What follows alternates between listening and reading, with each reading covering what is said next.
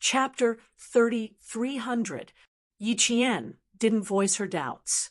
The male soldiers wouldn't be able to answer her questions. Only Captain Xia, who had arranged for this 80-kilometer armed cross-country event, could answer her.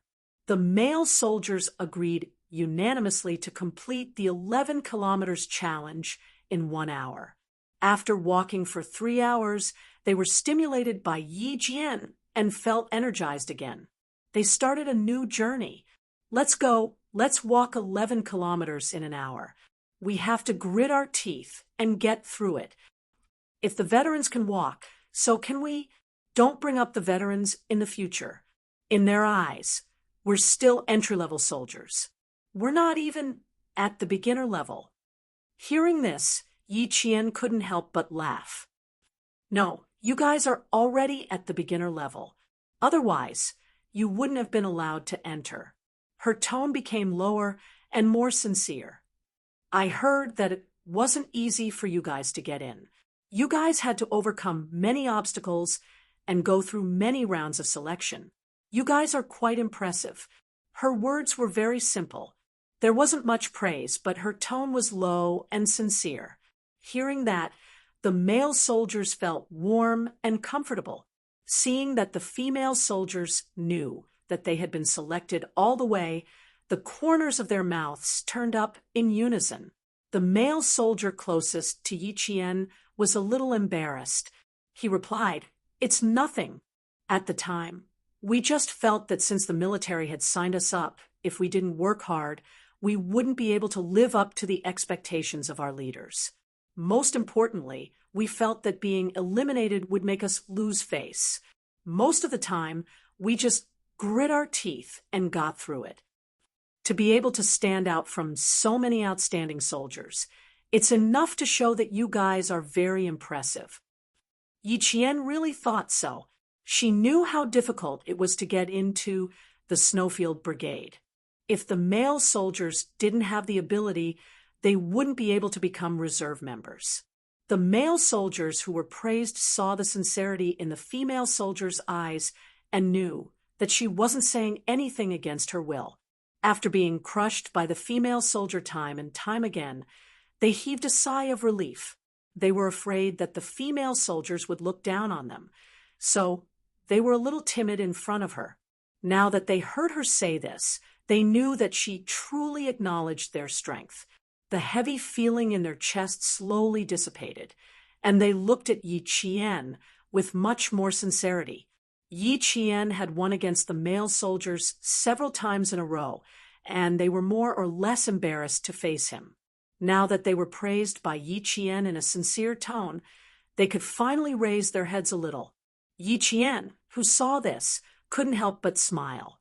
Captain Xia had said that communication was the best way to close the gap between people. She hoped to be able to close the gap between her and the male soldiers through communication. She grabbed onto a tree and used the strength of her arm to pull herself up.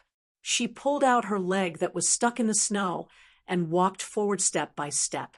The male soldiers behind her did the same and walked forward with firm steps. For soldiers, especially Special Forces soldiers like them who were in high-risk battles, strengthening their physical fitness was an important quality that they had to have. It was also a basic condition that could not be left behind. If their physical fitness couldn't keep up, their combat effectiveness would be greatly reduced. Since they had to complete 11 kilometers in an hour, the male soldiers who had walked for 3 hours saw the female soldier in front of them who didn't seem to be tired and started walking again. They all set their goal of surpassing Yi Qian. Carrying their backpacks and rifles, they started to charge forward in the snow. When they reached the bottom of the slope, the group of 31 people worked together. They didn't walk all the way, but directly slid down to save time and energy. Chapter 3301. Be careful. This area is covered with pine snow. Don't fall into it. Go this way, slide straight down. The two of them are starting to slide down. Brothers who are going down, help them. The two of them fell into the snow. Their nostrils are full of snow. Ha ha! Two male soldiers who had fallen into the snow with their nostrils full of snow said angrily, "If you guys hadn't pushed us from behind, we wouldn't have fallen into the snow." Their comrades laughed even louder. Yi Qian, who was walking in front, couldn't help but laugh when he heard the laughter.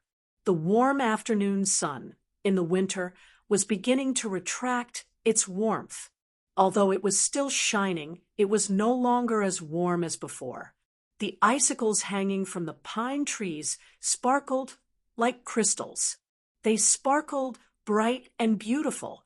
The snowy scenery in the mountains was very beautiful, but no matter how beautiful it was, one would get tired of it if they stayed in the mountains every day. Especially when they walked into the mountains, there was only snow and trees. The colors were so monotonous that it was a little dull.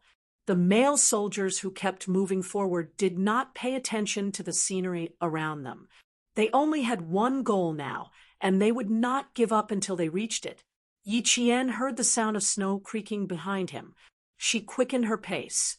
Although her military experience was younger than theirs, and she was still a cadet, her actual training experience was longer than theirs. If she was worse than them with a full 6 years of training, then she wouldn't be qualified to train with the Snowfield Brigade. With her hard work, the male soldiers quickly realized that Qing Niao's stamina was unusually strong. Sometimes they even needed to lean against a tree to rest for a while, but she didn't. After a few hours, they didn't see her lean against a tree to rest for a while before continuing to walk. She was just walking without a second of rest. Other than checking to see if Big Dipper had deviated from its route, she never stopped. In the beginning, the two male scouts were still able to keep up with Yi Qian's footsteps. But gradually, the distance between them grew wider and wider. In the end, the two of them were dozens of meters behind Yi Qian. It was like an uncrossable chasm. No matter how hard they tried, they couldn't close the gap of dozens of meters. Catch up quickly, catch up quickly. The last one is more than 600 meters behind Qing Niao. Give him a hand and lighten his load. Keep going, don't worry about me. I will definitely make it. The last male soldier didn't let his comrade carry the heavy load for him. He was too slow and had already dragged his comrade down. He didn't want to trouble his comrade anymore. Ignore you and wait for you to come back. Give me the gun. Give me the backpack. You two help him walk. Once we pass this place, it will be easier. Let's all help. We've all come here together. At any time, they would never allow themselves to leave their comrades behind. They would always remember, never give up, never abandon. The camaraderie and tacit understanding between comrades in arms was cultivated from all kinds of training. You will always be my strong backing, and I will always be the guardian of your life. This was what it meant to be a comrade in arms. They would never give up and abandon each other. And Yi Qian, who had pulled away from the male soldiers, didn't turn back. She couldn't turn back. She had to keep walking forward because she was now the target of all the male soldiers. As long as the male soldiers who had her as their target raised their heads and saw her moving forward, they would continue to chase after her and wouldn't let their guard down. 11 kilometers took an hour. She hoped they could complete it. Chapter 3302. They went up and down the mountain, each pulling the other, leaving a trail of deep footprints behind them. The snow was very bright. Everyone wore goggles to prevent their eyes from being blinded by the light. They wore camouflage clothes that blended with the snow, and even wore white camouflage hats. An hour passed, and it was 5 o'clock. They were still 2 kilometers away from their campsite. In an hour, they had walked 9 kilometers. Their speed was not fast, but it was not slow either. The snow was too deep, and they had to go up and down the mountain. There was not a single flat path in sight. Sometimes they had to explore the path themselves. Yi Qian felt that walking 9 kilometers in an hour with 20 kilograms of weight was a good result. Yi Qian did not continue forward. Instead, he stood in place and waited for the male soldiers to arrive. They walked from 1 o'clock to 5 o'clock. They did not even have 5 minutes to rest. They kept moving forward, working hard towards their goal. They worked hard. Even if they did not achieve their goal, they did not have any regrets. "Give me the backpack." Yi Qian, who was standing on top, used a rope to tie his waist. The other end of the rope was tied to a tree. He leaned down and used the strength of his waist to stabilize his body, freeing his hands to help his comrades. After receiving the backpack, Yi Jian lifted it up forcefully and placed the backpack firmly in the snow. On the other side, the comrades who didn't carry any weight climbed up the slope with both hands and cooperated with Yi Jian to pull the comrades behind them down one by one. The Qinling Mountains were very steep. The route they took was the 180-kilometer armed cross-country route that the veterans used in the winter. The entire route was steep. Although the mountain they were on was not high, it was so steep that it looked like it had been cut by a knife. It was very steep. Fortunately, they did not need to go up the mountain. They only needed to walk along the side of the mountain. If they wanted to go up the mountain, they would have to slide down 10 steps after 3 steps. Even if they walked along the side of the mountain, it was still very tiring. If they were not careful, they would be in danger of rolling down the mountain. "Qing Yao, you rest for a while. The rest of us will do it." After pulling in 5 male soldiers in a row, they didn't want Yi Qian to work so hard anymore. They advised Yi Qian to rest and let them take over. Yi Qian's waist, which had been tightly fastened in the air, did not persist. His waist was sore from going up and down. Next, 5 people came up in groups of 5, and then another group of 5 came up. In this way, everyone got some rest. 5 in a group. Take turns to pull them up. The ones in front rest, and the ones at the back help the comrades who need to come up. Yi Qian ordered as she untied the rope around her waist. The temperature was 10 degrees below zero, and she was so hot that she was sweating. The male soldiers did not allow Yi Qian to give any further instructions. They immediately carried out their orders. In less than 20 minutes, they finally managed to pull everyone down. They were already very, very close to the camp. All of the comrades who had climbed up sat in the snow. They looked at each other and couldn't help but laugh. Yi Qian sat in the middle. When she laughed, her eyebrows curved like a crescent moon. Her dark eyes were rippling. Unknowingly, she became the center of attention for the male soldiers. When they saw her laughing, the smiles in the eyes of the male soldiers deepened. From 1 p.m. to 5:30 p.m., the distance between them gradually closed. Although there was still some distance between them, there was already a sense of camaraderie that they had gone through thick and thin together. The sun set, and at the end of the mountain, the rays of the setting sun dyed the edges of the clouds with a thin layer of gold. It also shone on the snow like golden powder. After a short 5-minute break, Yi Qian stood up. She waved her hand and said with a smile, "Let's go, let's go. Let's go down the mountain and rest well." Chapter 33:03.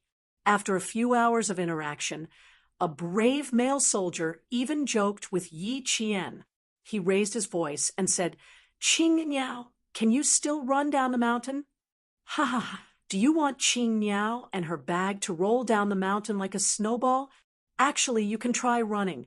If you can run, we and Qing Niao will run with you." On the other side of the mountain, several black shadows suddenly flitted past the pale golden sunset. They were like mountain spirits that walked through the mountains, disappearing with incredible agility. A forest musk deer scurried out of nowhere. Its hooves stomped on the shrubbery, and the rustling sound startled a few unknown birds that were looking for food. The startled birds immediately spread their wings and flew high into the air, leaving silhouettes in their wake as they streaked across the vast mountain range. They eventually disappeared into the mountains. Yi Qian, who was using his binoculars to look ahead, happened to see the few birds that were flying over the mountain range about 500 meters away from them. The cold did not startle the birds. Only strange noises in the forest would startle the birds. There are forest musk deer footprints. There are forest musk deer around here. Soldier number 3 put down his binoculars and smiled at Yi Qian. A few days ago, there were forest musk deer that ran into our restricted area. Our brothers in the cookhouse had to endure for a long time before we managed to stop ourselves from chasing them back and turning them into food on our plates. Yi Qian immediately recalled the time when she was training with the Storm Commandos. They had also encountered a living creature in the forest. Her comrades in the Snowfield Brigade were all itching to catch it and roast it. They even mentioned several ways to roast it. That expression was still fresh in her memory. She didn't expect it to be the same when it came to the recruits. A few of the male soldiers stared at the forest musk deer footprints in the snow and wiped the corners of their mouths with a look of pity. It was a pity that they couldn't start a fire. Otherwise, they could hunt one down and eat it secretly. When it came to food, they had no taboos. When they were hungry, as long as it was edible, they would eat it. For example, right now, they weren't just hungry. The only thing he could eat in his backpack was hardtack. Other than that, there was nothing else to fill his stomach. He didn't even have any water to drink. If he wanted to drink water, he would just grab a handful of snow and stuff it into his mouth until it melted before swallowing. Yi Qian walked over to the male soldiers and stared at the row of animal prints with them. He sighed and said, "These things can't be eaten. The country protects animals, so we have to restrain ourselves." There weren't many left in total. Everyone killed was one less. If you want to eat wild game, go back to the base and catch some pheasants and hares. There were a lot of small game in the mountains. Every time the soldiers from the cookery squad went into the mountains, they could bring back more than a dozen of them. Now, he could forget about it. He couldn't even eat pheasants or hares in an armed off-road vehicle without a fire. Yi Qian was also very hungry. He was so hungry that he couldn't help but swallow his saliva. She came over directly, and the few male soldiers who were resting did not notice. Suddenly, they heard her voice coming from behind them. They hurriedly got up from their squatting positions and restrained the expressions on their faces. They always felt a little embarrassed when faced with the valiant female soldiers, but they still couldn't help but want to talk to the only female soldier in the entire team. A male soldier asked her softly, "Are you very hungry?" "A little. I didn't eat lunch, so my stomach is empty." Yi Qian patted his stomach. He smacked his lips as if he had thought of something. He took out a hardtack from his pocket and sighed, thinking about meat, eating the hardtack. "I hope I can taste the meat." Yi Qian tore open the packaging and started munching on the hardtack in front of the male soldiers. When the male soldiers saw this, they couldn't help but laugh. "If it's not enough, we still have more. Eat until you're full." "That's right. We can each save half a biscuit. 30 people can save 15 biscuits. It's definitely enough to fill your stomach." "Sai, I'm hungry too. I learned from you. Thinking about meat, eating the hardtack. I hope I can taste the meat." There was another round of laughter. The laughter was loud and clear, and it swept away the fatigue from the few hours of armed off-road vehicles. Chapter 3304. At this time, they had already arrived at the place where they would rest for the night. They had also found a shelter. There were no tents or caves. Everyone dug a deep trench together and used tree branches to support the trench. Then, They covered the snow-colored camouflage clothing they wore during the day and took out the moisture-proof mattresses from their backpacks. Then, they laid out the windproof and warm sleeping bags in the trench. When the time came, they would crawl into the sleeping bags and squeeze each other to sleep. This was the conditions for a winter field march. There was nothing to be picky about. Back in the day, they had to climb snowy mountains and cross grasslands. They were able to overcome all difficulties without clothes or food to cover their bodies. Now, they even had a warm sleeping bag to sleep in at night. When it was time to rest, everyone sat in the trench. Yi Qian turned on the military Big Dipper handset and checked the route for the next day again. At the same time, he sent their location back to the base so that the base could monitor their current location at any time. After she was done with her work, she chatted with the male soldiers. When they talked about the competition during the day, male soldier number 2 directly asked male soldier number 1 what the difference was between their results. Male soldier number 1 took out a piece of paper from his pocket and handed it over. He sighed and said, "It's all here." Then he turned to ask Yi Qian, "How are you so fast? How come I've never heard of you before?" The various military academies also have a tournament. With your speed, you definitely qualify to participate in the tournament. He asked Yi Qian. The male soldiers over there had already seen Yi Qian's results.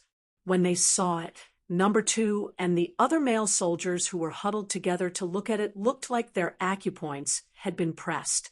They didn't even make any sound of breathing. Is it really that scary? Let me see. A male soldier who didn't see the results took the score sheet from number 2's hands. When they were looking at the score sheet, Yi Qian answered number 1. Usually, only the juniors and seniors participate in the tournament. With your speed, you don't even need to be classified as a junior or senior. You can just go and beat anyone in the country. Male soldier number 1 had just finished speaking when one of his brothers suddenly shouted beside him, "Damn, full marks." The time it took was twice as fast as brother number 1. The results during the day were only announced at night.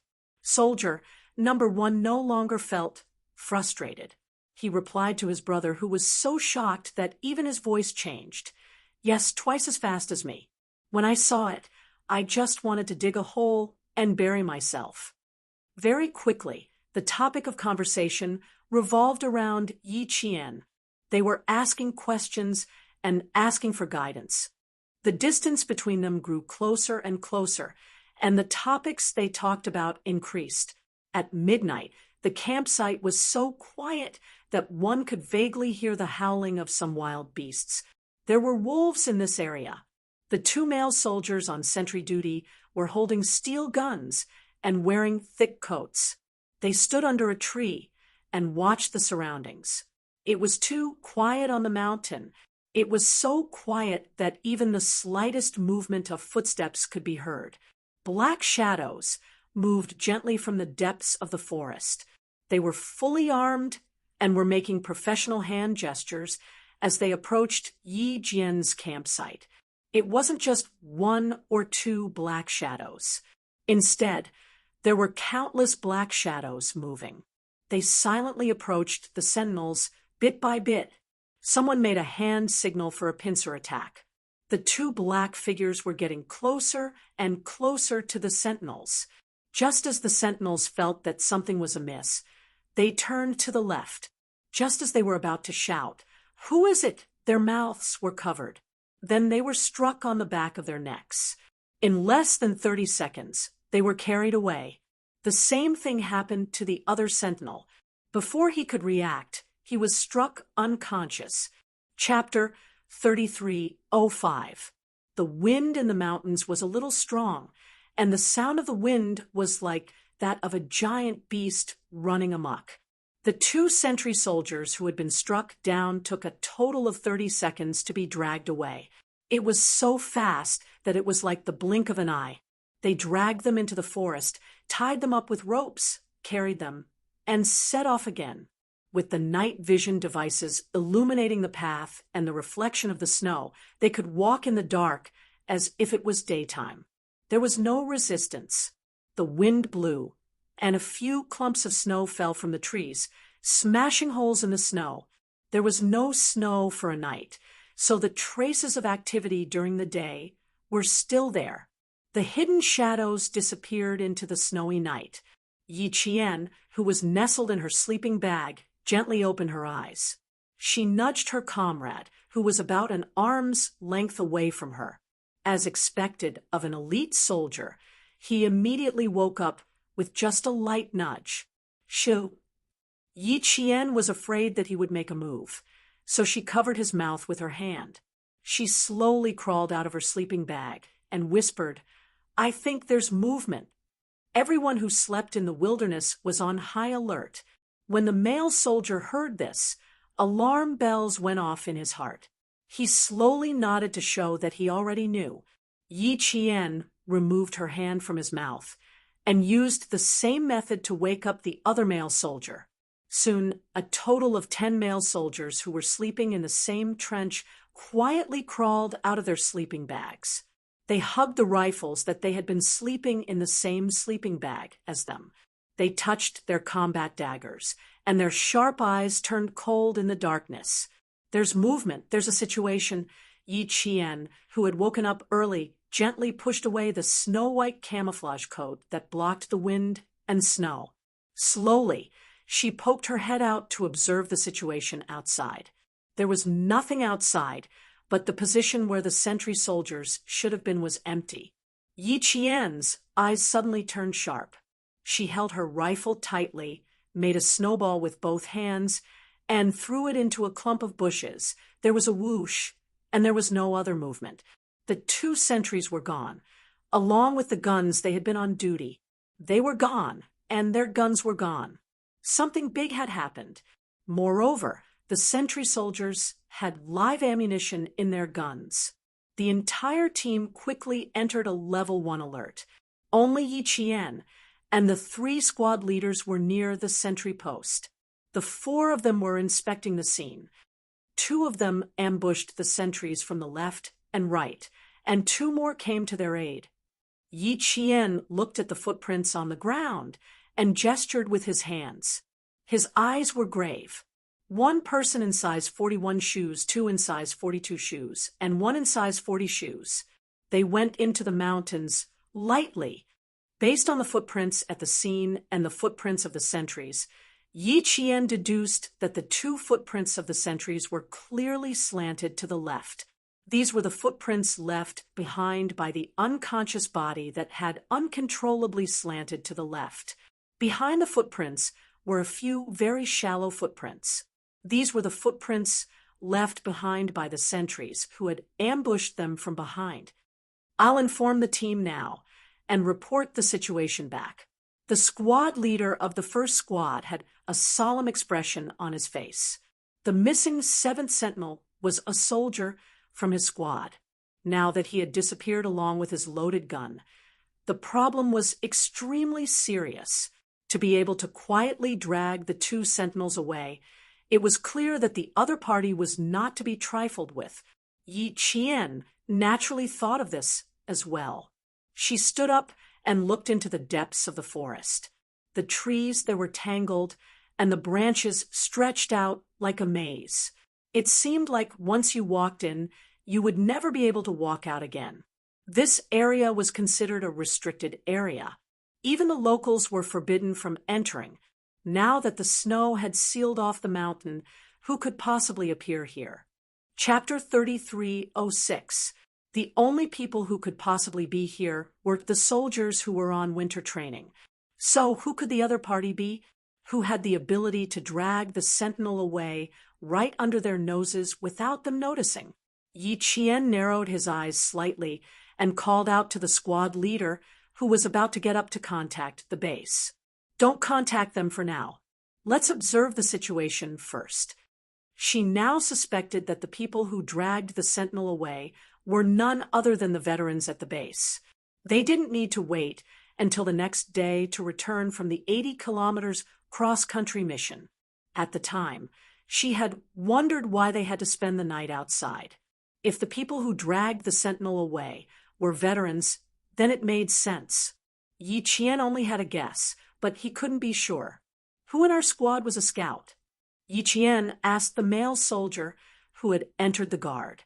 I need to go into the forest to check out the situation. I need a scout and an assaulter. Me scout. Soldier number 4 raised his hand. Me assaulter.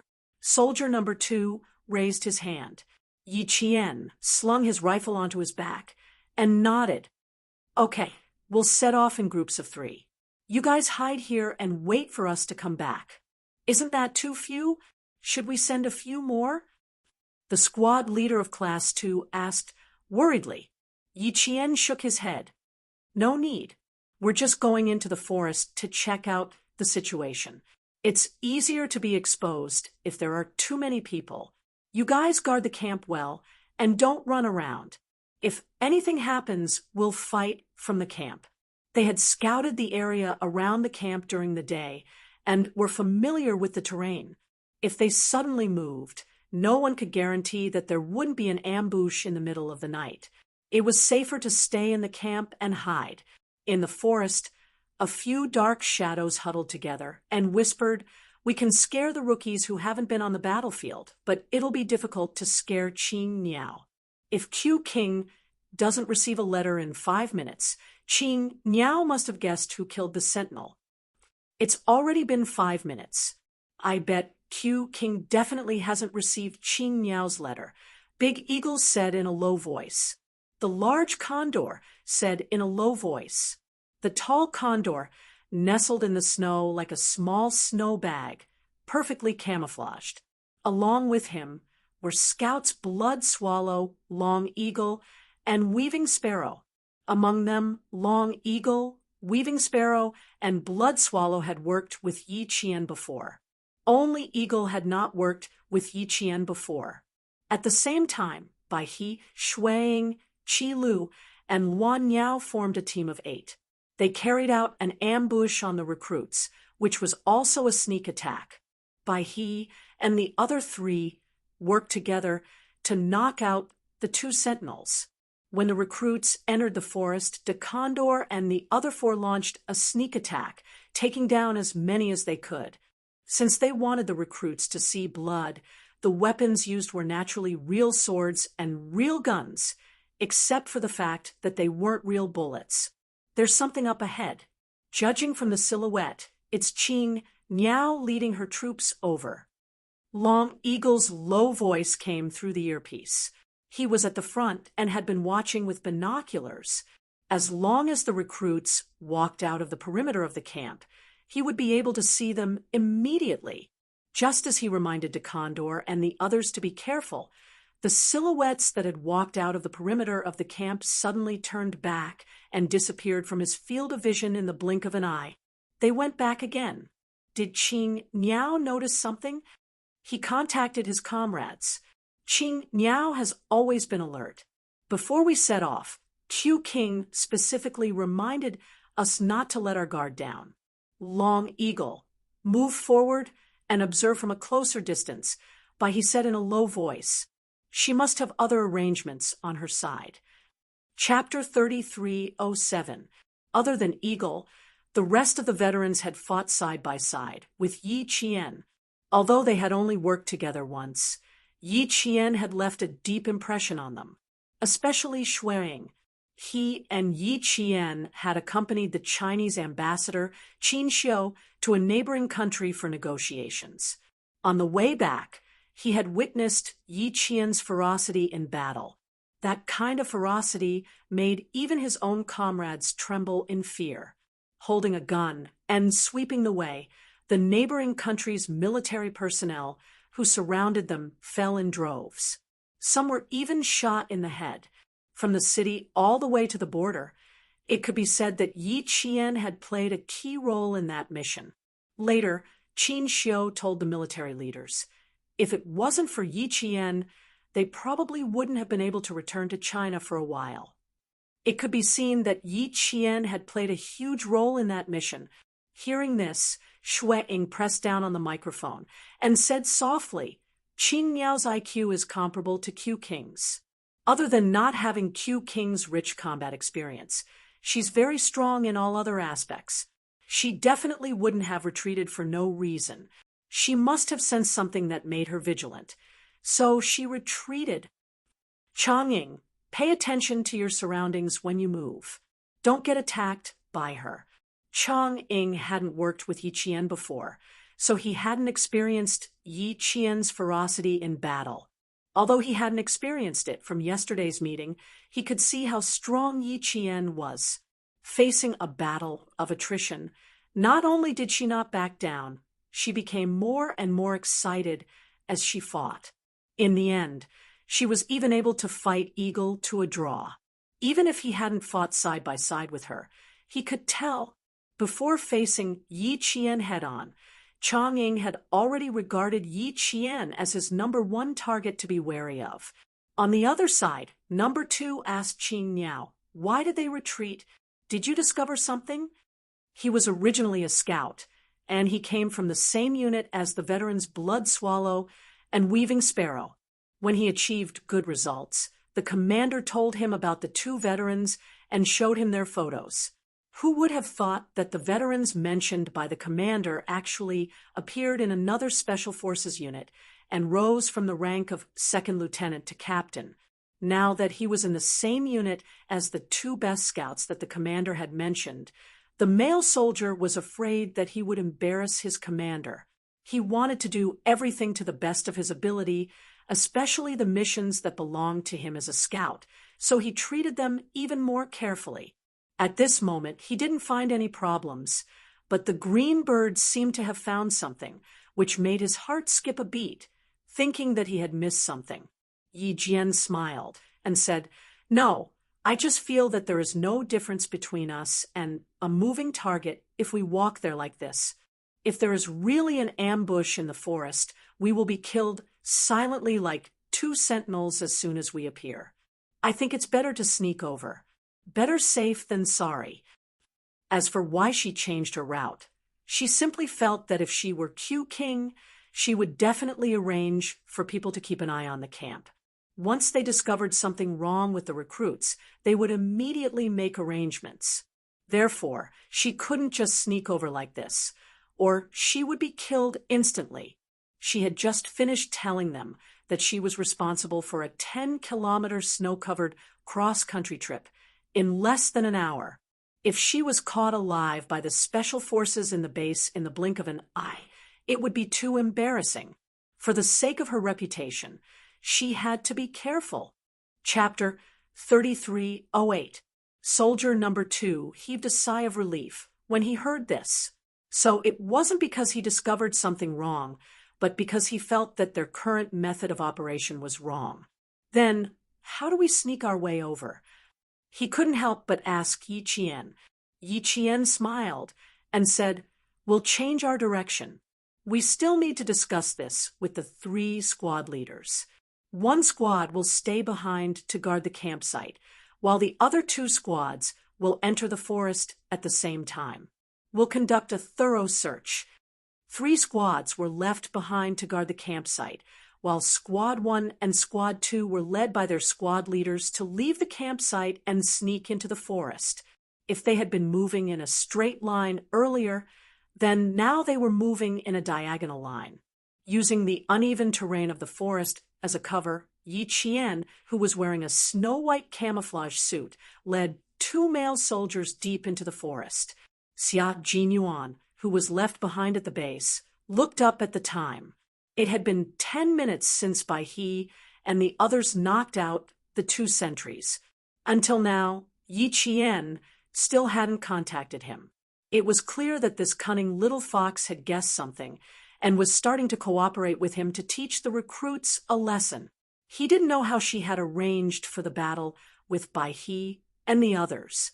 Bai He and the others were outstanding fighters in individual combat.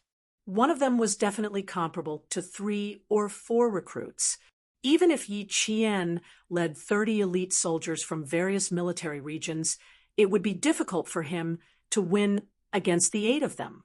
The satellite phone connected, and Baihe's voice came through. Qing Niao's side has indeed sensed something. Originally, they only brought 3 people, but now they've brought 2 squads with them. They're moving in groups of 5.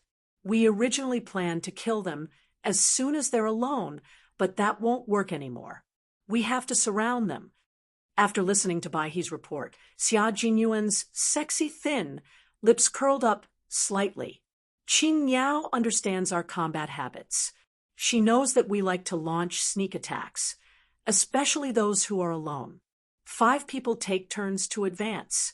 It's obvious that we don't give you a chance to launch sneak attacks. Let's go all out. Fire a few rounds of live ammunition. Don't aim too accurately, and don't aim too far. Increase the tension so that Qing Niao will understand what I mean. Will she really understand what you mean? Baihe asked uncertainly. Don't let her misunderstand and think that there are criminals in this area. Xia Jinyuan, who was blinded by the computer screen, rubbed his eyes with one hand and replied confidently, "She won't. Just fire the live ammunition. She will definitely understand my intentions."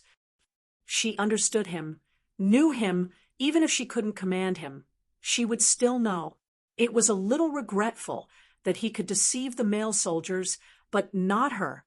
If that was the case, Baihe had nothing to worry about, but now. He muttered to himself for a while, then said, "Chang Ying and the others found 2 squads of soldiers, but they didn't find Qing Niao." Ha ha ha. Xia Jinyuan laughed. His handsome face was full of pride. Recruit number 2, born in the Air Force. He killed half of the soldiers in a company by himself. Yi Jian will definitely take him with her. Number 4, who was once a scout and achieved 3rd-class merit in the International Scout Competition. She will definitely bring him along.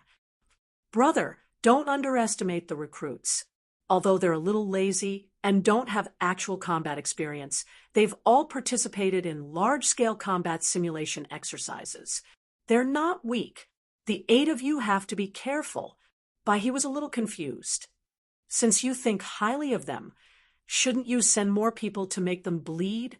Aren't you afraid that the 8 of us won't be able to complete the mission? Chapter 3309. Speaking of this, Lieutenant Colonel Xia's voice was laced with a chill.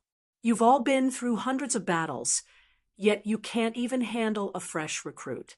Brother, guess how I'll reward you when you come back? There definitely won't be any good rewards. Baihe's expression turned cold. Don't worry, I promise to complete the mission. He added, if we really have to shoot, I'll choose another way. Aren't the 2 sentries in our hands? We can simulate killing the captives and make them more nervous. It was a good way to liven up the atmosphere. If that was the case, Greenbird's suspicions that it might be a veteran would be shaken. It would be best if they could make Qing Niao believe them. Xia Jinyuan nodded in agreement. Yes, only the sentinels will have live bullets. The rest of them will only have blanks. You can use the rifle in the sentinel's hands to shoot and leave the bullets behind. You can also think of a way to make the atmosphere more tense. It'll be best if we can make Qing Niao believe that we're not the ones who kidnapped the 2 sentries. It'll add to the atmosphere of the actual battle. In short, they had to do what they had to do. Baihe silently gave their captain a thumbs up when it came to ruthlessness. Who would dare to say they were ruthless in front of their captain? There was really no one. After Xia Jinyuan ended the call, he stared at the computer without moving. His mind seemed to be blank, but he also seemed to be thinking about something. On the computer was the training plan for all the new recruits. They had to run 15 kilometers of weighted cross-country every day for 3 months nonstop.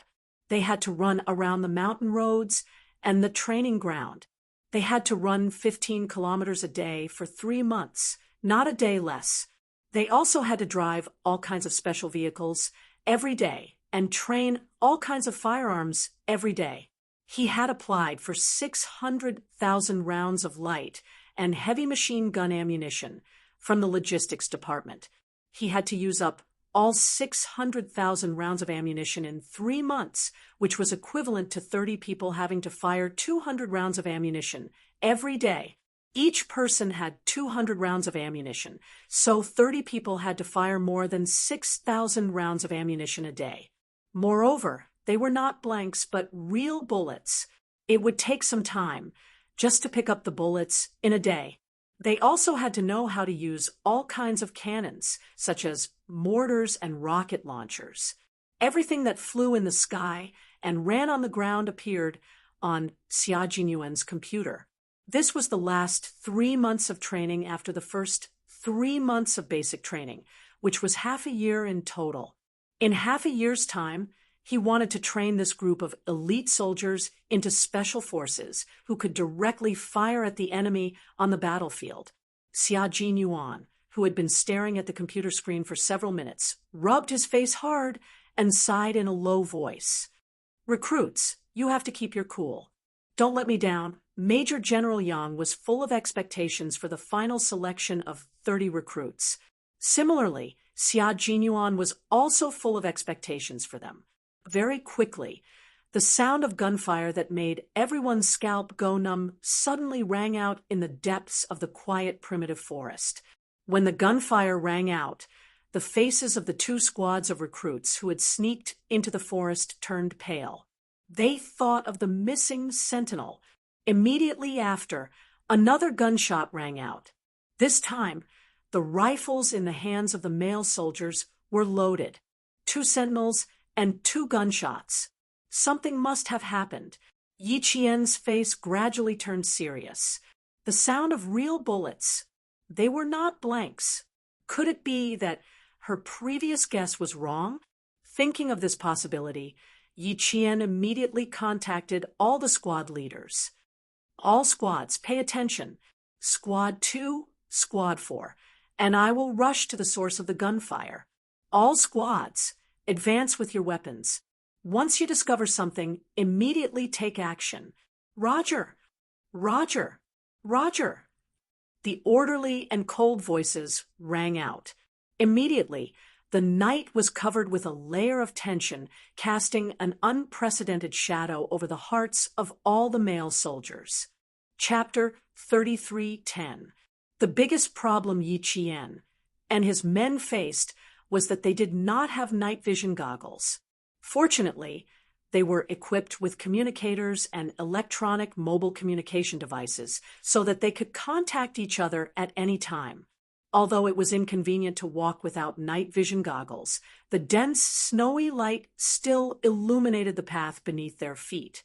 In the distance, they could constantly hear the sounds of beasts foraging for food at night. Hearing such sounds in the middle of the night would more or less make one's hair stand on end, but the male soldiers walking in the depths of the forest did not feel afraid because of this. Humans had a natural fear of the night, and as a soldier, they had to overcome the fear deep in their hearts. Some people could even go to the lonely mountains and mountains where there were graves everywhere and sleep with their guns for the whole night.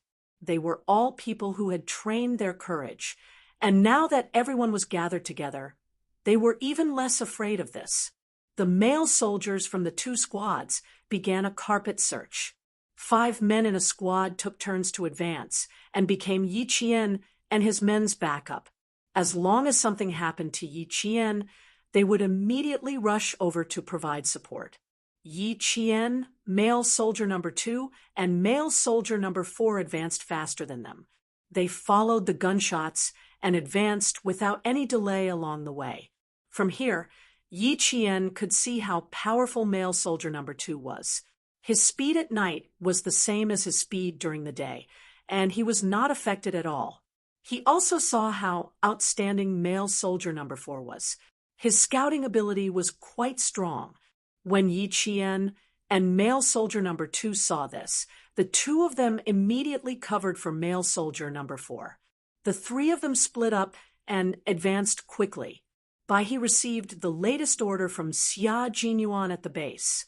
He wanted them to lead the captured sentries forward and see how long it would take for the recruits to catch up. Bai He glanced at the 2 sentries who were awoken by the gunshots and covered their heads. They were now unbelievably quiet. He whispered to Xia Jinyuan, "Captain, they don't have night vision goggles. Don't make us turn back and look for them when the time comes. Let's just lure them here and wipe them all out. That should be enough, right? It's too far off. Let them continue moving. Let them walk for a few hours and see how they react. I still haven't received any calls from Qing Niao, so I can't figure out what plans she has." Now, Xia Jinyuan, who had been staying up all night, took a few sips of strong coffee and wiped his mouth with a tissue. He replied, "Now, not only are the male soldiers playing games with you, but Qing Niao is also playing games with you. And me? You mean that Qing Niao heard our gunshots and still suspects that we did it?" The White Crane asked again, "So, she didn't call you and went straight into battle with us?" Xia Jinyuan, whose mouth was full of the smell of coffee, answered directly, "I don't know. That's why it's more interesting." "Yes, it is." Bai He looked at Yi Qian to see what was going to happen next. When he spoke again, he was more than excited. "If there was a bloody incident, we not to spare any mercy." "Okay." Xia Jinyuan, whose deep eyes flashed with a wolf-like cold light, smirked and replied coldly, "Go ahead and do it. Don't treat them as soldiers in the team. Just treat them as enemies that need to be killed." If they treated the male soldiers as enemies that needed to be killed, the veterans would not be merciful. Chapter 33:11. Before ending the call with Bai He, Xia Jinyuan smiled and said, "I forgot to remind you that Qing Niao is very sensitive to smells. She can smell that the blood you spilled is not human blood. So don't stop until she finds you.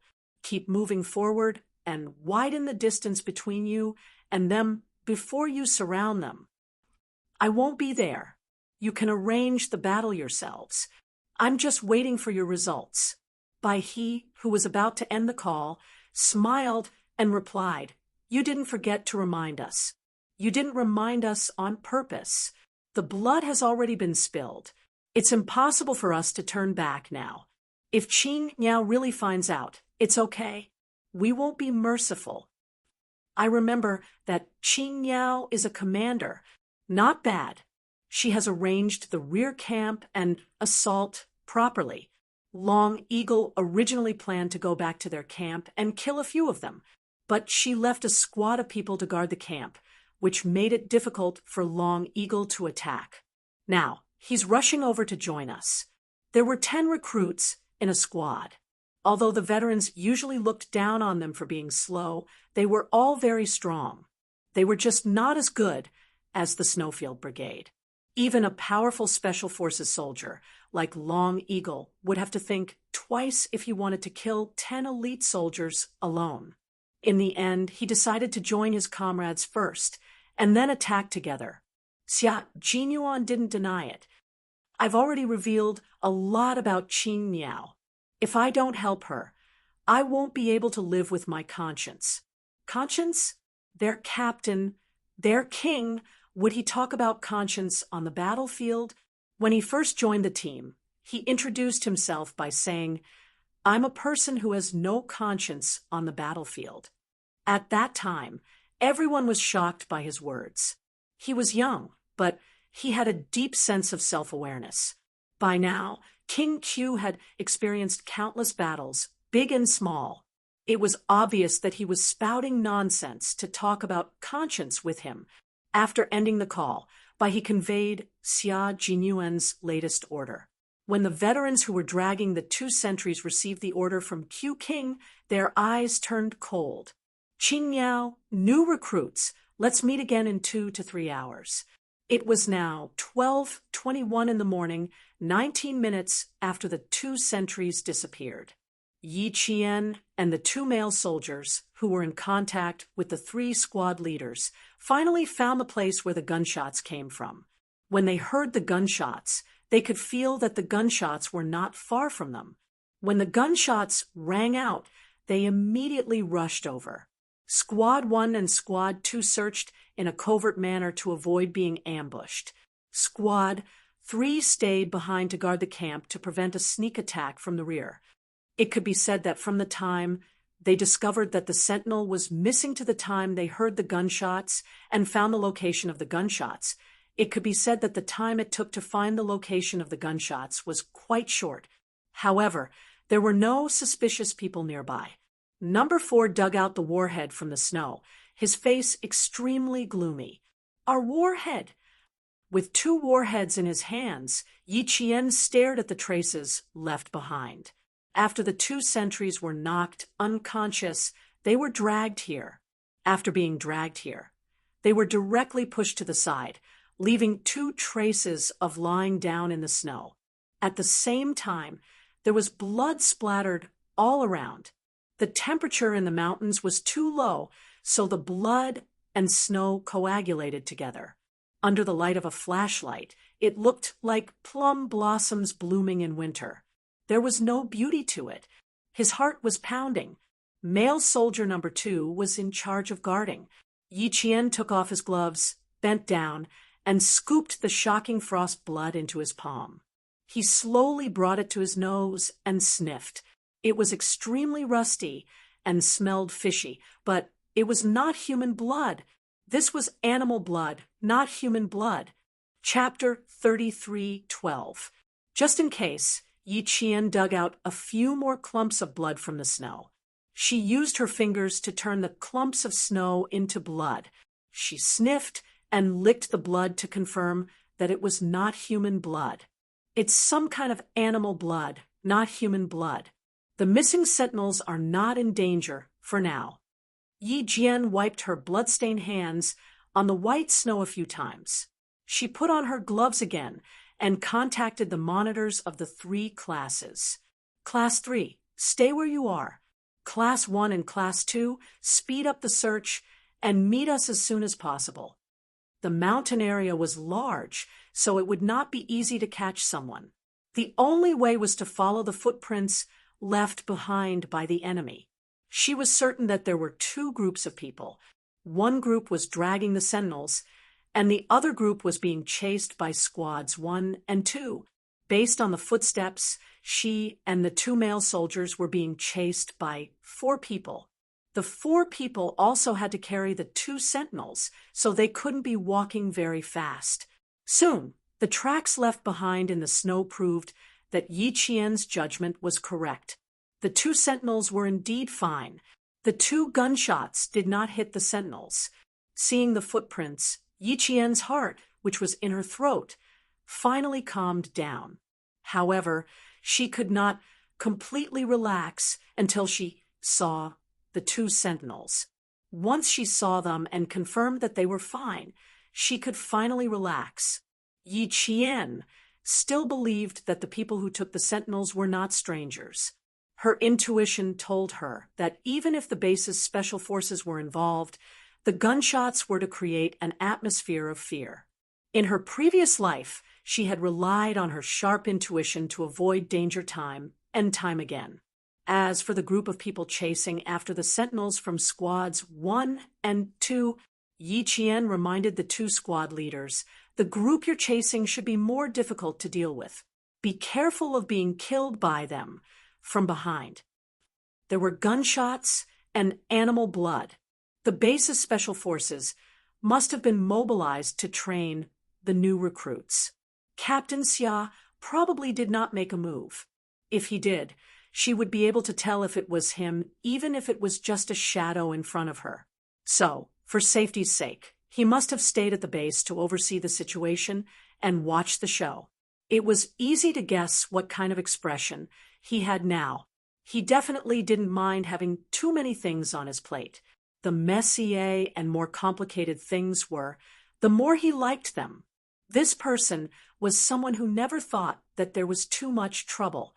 He only thought that things weren't lively enough. Very soon, the The squad leaders of Class 1 and Class 2 came back with news that the group of people chasing after them had started to clean up their tracks. The weather was also starting to get ugly. Heavy snow the size of goose feathers started to fall. The squad leader of Class 1 secretly cursed. He leaned against a pine tree and said to Yi Qian, "The tracks have been buried by the snow. We've lost track of them." This was the biggest problem. If they couldn't even find a trace of the other party, it was naturally impossible to catch up to them. Class 1, open up the Big Dipper map and cut out the specific locations of me and Class 2's class monitor. Take a look at the tracks you've already taken. You should be able to find something. Yi Qian, who was moving forward, did not stop because they could still find the footprints left behind. After sending out his location, he waited for Class 1 to cut out the map. 2 minutes later, Class 1 completed their positioning and cut out the map. They then connected their location, Class 2's specific location, and Yi Qian's location to form a line. As he stared at the map closely, he suddenly understood what Yi Qian meant. He could not hide the joy on his face as he said cheerfully, "I got it. You guys just keep moving forward. Don't worry about us." Through the positioning of the three parties and the tracks they had taken, the group they were chasing had always been moving closer to the group Qing Niao was chasing. So, even if they had lost track of the other party, they could still roughly determine the other party's path. Chapter 33:13. Squad 2 also discovered something and immediately reported it to Yi Qian. "Someone on our side is moving alone. Judging from the footprints, he's heading in the same direction as you guys. They're trying to converge now, so we'll stop them from converging." Hearing this, Yi Qian's eyes flashed coldly. It didn't matter if he was a veteran from the base or not. He was the enemy they needed to surround and stop. The two male soldiers, number 2 and number 4, had been following Yi Qian closely. They heard every word she said clearly, so they could feel the sharpness in her every word. At this moment, the female soldier gave them a different feeling. It felt like she had a sharpness that was very similar to that of a veteran soldier. It was a sharpness that came from someone who had killed before, but wasn't afraid of killing. Especially when Yi Qian said, "We'll stop them from converging," the undisguised murderous aura coming from her made the two male soldiers feel a chill in their hearts. At the same time, the same thought flashed through their minds. Qing Niao must have been on the battlefield and killed before. As soon as this thought flashed through the minds of the two male soldiers, the way they looked at Yi Qian changed. Although they were all elite soldiers from their respective military regions, they had never killed anyone before. A soldier who had killed someone before was different from a soldier who hadn't killed anyone before. It was like the difference between an adult and a child. The two male soldiers quickly looked at each other in tacit understanding. In the faint light of the snow, they saw the same shock on each other's faces. Yi Qian didn't notice their secretly sizing her up.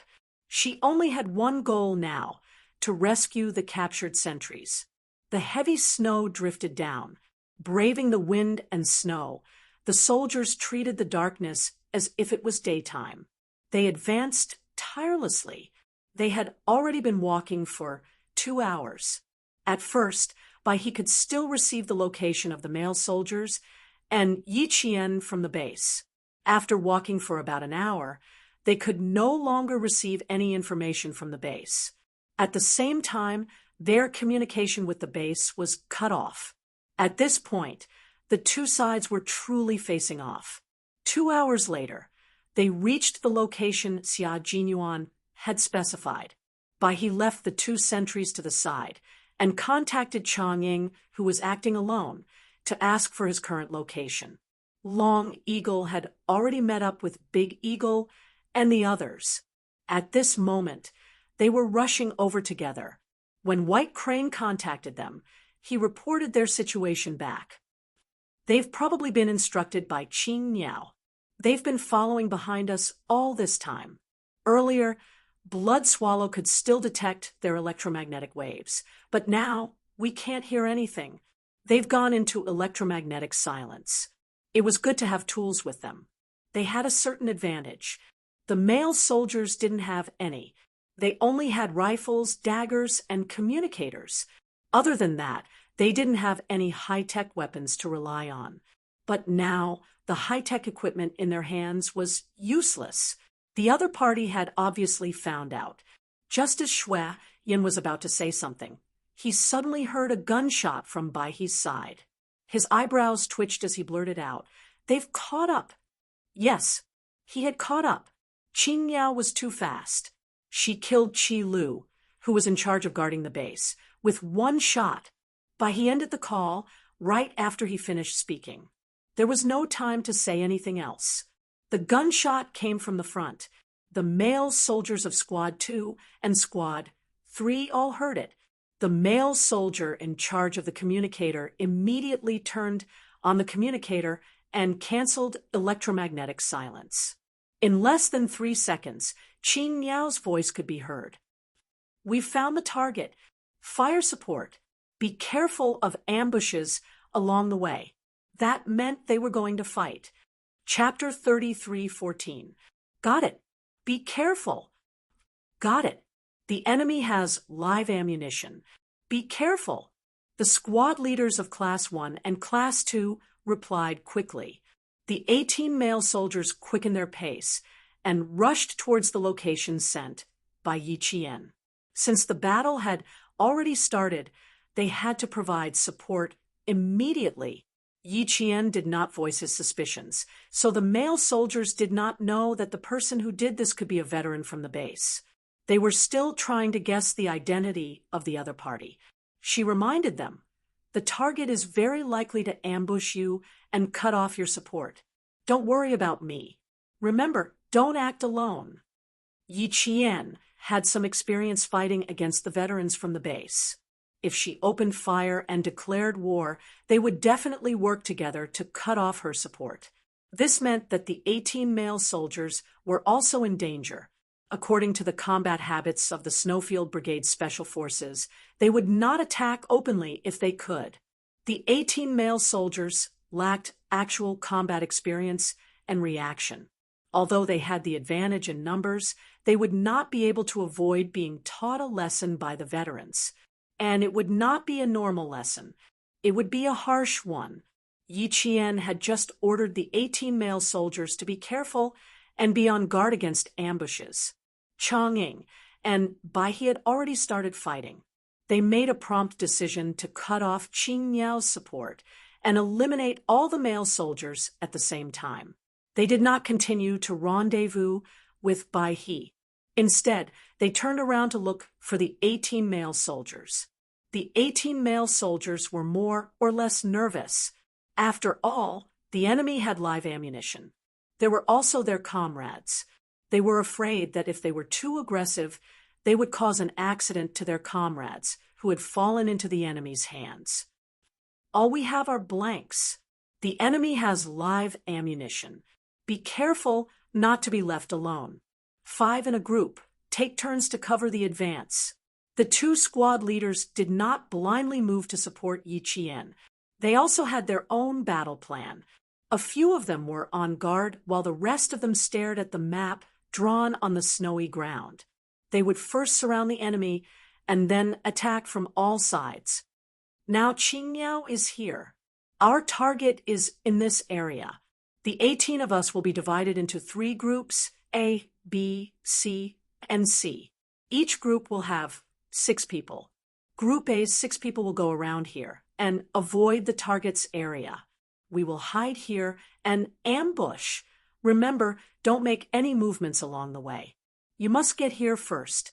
Only by getting here first can you cut off the target's escape route.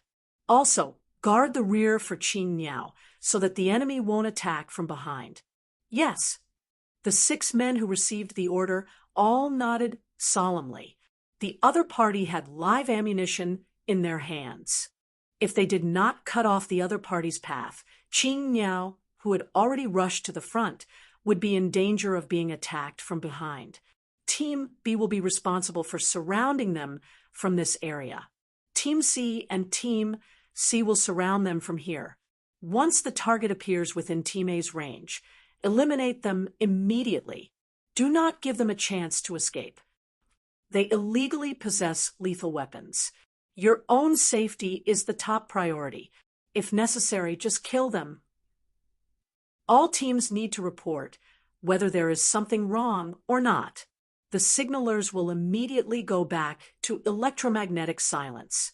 Going back to electromagnetic silence every 10 minutes was to prevent the enemy from immediately detecting whether they were close or not. Also, each team could maintain communication with each other. If there was anything wrong, they could report it immediately. Each team had a clear division of labor and a clear goal. After the entire battle arrangement was completed, the 3 groups of male soldiers immediately dispersed. Chapter 33:15. Just as Yi Qian expected, Chang Ying and the others, who were experts in ambushes, began to attack the male soldiers. There were no gunshots, and everything happened silently. Yi Qian, on the other hand, was much more successful. She killed Qi Lu with 1 shot and drew Baihe's attention to her. When number 2 and number 4 heard the gunshot, it was as if they had received the signal to move. They quickly closed in on their targets. They both knew that the rifles in their hands were blanks and couldn't hurt anyone. Qing Miao's shot was just a distraction. She drew all of the targets' attention to herself so that the 2 of them could move more easily. The 2 of them looked extremely tense as they surrounded Qing Miao as fast as they could. Even though Qi Lu was killed by Yi Qian in 1 shot, the others were still there. Shui Ying, Lun, and Baihe were not to be trifled with. Yi Qian's shot made them react immediately. Number 2 and number 4 rushed out. Lun stayed behind to watch over the 2 sentries. Shui Ying and Baihe were full of murderous intent as they stabbed at Qing Miao with sharpened daggers. On the other side, Qi Lu, who had died, saw Yi Qian sneak up from behind like a snow fox from the depths of the forest. Her slender body was unbelievably light as she sneaked up on Lun from behind. The moment she appeared, Qi Lu's eyes almost popped out of their sockets. He was hit in the chest by her blanks at a distance of 300 meters. Even though he was wearing a bulletproof vest, a bullet to the chest, that feeling was a mix of emotions. If today was a real battle, he would have died a martyr tonight. Touching his chest that was numb from the shock of the blanks, Qi Lu gently exhaled and silently stood to the side to watch the battle. When Lun realized that something was wrong behind him, he felt a chill run down the back of his neck. He reacted quickly and threw himself forward, then rolled to the side and narrowly avoided Yi Qian, who was sneaking up on him from behind. When the 2 sentinels heard the sounds of fighting, they knew that their brothers had arrived. The tension in their hearts slowly loosened. Their hands and feet were tied, and their mouths were gagged. They couldn't speak, and they couldn't break free from the ropes, let alone escape. The 2 of them were tied to the same tree, and even if they wanted to escape, there was no way for them to do so. Lun and Yi Qian had worked together before. When Yi Qian approached him again, he hurriedly said, "Qiu King wants to let the recruits see blood. We won't fight. Let's fake the fight." A fake fight.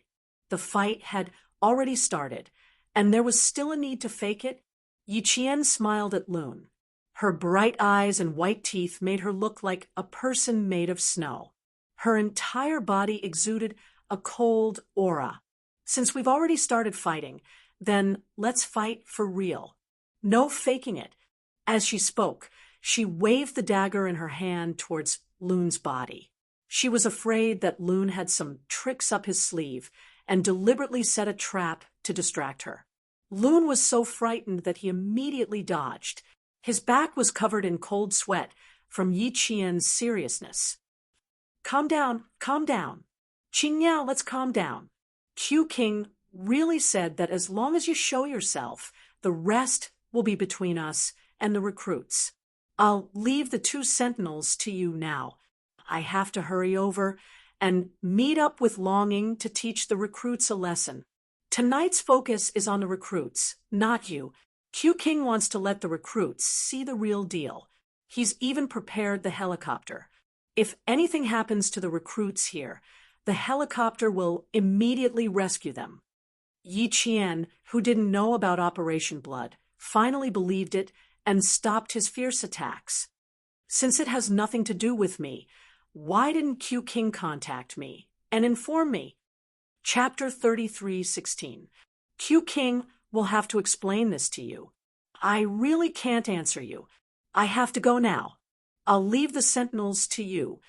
With that, Loon turned around and left. Every word he said was true. There was no falsehood in his words. Yi Qian saw that he really left him behind and left. Naturally, he believed him. Operation First Blood. She murmured softly. She chewed on the words, and her furrowed brows slowly relaxed. This was indeed something that Captain Xia would do. He had tolerated the recruits for a long time and had high hopes for them. It was understandable that he would arrange a training session to make the recruits more aware of the reality in front of them. He even prepared a helicopter. Yi Qian couldn't help but look up at the few figures fighting in the snow.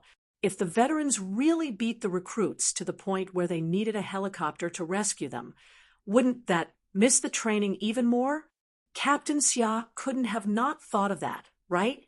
He definitely would have thought that it would take 100 days to recover from a serious injury. If the recruits were really beaten to the point where they were hospitalized, they wouldn't be able to train normally for a few months. Therefore, a little blood would definitely be seen, but it definitely wouldn't be serious enough to require a helicopter to be dispatched. Yi Qian, who was supposed to be participating in the battle, became the most relaxed person. He stood in front of the 2 tied-up sentinels in the heavy wind and snow. He narrowed his eyes and observed the fight between the recruits and the veterans. Qi Lu, who had been killed by Yi Qian, walked over silently. Yi Qian saw this and couldn't help but smile. She really didn't know that she could be excluded from Operation First Blood. If she had known, she definitely wouldn't have used a blank bullet to make Qi Lu take a bullet. When he came closer, Yi Qian asked softly, "Are you okay? Does it hurt?" Yi Qian had experienced what it felt like to be hit by a blank bullet. The feeling of being hit was extremely uncomfortable. It would instantly trigger the fear in the depths of one's heart and even cause one's mind to go blank for a few seconds. Hearing this, Qi Lu touched her chest and smiled bitterly. "The pain is secondary. The main thing is that I haven't been hit by a blank bullet in a long time. When you suddenly shot me, I really thought I was dead." Yi Jian pressed the corner of her mouth and tried not to laugh out loud.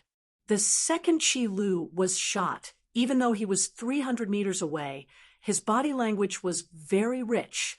He was stunned and could not believe that he was killed with one shot. Yi Qian tried his best to control the corners of his mouth from rising too high for Qi Lu to see. He pretended to sigh, helplessly. "If I knew that we were targeting the recruits tonight, I definitely wouldn't have opened fire just now. I didn't think that you would suddenly appear and bump into the muzzle of my gun. I didn't want to bump into the muzzle of your gun either. Also, I found a blind spot for myself to guard against the blank bullet in your hand. But I didn't think that you would be able to kill me with one shot." Qi Lu's words made Yi Qian's expression turn slightly serious. She shook her head with a smile in her eyes. Her cheerfulness was swept away and replaced with a heavy gaze. "Wrong. For a sniper, there is no such thing as a blind spot. So the blind spot that you think of is not a blind spot for me." Uncle Chen told her that the reason why snipers were feared was because they could find the enemy hiding in a blind spot and kill them with one shot. This was the strength of a sniper. She, on the other hand, had always strived to become a world-class sniper like Uncle Chen. Even if the place where Qi Lu was hiding was a blind spot, she would still be able to see his blind spot when she climbed up the tree and opened fire. Chapter 33:17. Qi Lu stopped smiling because of Yi Qian's words. He lowered his head in thought for a moment, then raised his head and nodded. That is indeed the case. For a sniper, there are no blind spots. The shot I took tonight was worth it, because he was also a sniper who needed to kill his target in one shot no matter where they were. Yi Jian reminded him because she knew that he was a sniper. Seeing that he suddenly realized what she meant, she couldn't help but smile. She smiled until her eyebrows were curved and her eyes were watery. Does that mean that I've made up for my mistake? Ha ha ha, not at all. You only have merit, not fault. The playfulness in her tone made Qi Lu laugh quietly. Although she had only worked with her once, the female soldier Qing Niao gave her the impression that she was extraordinarily confident. She was a heroine. Meanwhile, the two bound sentries clearly heard the conversation between the two of them. Only then did they realize that everything had been arranged by their captain. The ones who had knocked them unconscious and carried them away, shocking everyone to the point where they couldn't fall asleep, were the veterans. The veterans took away the two sentries without any of the recruits noticing. If they were real outlaws, what would the result be? The result was chilling. Qi Lu glanced at the two recruits, who suddenly shifted uneasily. Her gaze was different from the calm she had when she was talking to Yi Qian. Instead, there was a thin layer of cold light. Now, they should know how much they are worth. Did they really think that they could carry guns onto the battlefield just because they joined the team? Based on their performance tonight, they could only be whittled down. 1 second they were standing, the next they were down. Yi Qian had already noticed the cold light in Qi Lu's eyes. He also silently looked at the two male soldiers who had been captured. When she saw them shift uneasily, a faint smile appeared in her eyes. Operation Sea Blood was indeed a good way to spur the recruits to work hard. He did not discuss further with Qi Lu. On the other side, Bai He and Shui Ying were fighting with soldiers number 2 and 4. Their moves were swift and fierce, as if they were fighting an enemy. Furthermore, they were using military daggers. After a few rounds, Yi Qian could see that male soldier number 2 was clearly stronger than male soldier number 4. Every move he made was swift and fierce, and they were all killer moves. They attacked directly and rarely defended. Male soldier number 4 was strict in defense. He didn't have the swift and fierce aura of male soldier number 2 and preferred to attack in a roundabout way. From this, it could be seen that he was a person who thought before he acted. This type of male soldier was more suited for backline combat, while male soldier number 2 was suited for assault. But the special forces that the Snowfield Brigade needed were capable of backline combat as well as assault. The good thing was that the recruits had a good foundation. Once they were trained hard, it wouldn't take long for them to reach Captain Xiao's requirements. But before they could reach Captain Xiao's requirements, they would have to suffer a lot. Before he could finish thinking, Yi Qian saw Bai He kick male soldier number 2's thigh. Male soldier number 2's figure swayed and crashed into a tree behind him. When he crashed, Yi Qian saw that his movements were clearly sluggish. It could be seen how hard and powerful Bai He's kick was.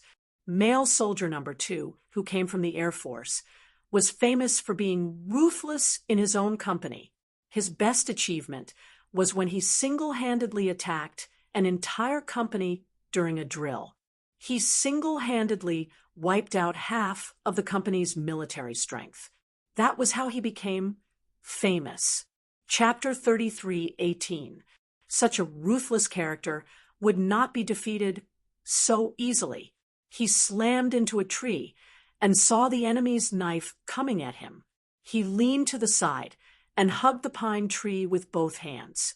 Using the strength of his hands to support himself, he lifted his right leg that was hidden in the snow and kicked the enemy with the knife. Clearly, he had underestimated Baihe's strength. As Baihe dodged the kick, the knife in his hand fiercely stabbed at the male soldier's leg. Yi Qian, who was watching the battle from a distance, only saw the sharp knife slashing through the snow. Her pupils constricted. Rip! She heard the sound of pants being torn and also heard male soldier number 2 suck in a cold breath. Male soldier number 2's right leg was bleeding. Fortunately, he was wearing thermal pants and cotton pants, so the wound was not too deep. Even so, he still felt waves of pain in his leg. His face contorted in pain as he growled, "You are veterans!" From the martial arts, he could guess who it was that wanted their lives. Every single one of his moves was a deadly move, and he didn't show any mercy at all. Are these veterans crazy? Shooting and stabbing, what were they trying to do? Baihe, whose identity had been guessed, laughed softly. What else could it be? Do you really think they are a bunch of fugitives? If they were, do you think those 2 rookies would have a chance to survive? 2 rifles and 10 rounds of live ammunition. That's enough to make you suffer. Even though he was talking, he did not stop attacking. When he reached male soldier number 2's side, he started to struggle. Soldier number 4 was having a harder time.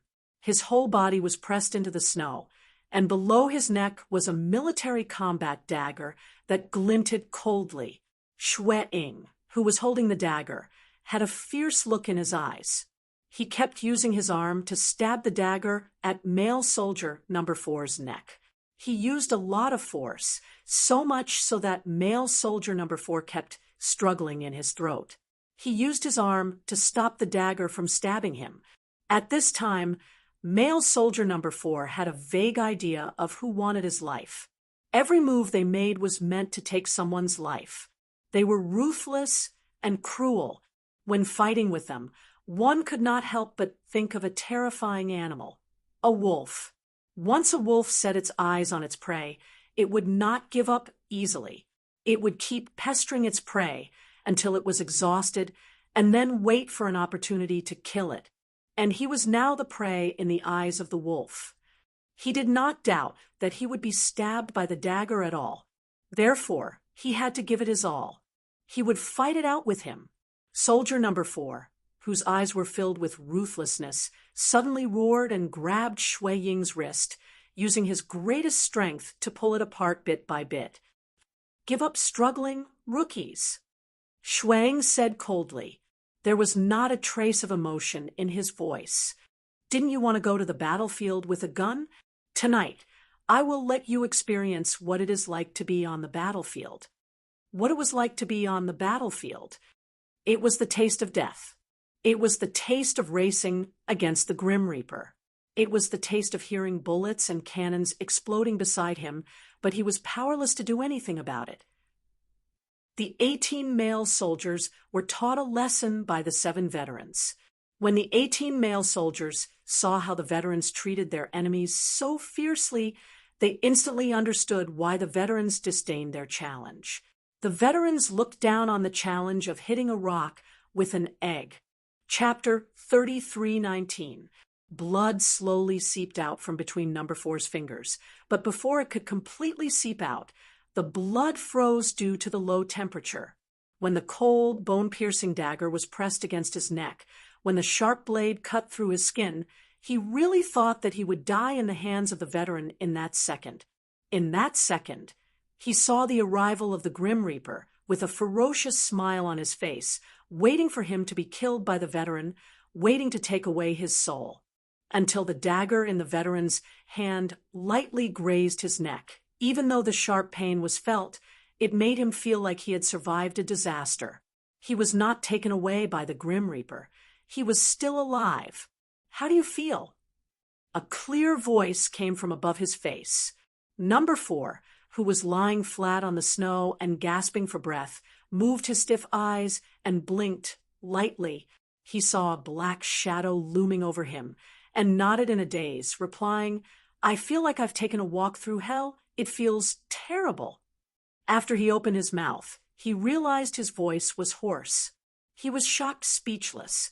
Yi Qian looked down at number 4, who had narrowly escaped death, and reached out his hand. "Come, get up first." "No, thank you. I want to lie down for a while more." Number 4 shook his head. As he slowly came back to his senses, his eyes were filled with complicated emotions.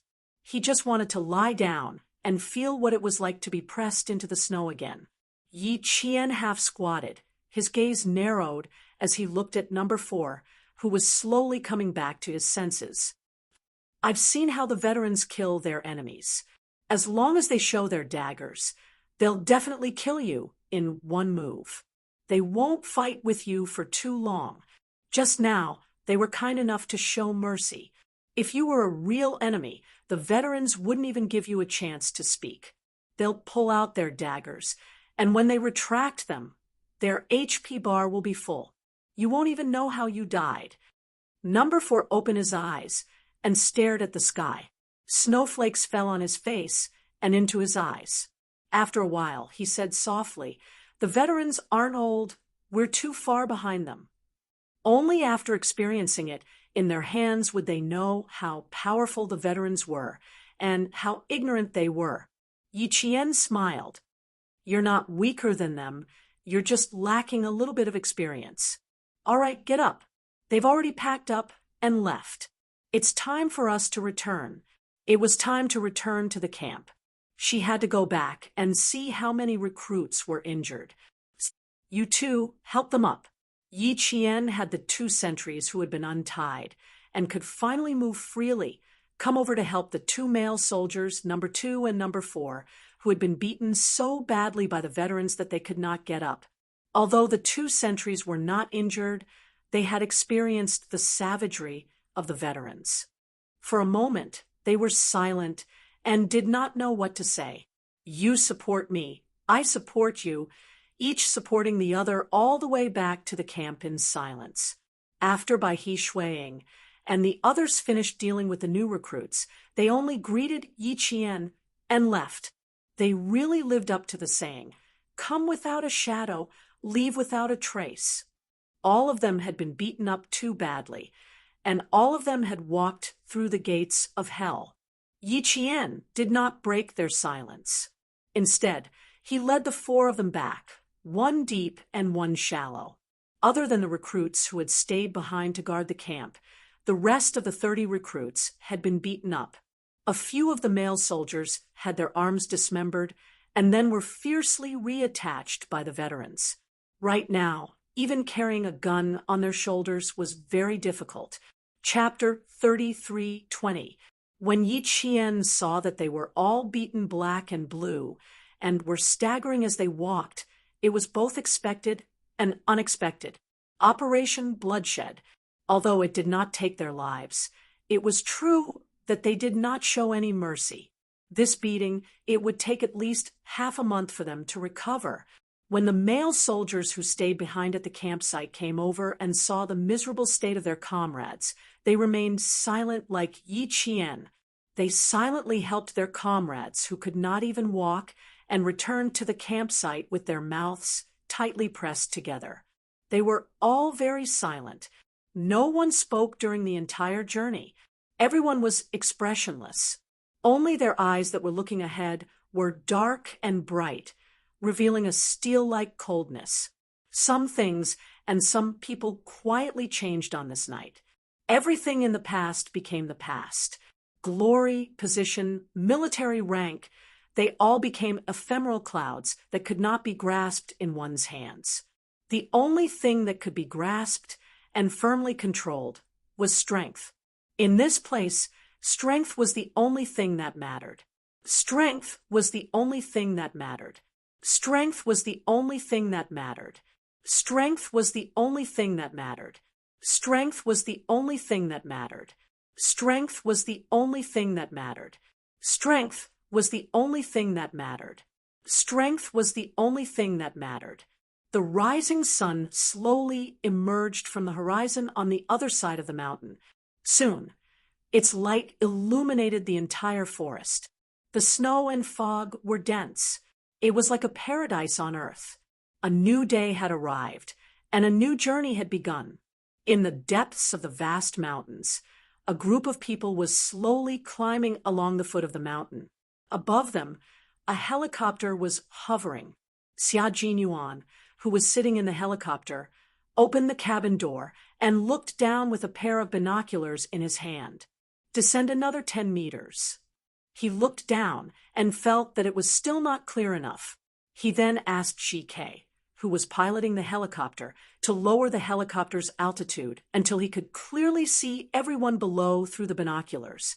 Then he asked the T-6 helicopter to maintain the altitude. He then handed the binoculars in his hand to a high-ranking leader who was also sitting in the helicopter. Come and take a look at them. They're really fine, Xia Jinyuan said, helplessly as he handed the binoculars over. They can still walk. They're crawling and rolling. You'll know when you see them. Major General Yang forcefully pulled the binoculars from his hand. At the same time, he glared at Xia Jinyuan, who was still smiling at him. If anything happens to them, you'll be the first to suffer. Yes, you're right. So, how would I dare to let anything happen to them? Xia Jinyuan secretly rubbed his eyebrows in the face of Major General Yang, who had rushed over from Beijing overnight for fear that he would do something to the new recruits. Before he could put down his hand, he suddenly felt a fierce wind coming from his left. He subconsciously wanted to dodge, and his arm reflexively swung over. Then he heard Major General Yang gnashing his teeth. Xia Jinyuan, are you trying to rebel? F*CK. Boss Yang's fist. Xia Jinyuan retracted his fist almost instantly. His whole body was pressed down by Major General Yang. Worst of all, his handsome face was crushed so hard by Major General Yang's elbow that his facial features were squashed and deformed. Calm down. Xia Jinyuan, who had been lectured by his old leader, could not even speak clearly. His head was pressed down, but there was nothing wrong with his brain. He hurriedly said, Calm down.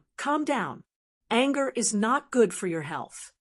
Major General Yang did not let go. Instead, he pressed down even harder, to the point that Xia Jinyuan found it difficult to breathe. You have to help each and every one of them walk, and you call this good? Xia Jinyuan, you're really brave. Major General Yang was furious. Yesterday, this kid had mentioned to him that he wanted the new recruits to see blood. At that time, he was confused and did not know what was going on, so he agreed in a muddle-headed manner. Chapter 33:21. After he was done, he finally managed to catch his breath and rest.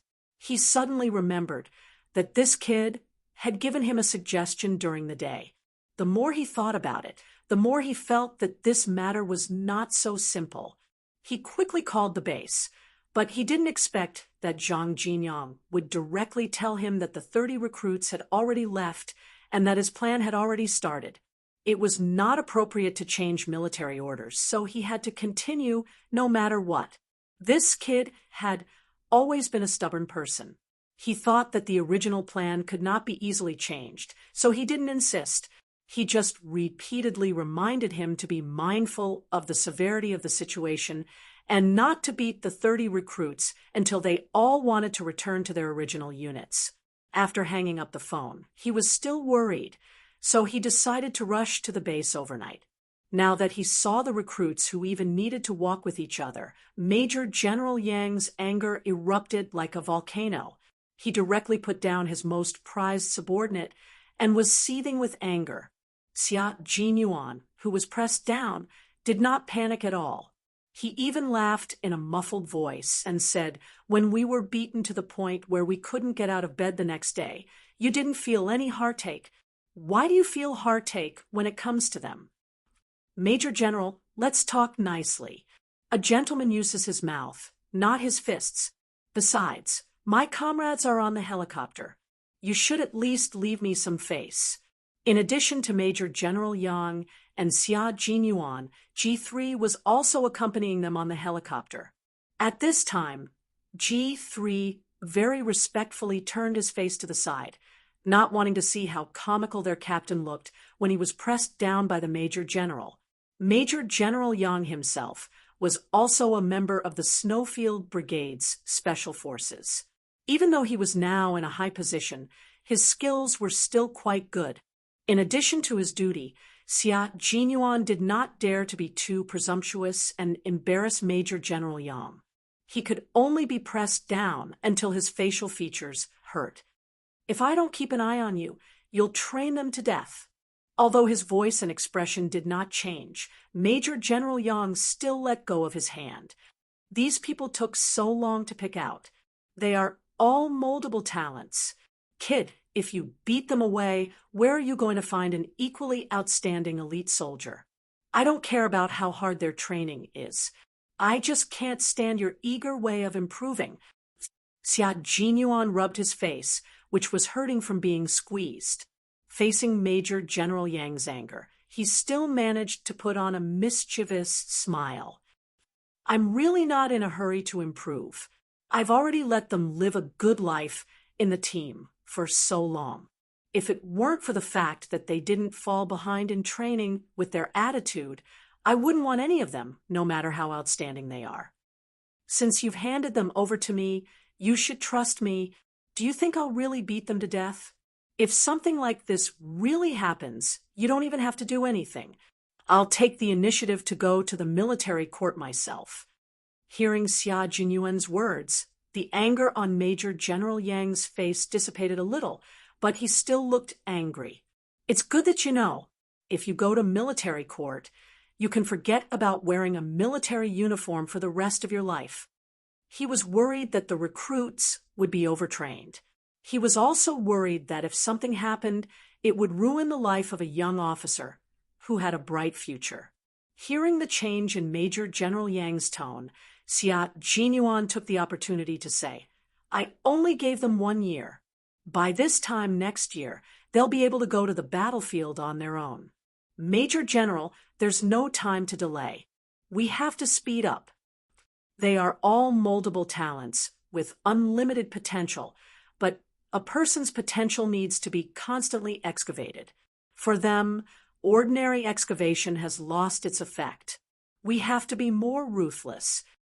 Chapter 33:22. Major General Yang's eyelids twitched violently when he heard Xia Jinyuan's words. He asked in a deep voice, How so? Xia Jinyuan restrained his expression and said in a deep voice, They become the top soldiers in their original units and become the goal of every soldier. But when they reach the Snowfield Brigade, they are far from enough. Take Qin Miao as an example. She started training when she was 14 years old. From the beginning, the intensity of her training was at the standard of a Special Forces soldier. 6.5 years later, she is still a reserve Special Forces soldier, and she may be kicked out by me at any time. She is even more outstanding than them, but she may be kicked out. As for these male soldiers who are weaker than her, if we don't teach them a lesson, no matter how outstanding they are, the Snowfield Brigade will not be able to keep them. You are right. Every one of them is outstanding, and I admit that they are all outstanding. But it's not enough, Major General. It's really not enough. His voice gradually faded away. The helicopter rumbled, and Xia Jinyuan said something again. Suddenly, the G3 soldiers who had turned their heads to look outside turned back and fixed their eyes on their captain. They saw the solemn expression on his face. Major General Yang sighed softly after a long while. Then he said, It's fine as long as you know what you are doing. I will leave them to you. I will make them qualified Special Forces soldiers. Xia Jinyuan closed the cabin door and ordered the T6 soldiers to fly back to the base.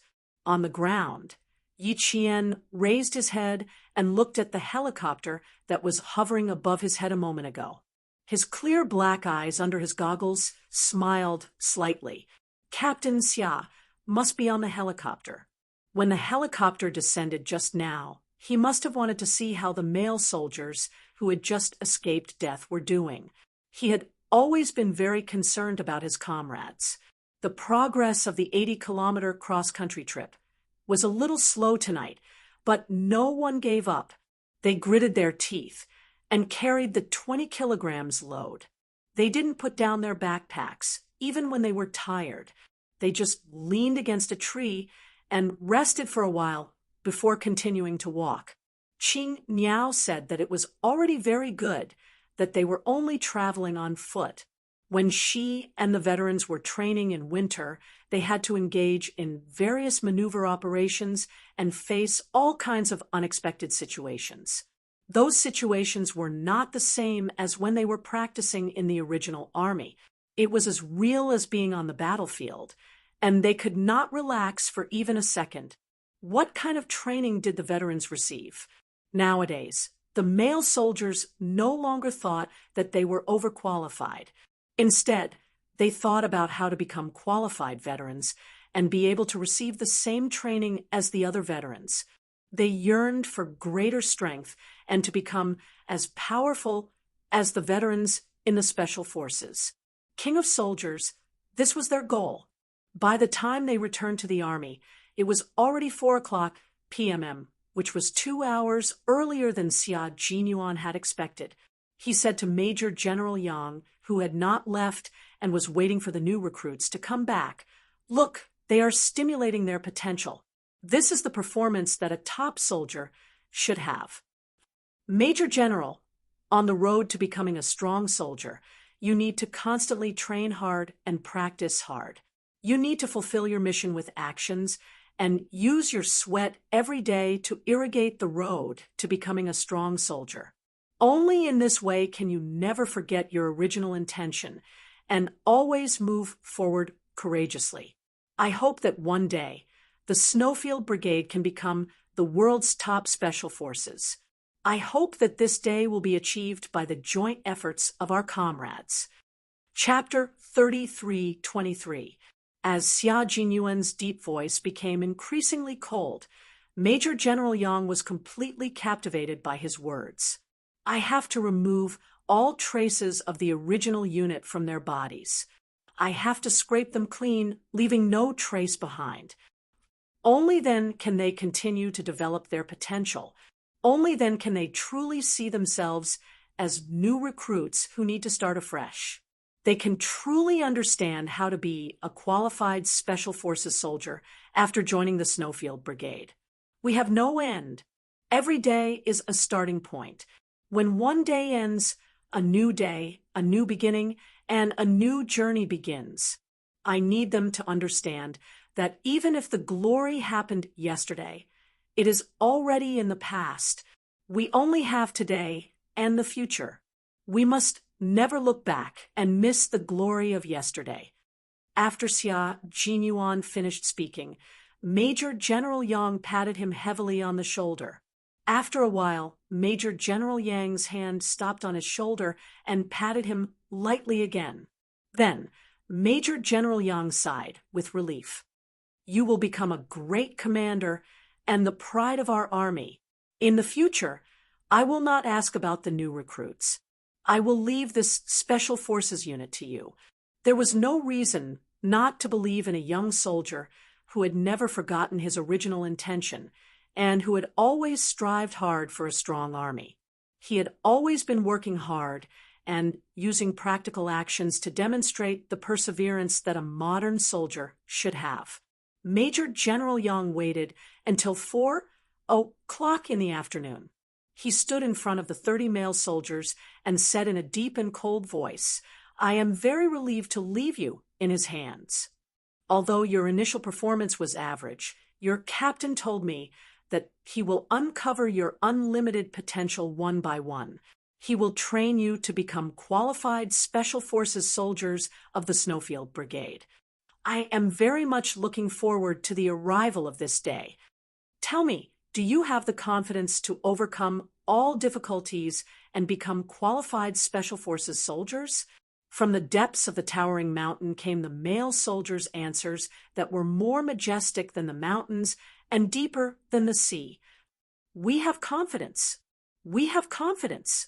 They had confidence that they would become qualified Special Forces soldiers. They had confidence that they would become Special Forces soldiers as powerful as the veterans. Yi Qian's voice also joined in. His voice was mighty and earth-shattering, soaring straight into the clouds. She had always been confident that one day she could become a powerful Special Forces soldier like a veteran. She had always believed that one day she would be able to advance and fight side by side with the man she loved. Today, she had walked into the base of the Snowfield Brigade. She had walked into this mysterious Special Forces unit, and she was even closer to him. Yi Qian shouted loudly.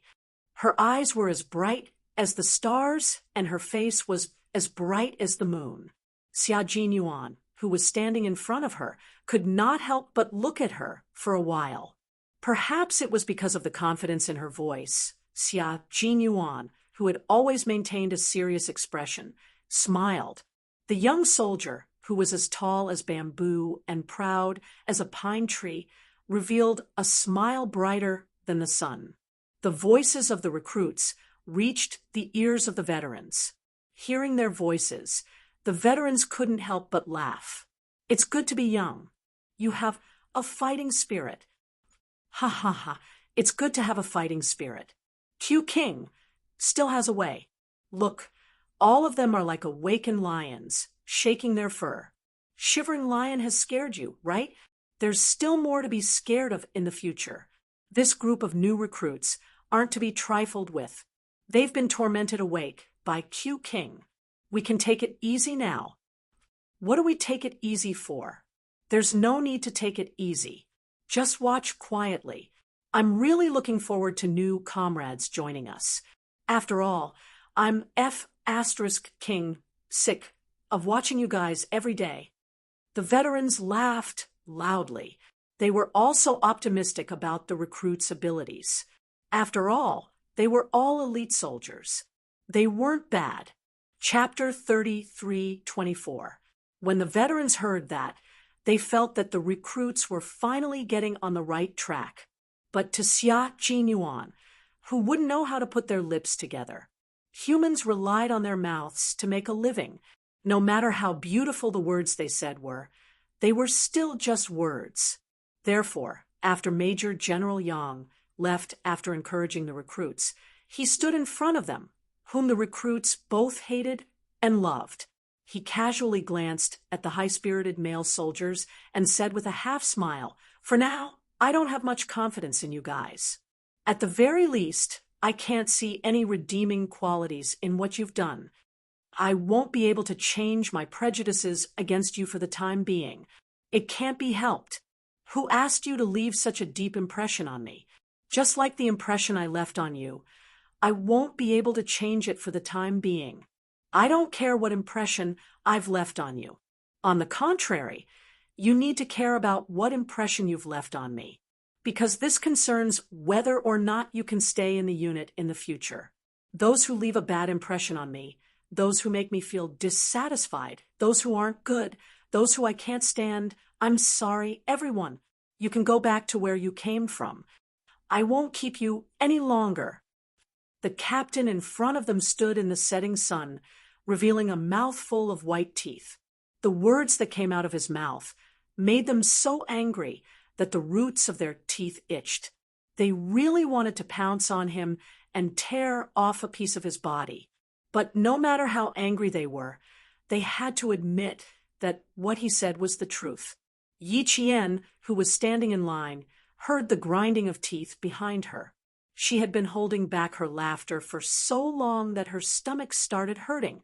T6, and the others were right. Captain Xia, who had returned to the base, was not cute at all. They really wanted to get rid of him and replace him at any moment. The words he said were really infuriating. She wondered how the veterans had managed to pull through. Hopefully, The recruits could pull through as well. If they did, they would become the veterans' comrades and Captain Xia's comrades. They would be comrades who could fight side by side and share a few drinks with each other. Xia Jinyuan, who had said the ugly words in advance, was no longer an eyesore. He knew that what he said would make this group of male soldiers clench their fists in anger. But so what? If they had the ability, they could come and beat him. How would the recruits dare to hit their captain? The first person who wouldn't let them off was the veteran. They couldn't win in a fight, they couldn't win in a scolding, and they were looked down upon by their captain. So what should they do? Train. Train as hard as you can. As long as you still have a breath, can still stand up, can still walk, then train hard. Only through hard work could one become a talent. No one was willing to waste a single second. No one was willing to put their focus on how to prove to the veterans that they were here to fight on the battlefield. Every minute and second of their time was so precious. Every minute and second needed to be trained hard. The roars on the training platform seemed to be louder than before. It was as if there was a ball of fire burning. This ball of fire would boil the blood in the body until the whole body was filled with majestic power, even if it was burned to ashes. G3 looked at Xia Jinyuan, who had fallen silent after walking out of the recruit's line of sight. He pursed his lips slightly and said in a low voice, "They'll understand your intentions. They'll definitely understand." Xia Jinyuan stood motionless like a statue. His eyes were dark as he looked at the mountains shrouded in the setting sun. The snowy landscape was picturesque, and the roars from the training ground were the souls of this picturesque landscape. They were the ones who protected this land with their lives and blood. Without them, no matter how beautiful the landscape was, it would still pale in comparison. Chapter 33:25. Therefore, he hoped that they could all live well and not lie in the cold underground where they could not see the light of day. His soldiers, his people, if they went out with guns, they would be able to come back with guns. It doesn't matter if they understand or not. Even if they don't understand what I want to do, they still have to do it. Xia Jinyuan chuckled softly. His handsome face was dyed in the light golden sunset, and his expression was cold, like the thick ice on the surface of a lake. No one knew what kind of face he had under the thick ice. Hearing this, G3 chuckled. That's right. Although their captain was young, his ability was top-notch. There was nothing he couldn't do, and no one could stop him. As for whether the recruits would understand, he didn't care at all. The recruits' high-intensity training began. Yi Qian habitually woke up at 5 in the morning, washed up, and headed to the field in 3 minutes. As soon as she walked out of the information building, she saw a tall and slender figure standing in the light of the building. When he saw her walk out, he gazed at her with a warm smile. The same color combat uniform, the same color military target, the same style of clothing, and the same temperament became the most special and suitable couple outfits. Seeing him so early in the morning and being stared at by his warm gaze, Yi Qian couldn't help but smile. She couldn't deny that she was happy to see him. It was as if she was soaking in warm water, and her whole body was warm and comfortable. Because there were sentinels around, the two adhered to the rules and greeted each other like ordinary comrades. "Morning, Captain Xia." Yi Qian greeted him first. Her expression didn't reveal the happiness in her heart, but her footsteps were light and happy like a bird landing from the treetops. Xia Jinyuan curled his slender fingers slightly, and a deep smile appeared on his handsome face. "Morning." The most ordinary conversation didn't attract the attention of the sentinels. Walking to his side, Yi Qian looked up at the man who was half a head taller than her and had a cultivation base like a pine tree. She asked him softly, "Why are you here so early?" "Everyone will wake up in half an hour, so I have to rush early." Xia Jinyuan lowered his eyes slightly, his soft gaze fixed on her beautiful face without makeup, and his thin lips curved into a happy smile. From her eyes, he could see that she was very happy that he had come. Yi Qian understood what he meant, and the smile in his eyes overflowed. Do you plan to wake up half an hour earlier every day? There were 24 hours in a day, and that was the only time the two of them had. The training for the day officially began at 5:30, until they fell asleep. It was not the time that belonged to him and her. Even if the two of them stood face to face, they were not lovers facing each other. As long as I'm in the base, I'll come half an hour earlier every day you're here. There were no moving, sweet words. Just this one sentence made Yi Qian's heart feel sweet, as if he had drunk honey. It was so sweet that even his smile had a hint of sweetness. A sweet smile appeared on her delicate face, like a blooming flower that had been stained with clear dew. The petals trembled in the wind, causing people to feel tender affection for her. Xia Jinyuan couldn't help but look at Yi Qian with a scorching gaze. This man was full of energy early in the morning. When he saw the girl he loved standing in front of him like a flower, he would more or less feel a little restless, but it didn't take long for him to adjust. The two of them jogged all the way from the information building to the training ground. From today onwards, the training of the 30 male soldiers would be strictly based on the training of the veterans. Other than the slight reduction in difficulty, everything else was the same. Chapter 33:26. Xia Jinyuan asked Yi Qian if she was ready, and Yi Qian replied with a smile, I've been ready for a long time. I was just waiting for this day to come, but I hope to train with the veterans as soon as possible. Xia Jinyuan chuckled and said, in a week's time, I'll definitely put you in the veterans team. They're also looking forward to seeing you there. However, I don't really want you to go there as soon as possible. His comrades in the team were even more eager for Qing Niao to go there as soon as possible than him.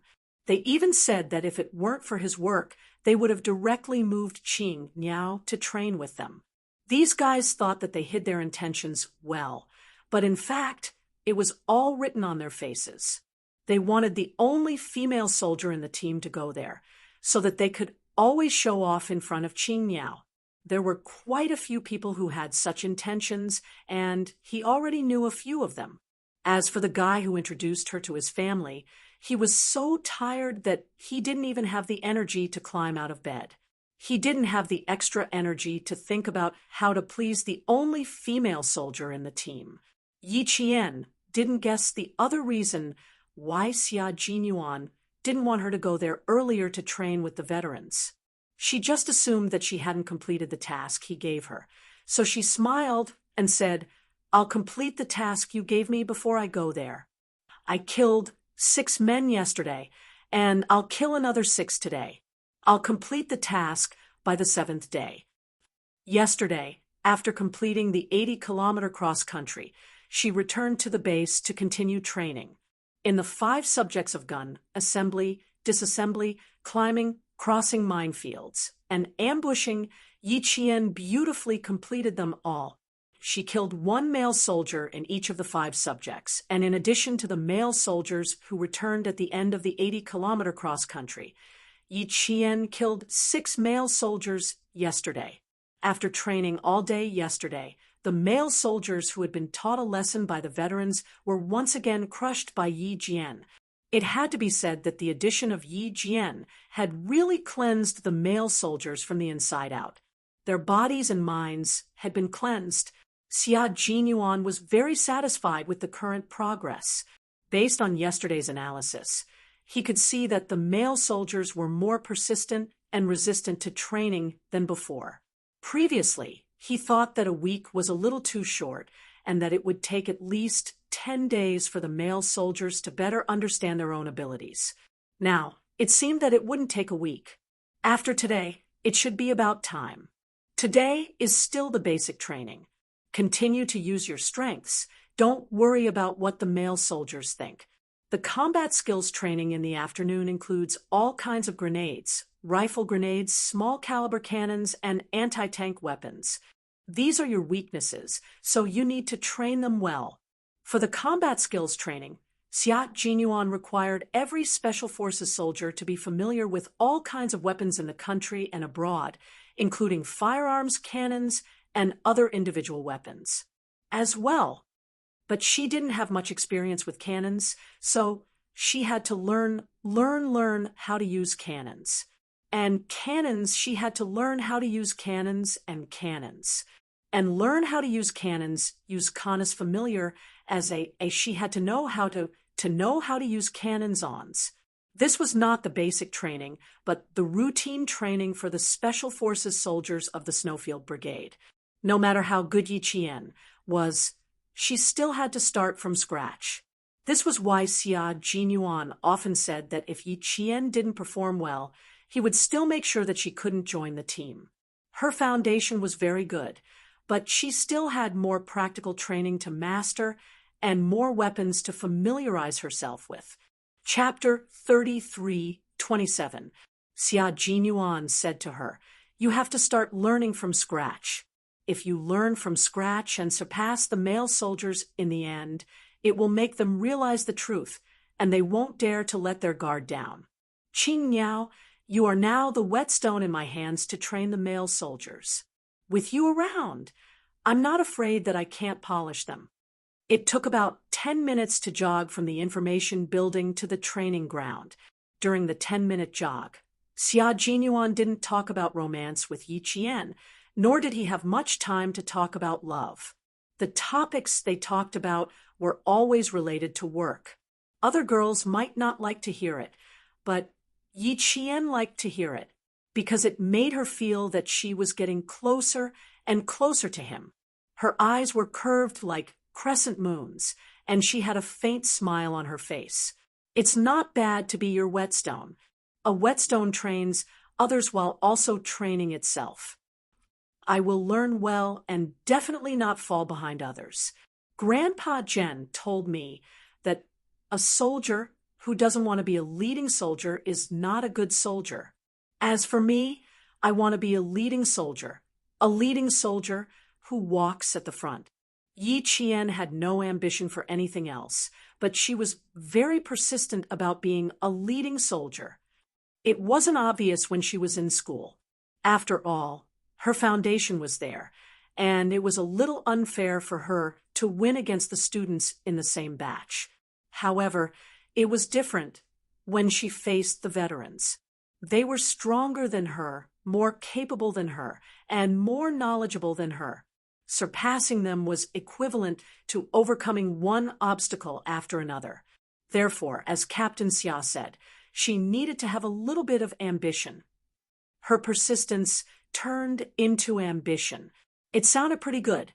This was the first time Yi Qian talked about her ambition. In the past, no matter how good her relationship with Xia Jinyuan was, she was extremely reserved and wouldn't easily say what she thought.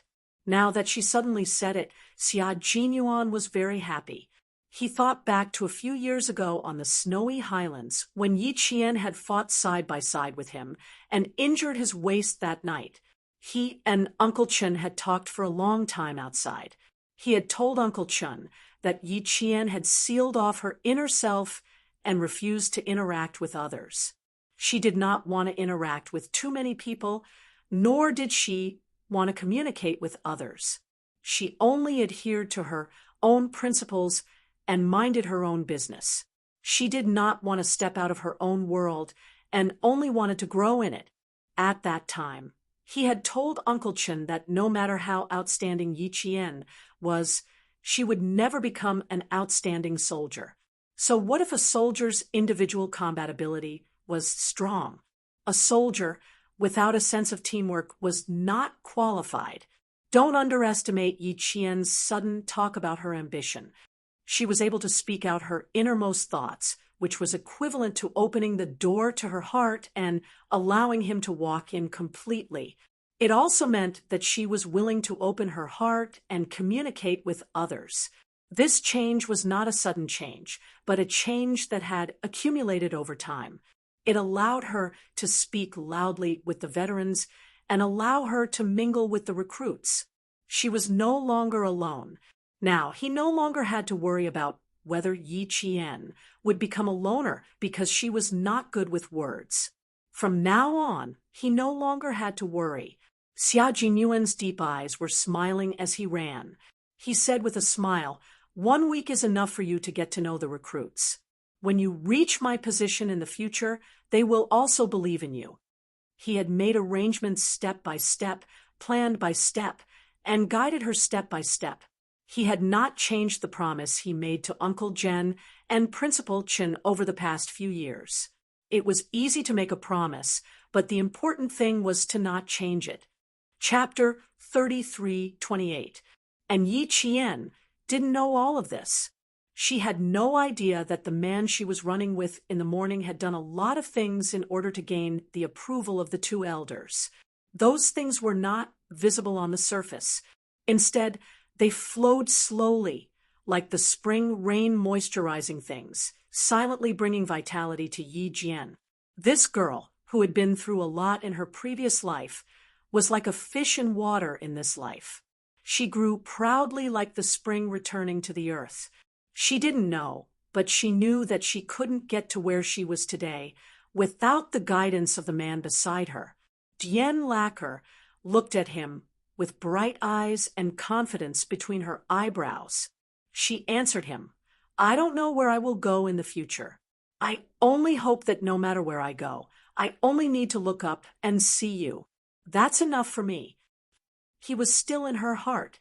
His existence could support all of her ambitions. Without him, everything would be in vain. It was rare for them to say such words of love. Suddenly, Xia Jinyuan felt his face heat up. Fortunately, it was still dark, so Yi Qian didn't notice his blushing face. Xia Jinyuan, who was caught off guard by the words of love, coughed a few times before saying, "I will always be here. I won't leave you behind." Hearing this, Yi Qian's smile was as bright as the morning sun. His eyes were shining so brightly that Xia Jinyuan couldn't help but feel short of breath. His girlfriend was too beautiful, and he had entered a wolf's den surrounded by wolves. Xia Jinyuan felt a lot of pressure. Fortunately, his girlfriend was simple-minded and didn't think about love at all. In her eyes, other than him, she didn't even care about an outstanding man like Qin Xiu. This gave him some comfort and a sense of security. After accompanying Yi Qian for a few laps, the bugle sounded, signaling the beginning of the day's training. Everyone in the base had to gather within 3 minutes. When Yi Qian and Xia Jinyuan heard the bugle call, the two of them looked at each other and smiled. One of them walked in this direction while the other walked in the other direction, beginning a new day for each other. When the 30 male soldiers came down, they saw the female soldier Qing Niao, with sweat on her head, waiting for their arrival. When they saw her, the male soldiers sped up and ran over. Last night, they trained until 10 o'clock. At 1 o'clock in the morning, there was an emergency assembly. They ran 3 kilometers before returning to the dormitory to sleep. Everyone seized the time to get more sleep so that they could be energetic for the next day. Unexpectedly, Qing Niao, who was training like them, was able to wake up early. She looked very energetic. Yesterday's high-intensity training did not leave her with any discomfort. Those who were strong even had stronger mental strength than them. The assembly was completed at 5:30 a.m. Everyone's feet and arms were tied with 5 kilograms of steel plates. First, they did a warm-up morning run. They didn't need to run for too long, just 5 kilometers. Yi Qian was very used to running with weights tied to her feet and arms. In order to train the stability of her arms, Uncle Chen would tie weights to her arms every time she held a gun. It was the same when she ran. When she first joined the Storm Commandos at sea, she easily finished her morning run on her first day wearing the special heavy shoes used to train the frogmen. At that time, she shocked the water ghosts of the storm commandos. Big Brother said that he paid special attention to her because he saw how easily she could finish her morning run in the special heavy shoes. That was why he started paying attention to her. As soon as she started running, the male soldiers who didn't want to be left behind followed, closely behind. During the few months they had been in the Snowfield Brigade, they had undergone such basic training every day. They couldn't possibly lose to the female soldiers in even the most basic training. Chapter 33:29. The male soldiers wanted to sprint past the female soldiers, but the reality was cruel. In the face of a female soldier who began cruel training at the age of 14, the male soldiers found that even if her limbs were tied with 5 kilograms of weights, it didn't affect her much. During the 5 kilometers run, she maintained a steady speed. She was never slow or fast. The male soldiers who sprinted past her were only a few hundred meters ahead of her before she overtook them again and fell behind her again. Basic training was to train the foundation. Often, the quality of basic training was the most direct reflection of the strength of a soldier. In the face of the female soldier, who could talk and laugh during the 5 kilometers run, the male soldiers could only give her a thumbs up. When she was about 1 kilometer away from the 5 kilometers run, a sharp whistle suddenly sounded. Instructor G3 stood on the all-terrain vehicle with a loudspeaker and shouted for the next training mission with a blank expression. "Chinyao, run!" Late. She was still calculating how long it would take her to finish the remaining 1 kilometer run when her brain suddenly received another training mission. Without any pause, she turned around and ran toward the shooting range. Then, before the male soldier who reminded her to be faster could finish his sentence, he saw the female soldier Bluebird turn into a gust of wind and run past his eyes with a whoosh. In the blink of an eye, she ran several dozen meters away. F***CK, this reaction. The male soldier swallowed his unfinished sentence, turned around, and ran toward the shooting range. Today, we're shooting a G36 automatic rifle. The targets are triangular and serpentine. There are also a few radish targets that I don't know where they are hidden. There are peeled wax melon targets, unpeeled celery targets, and a few bottle cap targets. As for how many targets there are too many. I need to think. However, after you're done, I'll definitely remember how many targets there are. Boys, open your eyes wide. If you miss 1 target, you have to take off 1 piece of clothing. If you miss 2 targets, you have to take off 2 pieces of clothing. Some time ago, I heard that someone stripped down to his underwear. Today, boys, you have to be careful. We have female soldiers in the team. Although all of you are good-looking and have great figures, today is not the time to show off your figures. Cover your clothes tightly. If you really take them off until only your pants are left, it's actually quite embarrassing, isn't it? But it doesn't matter if you really have to strip until you're only left with a pair of trousers. Just treat it as cold training. G3, who was sitting on the all-terrain vehicle, held a loudspeaker and spoke expressionlessly. His tone was flat and did not fluctuate much, but the words he said inexplicably made people gnash their teeth. They really wanted to make a snowball and throw it into his mouth to shut his mouth. Yi Qian, who was running at the front, finally understood why the male soldiers had a love-hate relationship with the veterans. This kind of abnormal training style was really both love-hate and love-hate. The most important thing was the words that were said. Please allow her to laugh a few times, unkindly. The words that were said were indeed powerful enough to anger people to death. He had inherited Captain Xia's teachings. Pigeon, who was driving, could not help but blush when she saw G3 talking about his underwear. She whispered, "Pay attention. Qin Yao is also listening." Image We have to pay attention to our image.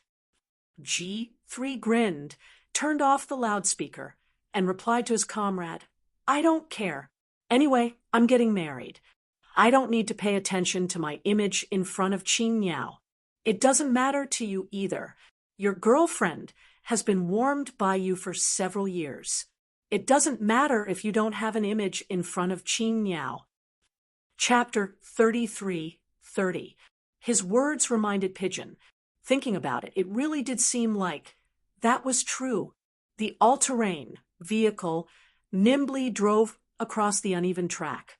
Pigeon said thoughtfully, the two of us were chosen by Q King to be the instructors for the new recruits. Do you think he chose us because we both have girlfriends? Last night, a few unmarried people volunteered to come over, but they were all ignored by Q King. Why do I feel that Q King deliberately arranged this? After Pigeon finished speaking, G3 sighed deeply. Brother, you only realized Q King's arrangement now. Your reaction is a little too slow. There are a lot of bachelors in our team. You can find those who have girlfriends just by counting on your fingers. With so many bachelors suddenly having a beautiful female soldier, it's inevitable that they would be tempted. How can Q King not make proper arrangements and plan things out properly? G3 was not a talkative soldier, but he still had endless things to say to his comrades. Especially when it came to the topic between Xia Jinyuan and Yi Qian, he could be considered a witness, so he had more to say. After his pointers, the pigeon finally understood Q King's good intentions. He also found out about the relationship between his captain and Qing Niao by chance. After finding out, he kept it a secret until Qing Niao needed to come to their team. His captain suddenly asked him to come to his office. G3, K7, T6, V8, and J5, who had not been sacrificed at that time, were also there. They all had a small meeting in his office. What he meant was that after Qing Niao came to the team, he did not have to worry about her being his girlfriend. When she came to the base, Qing Niao's status was no different from his comrades. As the captain, he would not treat her differently. They would still do what they were supposed to do. So far, the captain had indeed treated everyone equally. As for stopping his single comrades from getting close to Qing Niao and preventing further development, he could understand. After all, he had done the same before. Even heroes have a weakness for beauties. Their Q King had fallen into the hands of Qing Niao. It was really worth it. G3 turned on the loudspeaker and began to roar again. I'm sorry, I forgot to remind you just now. The guns used today are not normal. Previously, a few of us veterans used them and dismantled the G36 automatic rifle out of curiosity. Just in time for you to use it, we didn't have time to reassemble it, so we took out a bunch of parts from the warehouse. Remember to reassemble the guns before you finish your target practice. As soon as he finished speaking, Yi Qian heard from front and back, from left and right, countless angry curses, rising and falling one after another. It was very noisy. As Yi Qian listened to the curses, the corners of his mouth could not help but curl upwards. Although they were cursing, the male soldiers moved even faster. Finally, they reached the shooting range.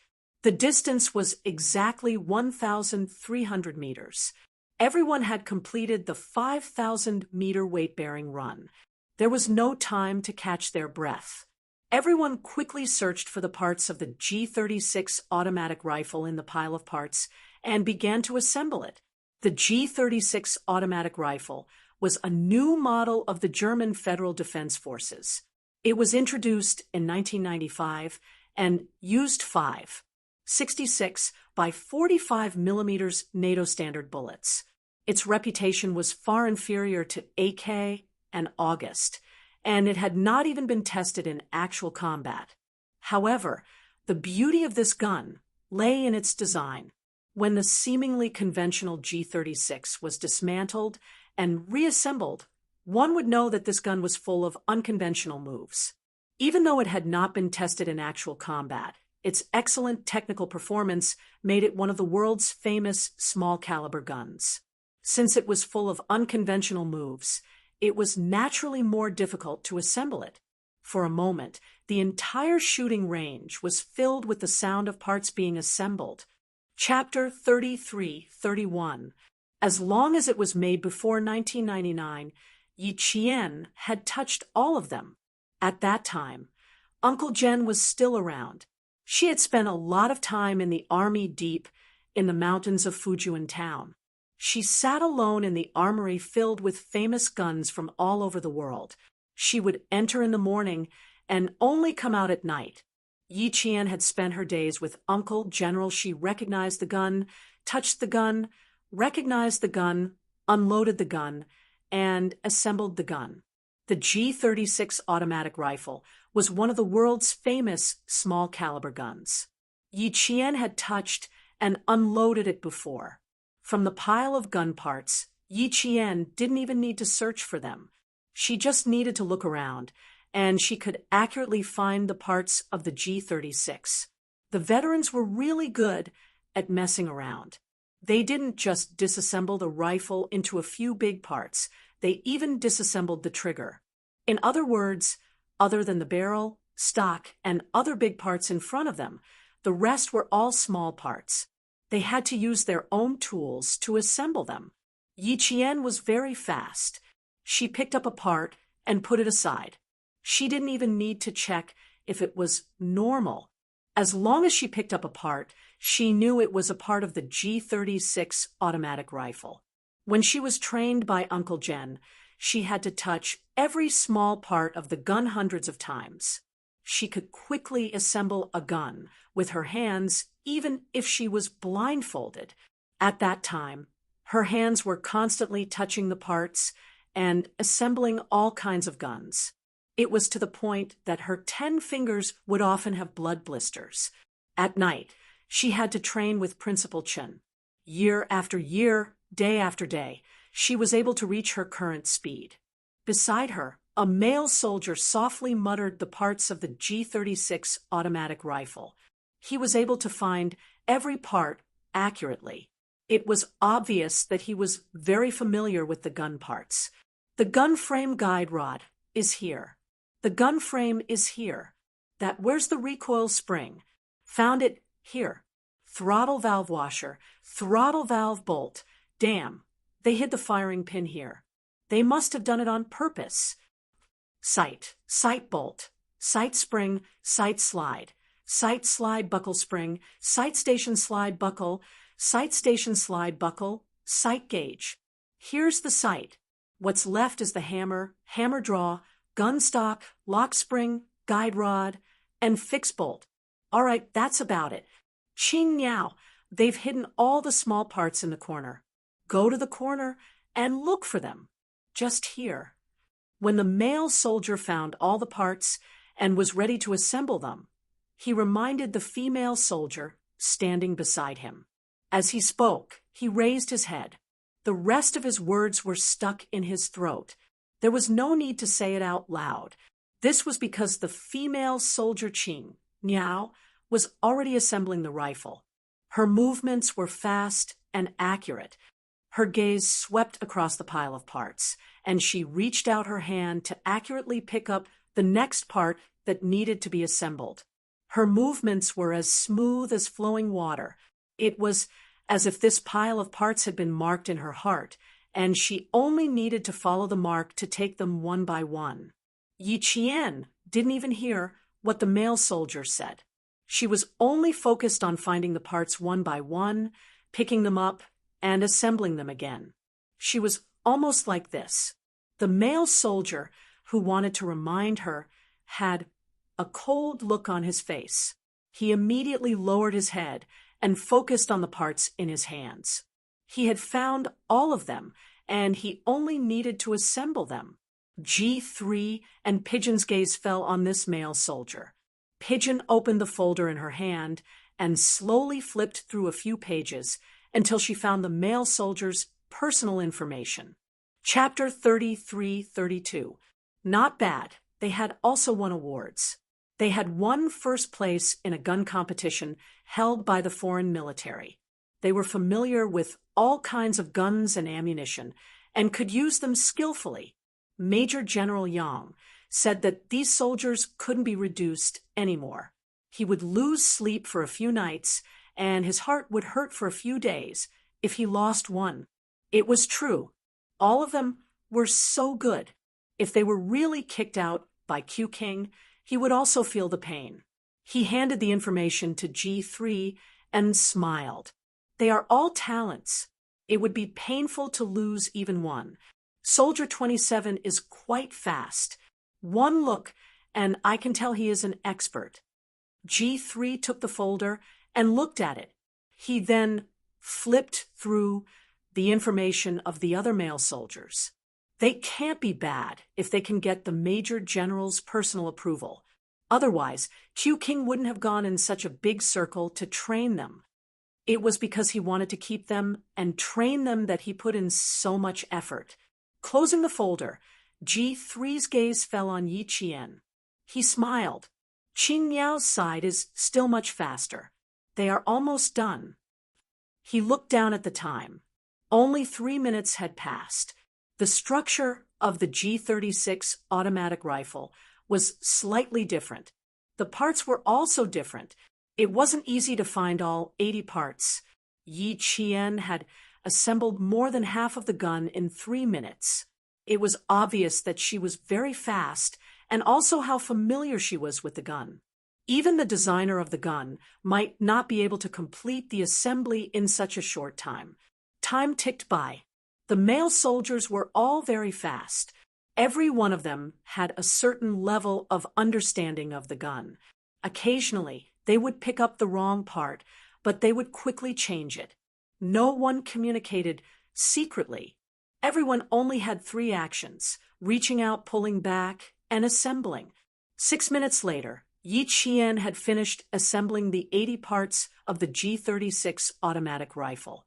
She checked the bullets in the magazine and loaded it with a click. Then, she began to look for a target to shoot. The moment she moved, all the male soldiers raised their heads at the same time. Seeing that she had completed the assembly of the entire gun, some of the male soldiers' mouths could not help but twitch fiercely. They were starting to wonder if she was really a military academy student. If all military school students were as good as her, they would all be in high demand in the military. 6 minutes. She won again. I want to confirm if she's really a military academy student. I've never seen a military academy student as capable as her.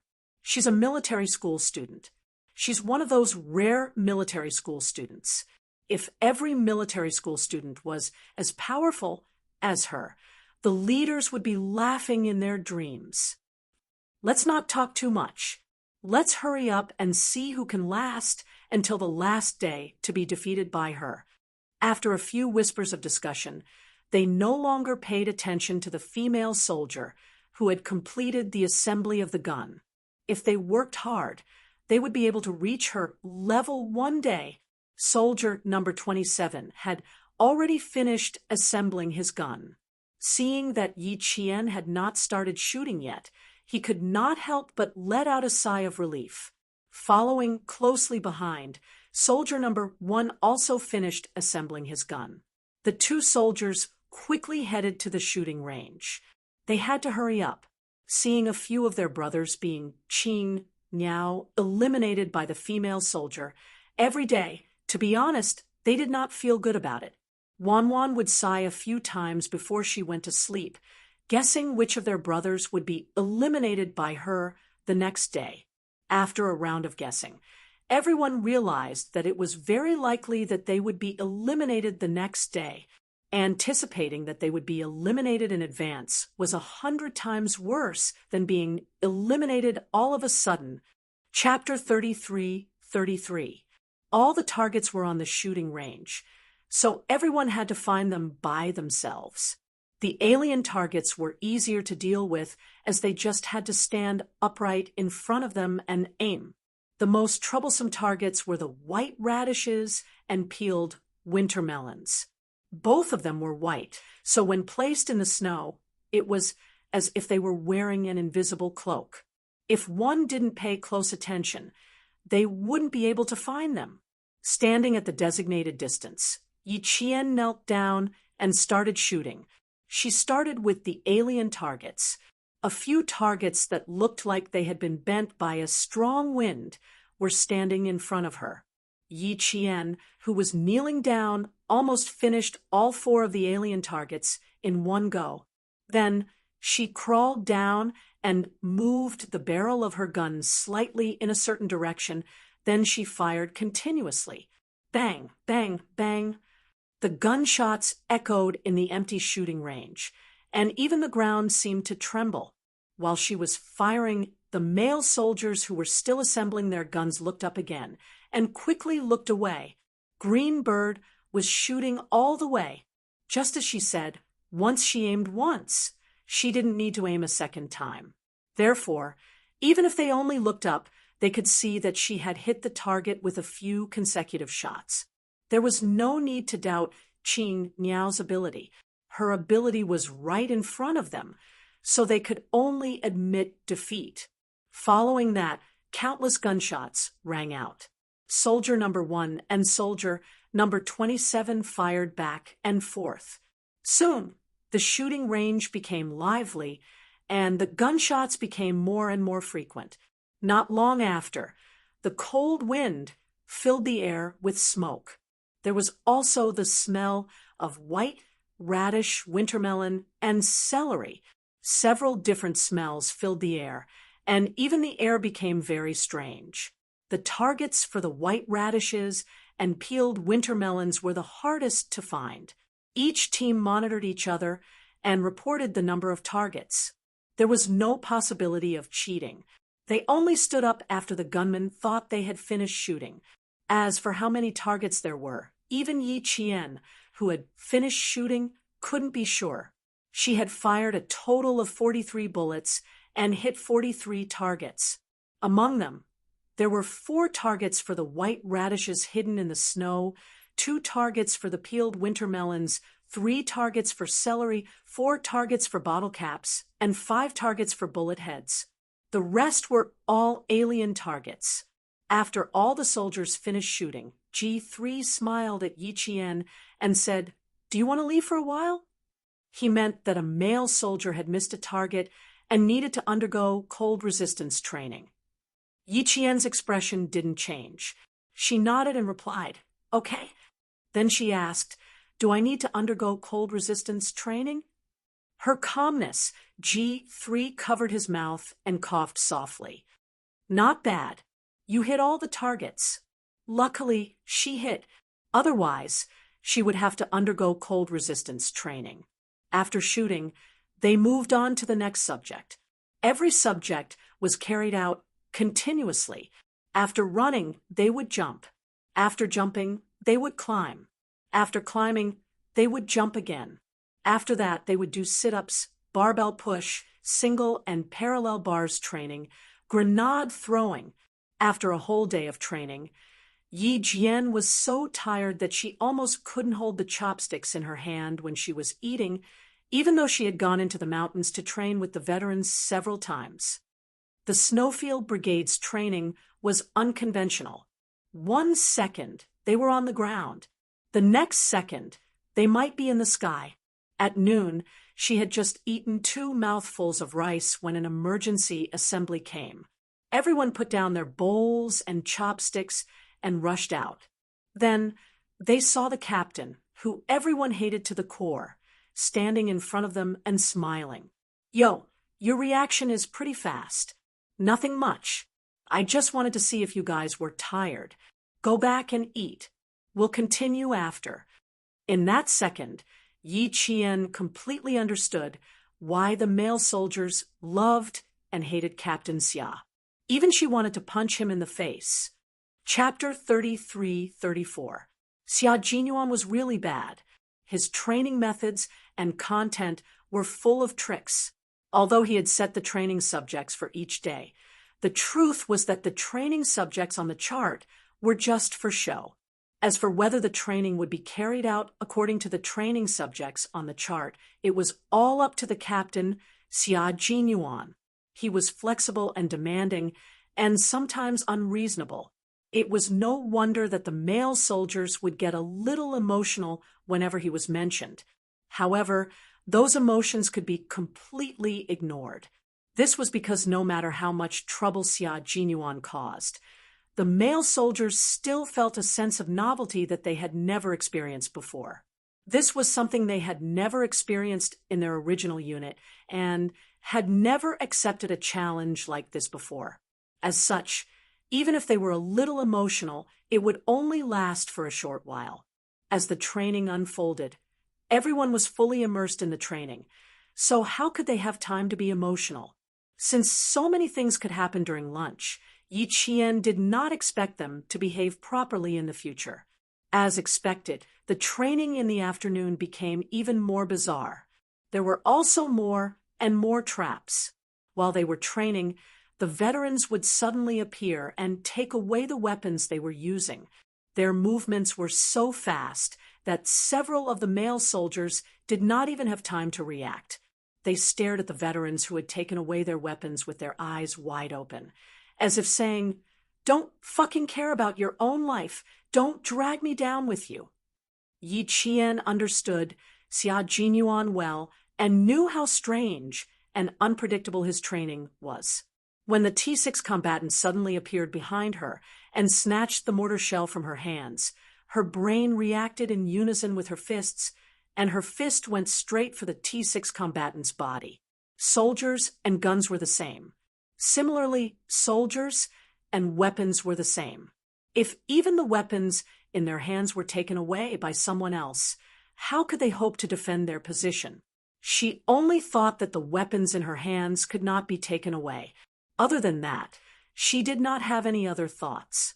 Meanwhile, the male soldiers who did not react in time when their weapons were suddenly snatched away were in trouble. They had to carry the mortar shells and squat as punishment while scolding themselves. As for how they were scolding themselves, well, let's not talk about it. In short, they were afraid of embarrassing themselves when they were scolding themselves earlier, so their voices were extremely soft.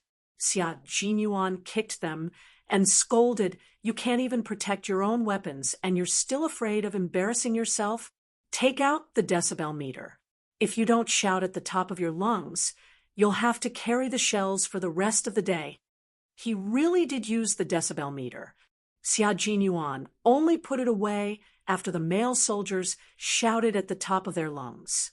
As they scolded themselves, they went all out and scolded themselves until their faces and ears turned red. Because of this, Yi Jian suspected that the reason why the veterans were so thick-skinned was because they had scolded themselves to be thick-skinned.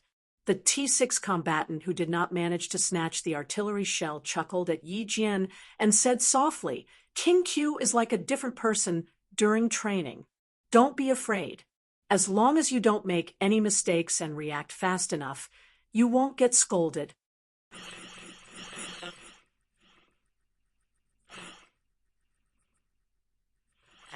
Due to the harsh, unreasonable, and cold-hearted training, Big Bro was given the nickname Demon King. As for Captain Xia, who was strange and ever-changing during training, his nickname could be called Pervert. She was only distracted for a moment, and suddenly a magazine of live bullets rang out behind her feet. The bullets were too concentrated, and when they hit the wet mud, they splashed and dirted her back in an instant. Chapter 33-35. Yi Qian didn't even dare to look back. She hugged the mortar in her hands and ran forward. She had to run. She was shooting live bullets. She didn't want to be a live bullet target. Behind her, Xia Jinyuan's cold voice came from the loudspeaker. "Make sure your brain and body are tense during training. Bullets don't have eyes. If my hand trembles and a bullet hits your flesh, don't blame me for not warning you beforehand." That's right. Who would use live bullets during training in such a crazy environment? They were all using blanks, okay? But here, they were even using live bullets during training. Yi Qian felt that when she was in the Snowfield Brigade, even if it was just a day of training, her heart would need to be covered with a layer of hard shell and have a day's worth of resistance. She was being chased by live bullets until she was screaming and running. She was still hugging the mortar shells in her hands and didn't dare to let go. As she ran, she observed, afraid that there might be hidden traps. If she wasn't careful, she would be in trouble. It was probably the first time that she had used live bullets. Yi Qian gritted her teeth and ran. She heard a male soldier shouting behind her, "Are you trying to kill people? You're all using live bullets. If they really hit you, just carry them to the infirmary. If you can remove the bullets yourself, do it yourself. If you can't, ask your comrades for help. Otherwise, what else do you want? Arrange a bed for you to rest. If you unfortunately die, don't worry. Your name will definitely be on the list of martyrs." She didn't know which veteran replied to the male soldier's angry question, just like Xia Jinyuan. His words were so infuriating that it made her liver hurt. But they were speaking the truth. If they could remove the bullets themselves, the Snowfield Brigade soldiers would indeed remove the bullets themselves. They didn't need others to do it for them. This was one of the things that Yi Qian admired the most about them. A small caliber bullet wouldn't cause a large wound, but if it got stuck in the flesh, it would cause the whole body to spasm. If it wasn't removed in time, the wound would become inflamed and suppurated. In serious cases, it could lead to sepsis or amputation. Therefore, if the bullet was left in the flesh, the Snowfield Brigade's Special Forces soldiers would extract the bullet themselves. Yi Qian, who was hugging the cannonball, did not say anything and just ran forward. But how could two legs outrun a four-wheeled all-terrain vehicle? The vehicle sped past Yi Qian, and mud splattered everywhere as the vehicle sped past Yi Qian. Then she heard a screeching sound, and the car came to a sudden stop in front of her. She stopped running with the cannonball in her arms and looked at Xia Jinyuan, who was sitting in the car vigilantly. One of his long legs was on the pedals, while the other was on the inside of the car. His posture was domineering and handsome, and his face with the goggles was so handsome that women would want to take a few more glances at him, but they would be too shy to look at him any longer. He was cool and handsome. At this moment, Yi Qian wasn't in the mood to admire the handsome and cool Lieutenant Colonel Xia. She only saw that his thin lips were pursed so tightly that they formed a straight line. His chiseled jaw was also tense. One look, and she could tell that he was in a bad mood. Yi Qian couldn't help but swallow. "Do you feel good after defeating a few male soldiers every day for the past few days?" Xia Jinyuan, who was in a bad mood, didn't lose his temper. Instead, he asked Yi Qian with a half-smile, "Do you feel that they're all rookies and that you can defeat them with just a flick of your finger?" No, adhering to the principle that the more she said, the more mistakes she made, Yi Qian used the most concise words to answer the man who was in a bad mood. She was his soldier, and no matter how close they were, she still respected him from the bottom of her heart. Chapter 33-36. The feeling of being targeted by him was very bad. It was as if a storm was coming, and she was about to be scolded to pieces. Yi Qian's back stiffened. Xia Jinyuan, who was sitting in the car, heard her words and curled his lips slightly. He said in a cold voice, "I think you are quite capable. You can even carry a cannonball and run. Are you trying to tell the male soldiers that you are very strong and that you can win them by carrying a cannonball and running?" The cannon and mount of the mortar were still behind them, but she had to run with a cannonball. What was this? Yi Qian immediately realized what she had done wrong. If she really wanted to run with a cannonball, she should have at least waited for the male soldiers who were training with her to carry the cannon and mount. The weapons were all separated and were equivalent to a pile of scrap metal. Also, she had run away on her own, but she had left her comrades behind. That was another crime. With these two huge mistakes, Yi Qian could already predict what kind of storm she would face. I was wrong, Yi Qian quickly admitted when she realized that she had made two huge mistakes. I shouldn't have carried the cannonball. The cannonball, cannon, and mount cannot be separated. I shouldn't have left my comrades behind and run away. We didn't advance and retreat together. I was wrong. If she had made a mistake, she would admit it openly. It was better than being scolded by Captain Xia, who was like a pervert during training. Her voluntary admission and awareness left Xia Jinyuan speechless for a few seconds. This little fox was getting more and more cunning as she grew older. But he still had to scold her. The male soldiers were scolded badly, but she would also be scolded by him. No one can be the king of constant victories. No one can keep winning every day. You won today and can laugh from day to night. Who knows if you'll still have the last laugh tomorrow? We need smart soldiers, but we also need soldiers with high team spirit. A soldier without team spirit is a lone wolf. No matter how good he is, he won't be able to accomplish anything. Qing Miao, remember this. My soldiers must always remember that they're not fighting alone. Yes. Yi Qian straightened her back and replied loudly with a stern expression. Yes. After training, carry 5 kilograms of cannonball with the male soldier you just worked with. Yes. Faced with the punishment, Yi Qian had no objections and accepted it unconditionally. Because of her, she had implicated the male soldier who had just cooperated with her. Yi Qian, who received the punishment, could not help but purse her lips.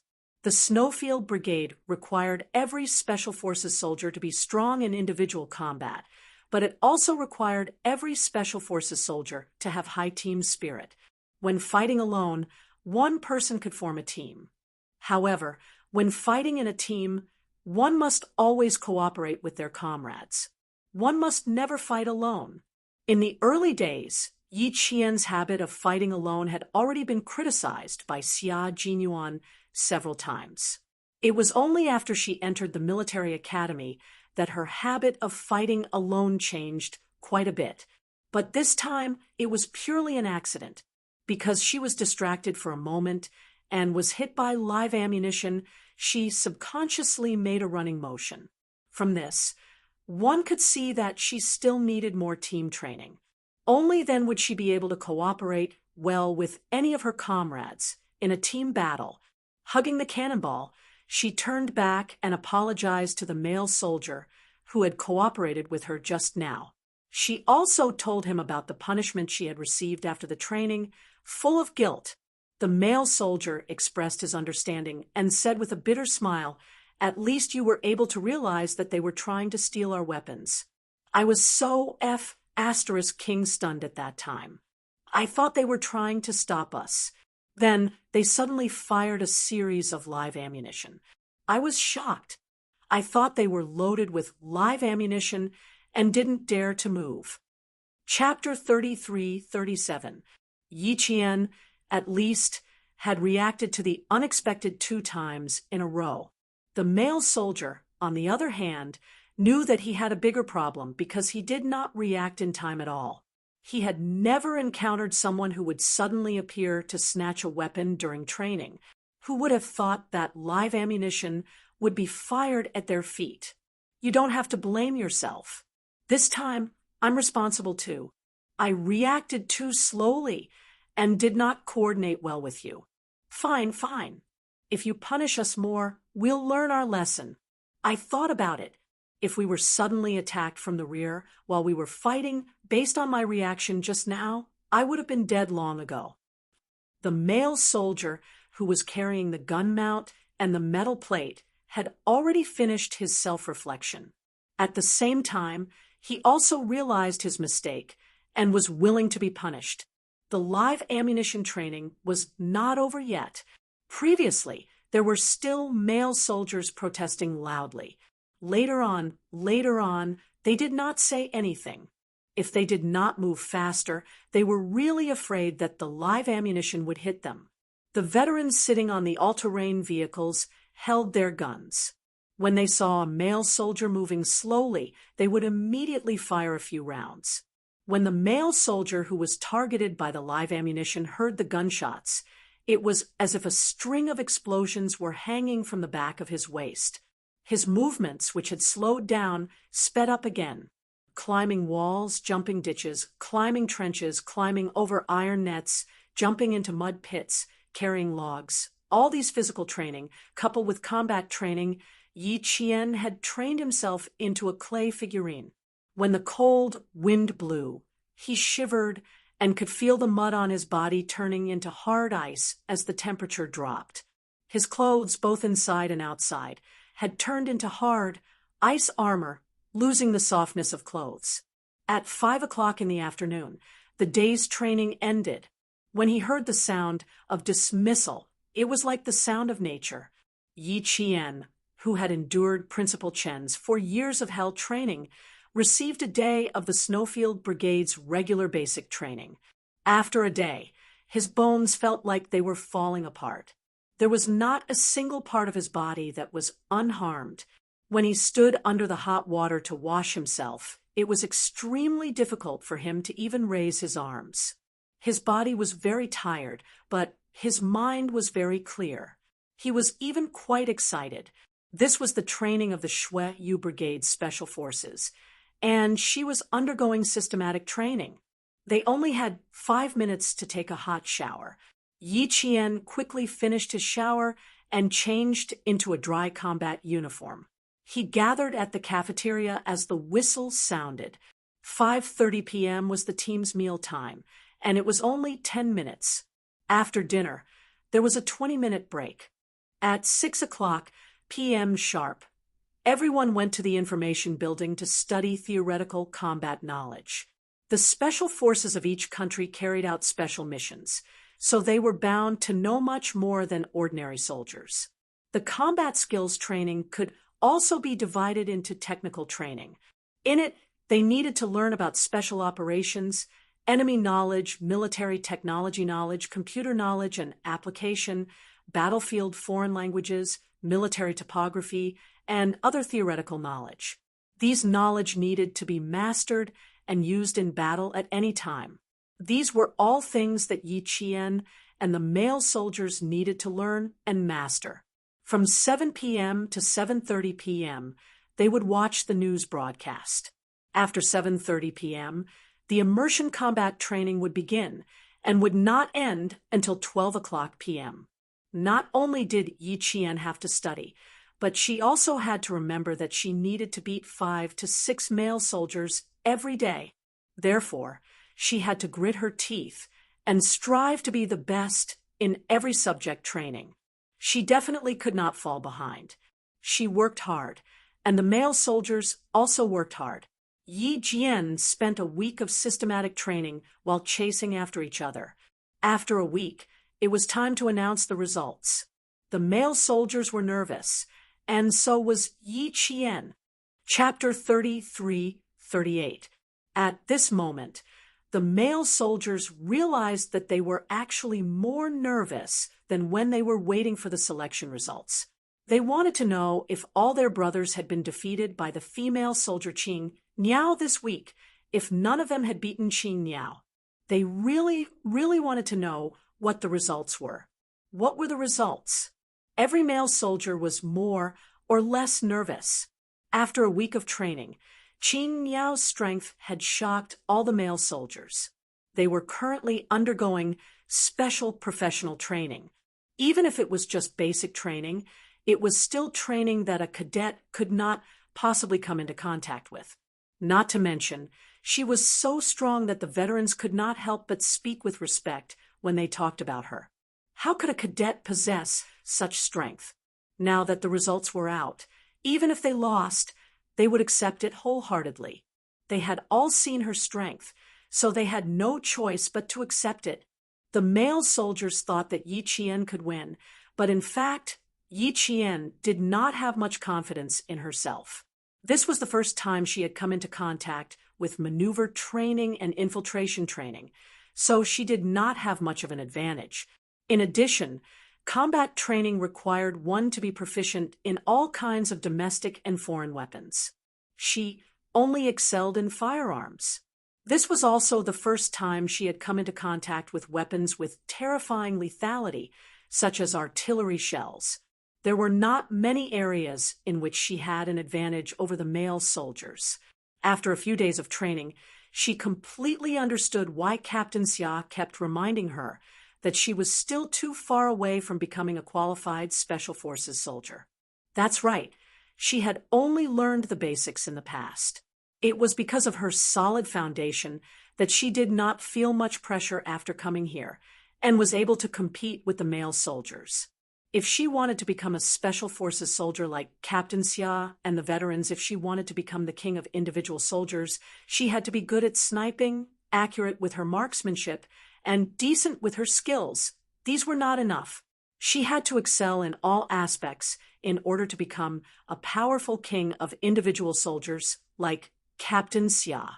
Combat training, maneuver training, infiltration training, reconnaissance training, from ground training to sea training, and then to air training, she still had a long way to go. The Special Forces soldiers of the Snowfield Brigade were all tri-amphibious special forces. She had only touched land and sea training so far. She had not even touched the edge of air training. That was why she asked if she could fly a fighter jet if she won. Win. She wanted to win. He really wanted to win. Xia Jinyuan saw that her jaw was a little tense and laughed in his heart. She was used to not caring about winning or losing, but now she was starting to care. This was a good thing. In the army, it was impossible to not have any ambition and the desire to strive to be the best. Fighting to be a top soldier could not only increase the combat effectiveness of the troops, but it could also influence the comrades around them. Each of them would be courageous and strive to be the best, which would increase the enthusiasm of the training. Especially when the Qing Niao was a female soldier, it could stimulate the enthusiasm of the male soldiers.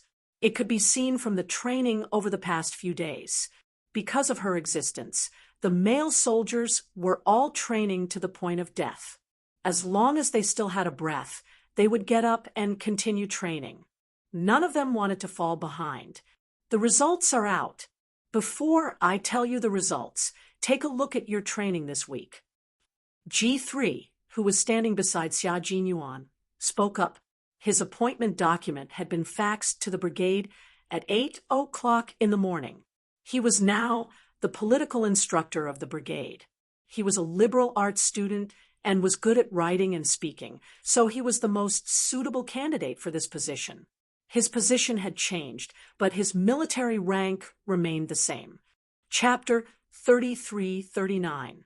The male soldiers secretly swallowed their saliva. The male soldiers who were closest to Yi Jian glanced at her from the corner of their eyes.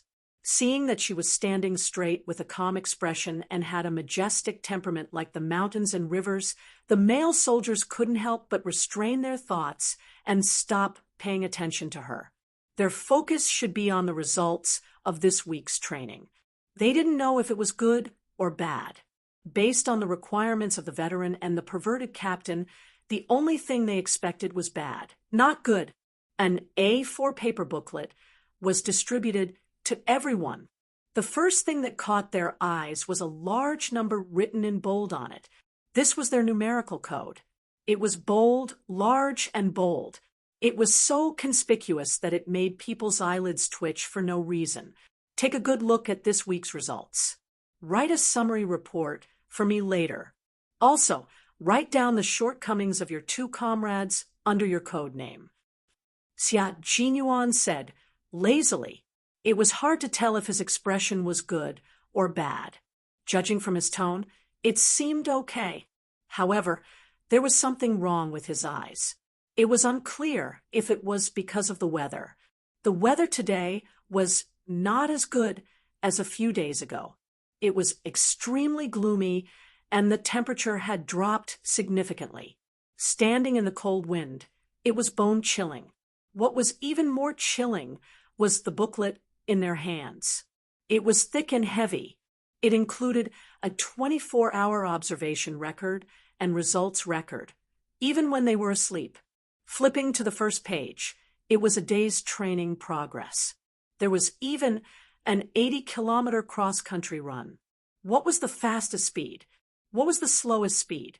How many times did they rest? How many accidents happened during the run? It was all recorded. There was even a record of their sleep. Everyone felt their scalps go numb. Yi Qian felt the same.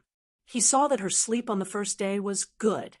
She turned over 3 times, didn't dream, didn't grind her teeth, and didn't spasm in her limbs. All of it was recorded. She clearly didn't feel like she was being monitored when she was sleeping. Then how did the data in the booklet get to her? Yi Qian, who was new to this field, felt a chill down his spine because of the invisible monitoring. It was understandable that someone was watching them during training. However, they were being watched even when they were sleeping. Furthermore, none of them noticed. It was a very, very bad feeling. No one liked having a pair of eyes silently staring at them in the dark, recording their every move and every word clearly. This was a monitoring of their health and their ability to withstand stress. Even the veterans had it. The difference was that the veterans would only have a record when they returned from a bloody mission, and the record was stricter and more detailed. This was because they were afraid that they would suffer from post-war post-traumatic stress disorder. For the mental health of the soldiers, they had to create a record to protect the mental health of the soldiers. Once they were found to suffer from post-war post-traumatic stress disorder, they could be treated in time. This booklet will always be there. It will only be destroyed 5 years after you retire from the army. Don't look constipated. I have one too. Everyone is the same. How could Xia Jinyuan not see what was going on in their minds when they received the booklet? It was normal for them to have such thoughts. Who would have thought that there would be someone monitoring and recording their sleep? No one liked to be secretly observed, and he was no exception. After he explained it this way, Yi Qian and the other male soldiers immediately heaved a sigh of relief. It turned out that even the veterans had a record, and it would only be destroyed 5 years after they retired from the army. It would be fine once they got used to it. Yi Qian sighed softly and calmed himself down before carefully flipping through the booklet. Chapter 3340. The records were so detailed that it felt like someone was monitoring them 24/7. The data for every training subject was detailed, and every data was compared to the day before and the day after. It allowed people to clearly see where they were strong, where they were weak, where they still needed to strengthen their training, and where they still needed to pay attention. It was so clear that it was shocking. It was as if someone knew you better than you did. It was a chilling feeling. Through the data analysis, Yi Qian saw her weakness. At the same time, there was also a data reference and comparison value. The data reference was the best results for the subject, and the comparison value was the average of the entire team. If the average was lower than the average, it meant she was weak, and if the average was higher than the average, it meant she passed. After a few days of training, Yi Qian knew who was weak and who was strong. Looking at the data comparison and analysis, it was almost the same as what she had expected. She still had too many subjects to strengthen her training. When she returned to school, she would first have to understand all kinds of weapons. It would be easier to use them with half the effort. Her proficiency with various weapons was currently Yi Qian's weakness. Fortunately, her learning ability and memory were strong, so she could make up for it. It was also because of these two aspects that she had an advantage. Looking at the data analysis, Yi Qian, who realized her weakness, gradually became serious. The entire field was so quiet that only the sound of paper flipping could be heard. Perhaps they were shocked by the detailed data in the record book, but everyone couldn't help but breathe softly, as if they were afraid of making too much noise and provoking their captain's wrath. 10 minutes later, G3 signaled for each squad leader to take back the record book. It had to be archived and couldn't be placed in their hands, but they could check it on the computer in the information building at any time. Putting away the record book, Xia Jinyuan, who was wearing the Snowfield Brigade's combat uniform, swept his cold and sharp gaze across everyone. His low voice was like a cold wind that turned into a knife, scraping everyone's faces painfully. 11 people passed, and the passing rate is less than half. Elite soldiers, I'm very, very pessimistic about your abilities. Let's not talk about the results for now. Just based on the passing rate, you know who won and who lost. Female soldier Qing Niao happened to be one of the 11 people who passed. I'm sure you all know the answer in your hearts without me saying it in detail. The Major General said that you need time to adapt. I don't understand. Since you call yourselves elite soldiers, why do you still need to adapt? I don't know how long you need to adapt, but obviously, I don't have much time for you to adapt. There are still 2 days until the new year. I don't want to be too worried during the new year. How about this? We'll train until the 15th day of the first month. The data will be released on the 16th day of the first month. Those with good data can stay, and those with bad data can pack up and leave. This place is really not a good place. Blood and death follow you all day long. The soldiers that I brought them out, and I have to bring them back unscathed. Those who don't meet my requirements, please go back. Don't waste your time here, and don't put your lives on the line. You can't afford to lose your lives, and I don't have the time to come and pick up your F***king lives.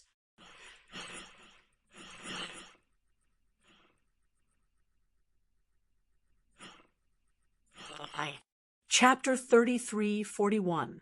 He stood in front of them and spoke lazily. His words were always so infuriating, but they were always so realistic. You said that you want to vomit from the training. What about me? I want to vomit when I look at this pile of data. Life is not easy. Let's not hurt each other. We'll see who stays and who leaves on the 16th of January. Of course, if you admit that you can't do it, I can send you away immediately. I'll even send a helicopter to send you away. No questions asked. A place that required strength was not a place where people without strength could stay. If you forced yourself to stay, you would lose your life. If you lost your life, you would lose everything. No one wanted to see this day, especially Xia Jinyuan, who was the captain. The sacrifice was too heavy. Seeing his comrade fall and stop breathing with his own eyes, he felt a heart-wrenching pain. He was so angry that he felt as if the whole world had collapsed. Xia Jinyuan had already lost 2 comrades in the few years he had been in the Snowfield Brigade. He had experienced 2 life and death separations. That day, he said to Major General Yang, "Major General, I can't accept another comrade falling in front of me. Therefore, even if I have to bear the infamy, I have to be strict. I won't regret it even if all 30 of them die. You only have 1 life. If you lose it, it's useless even if you regret it until your intestines turn green. If you lose it, then so be it." That kind of pain was too painful. It was as if a piece of flesh was being carved out of his heart. Major General Yang was silent. In the end, he tacitly agreed to his training. Before leaving, he reminded the last selected elite soldiers of the Snowfield Brigade. He hinted that if the captain of the Snowfield Brigade did not want to keep them, no one could persuade him to do so. The male soldiers who had handed in their manuals were collectively silent. They stood quietly and accepted Xia Jinyuan's harsh and realistic criticism. Every training session and every data analysis was a huge blow to them. Every blow made them realize their own shortcomings again. They could not leave. They definitely could not leave. They had to stay. Only by staying could they prove their strength. Only by staying could they wash away the shame. The male soldiers' eyes were burning with fire. Their eyes were burning brightly. Every time the boiling blood in their bodies rushed to their hearts, they would let out a cry of unwillingness to admit defeat. Every cell in their bodies was telling them that they absolutely could not leave this place. If they left, it would be a shame that they would never be able to wash away for the rest of their lives. G3 looked at the recruit, whose eyes were frighteningly bright after being provoked by Q King's words. The corners of his mouth curled up slightly. Their captain always had a way to stimulate the recruits again and again. He was always able to stimulate their potential time and time again, allowing them to become qualified Special Forces soldiers step by step. Among them, Qing Niao's contributions were undeniable. Without her, as the benchmark and telling the male soldiers that they could not even defeat a military school cadet, there would not be immediate results. It would take at least a month or more to get the results that Q King wanted. Xia Jinyuan met the burning gazes. His handsome face was incomparably calm. He casually pulled out a few manuals from G3's hands. There was a faint contempt in his eyes. 30 recruits, the elite soldiers from the various military districts, are not even as good as a military school cadet. Every day, 5 or 6 of you are killed by Qing Niao. In the end, all of you are killed in action. Not a single one of you can come out and compete with Qing Niao. Looks like I'll have to find a transport plane on the 16th of the first month. Otherwise, I won't be able to send all of you out. His contemptuous gaze, sharp words, and merciless criticism were like a net that wrapped around all the male soldiers. If they wanted to break out of the net, they had to prove that they had the strength to stay. They had to accept his contempt and disregard. They had to let him know that they had never thought of leaving. Chapter 33-42. Xia Jinyuan was a pragmatic person. No matter how good a soldier was in the eyes of others, if they didn't meet his requirements, it would be useless no matter how good they were. He would never compromise. In the Snowfield Brigade, there was no compromise, only pragmatism. The 30 male soldiers were destined to have a hard time this spring festival. There were less than 20 days until the 16th of the Lunar New Year. If they didn't work hard, they would definitely be kicked back to their original unit by their captain, who always kept his word. Yi Qian, who had narrowly defeated the 30 male soldiers, didn't train with them anymore. After Xia Jinyuan lectured the 30 male soldiers until their faces turned red and the veins on their foreheads twitched, he asked Yi Qian to leave with him. The male soldiers weren't surprised. They had already said that Qing Niao was here to defeat them. Now that she had won, there was no need for her to stay. But they had been together for a week. So when she left, the male soldiers were more or less a little disappointed. But they quickly put it to the back of their minds and didn't have time to think about anything else. A new round of ruthless and brutal training began. Yi Qian, who had been taken away, still wanted to come back and train with the male soldiers. As he walked, he said to Xia Jinyuan, who had turned around with a smile on his handsome face, "I think I'd better train with them. Weapons are my weakness. There are many things I haven't come into contact with before. When I go to school, I won't have the chance to come into contact with them. I want to train with them and strengthen my basic knowledge. There's also infiltration training. I looked at the schedule, and there are many things I haven't come into contact with before. They're all my blind spots. Captain Xia, I think you should arrange for me to go back."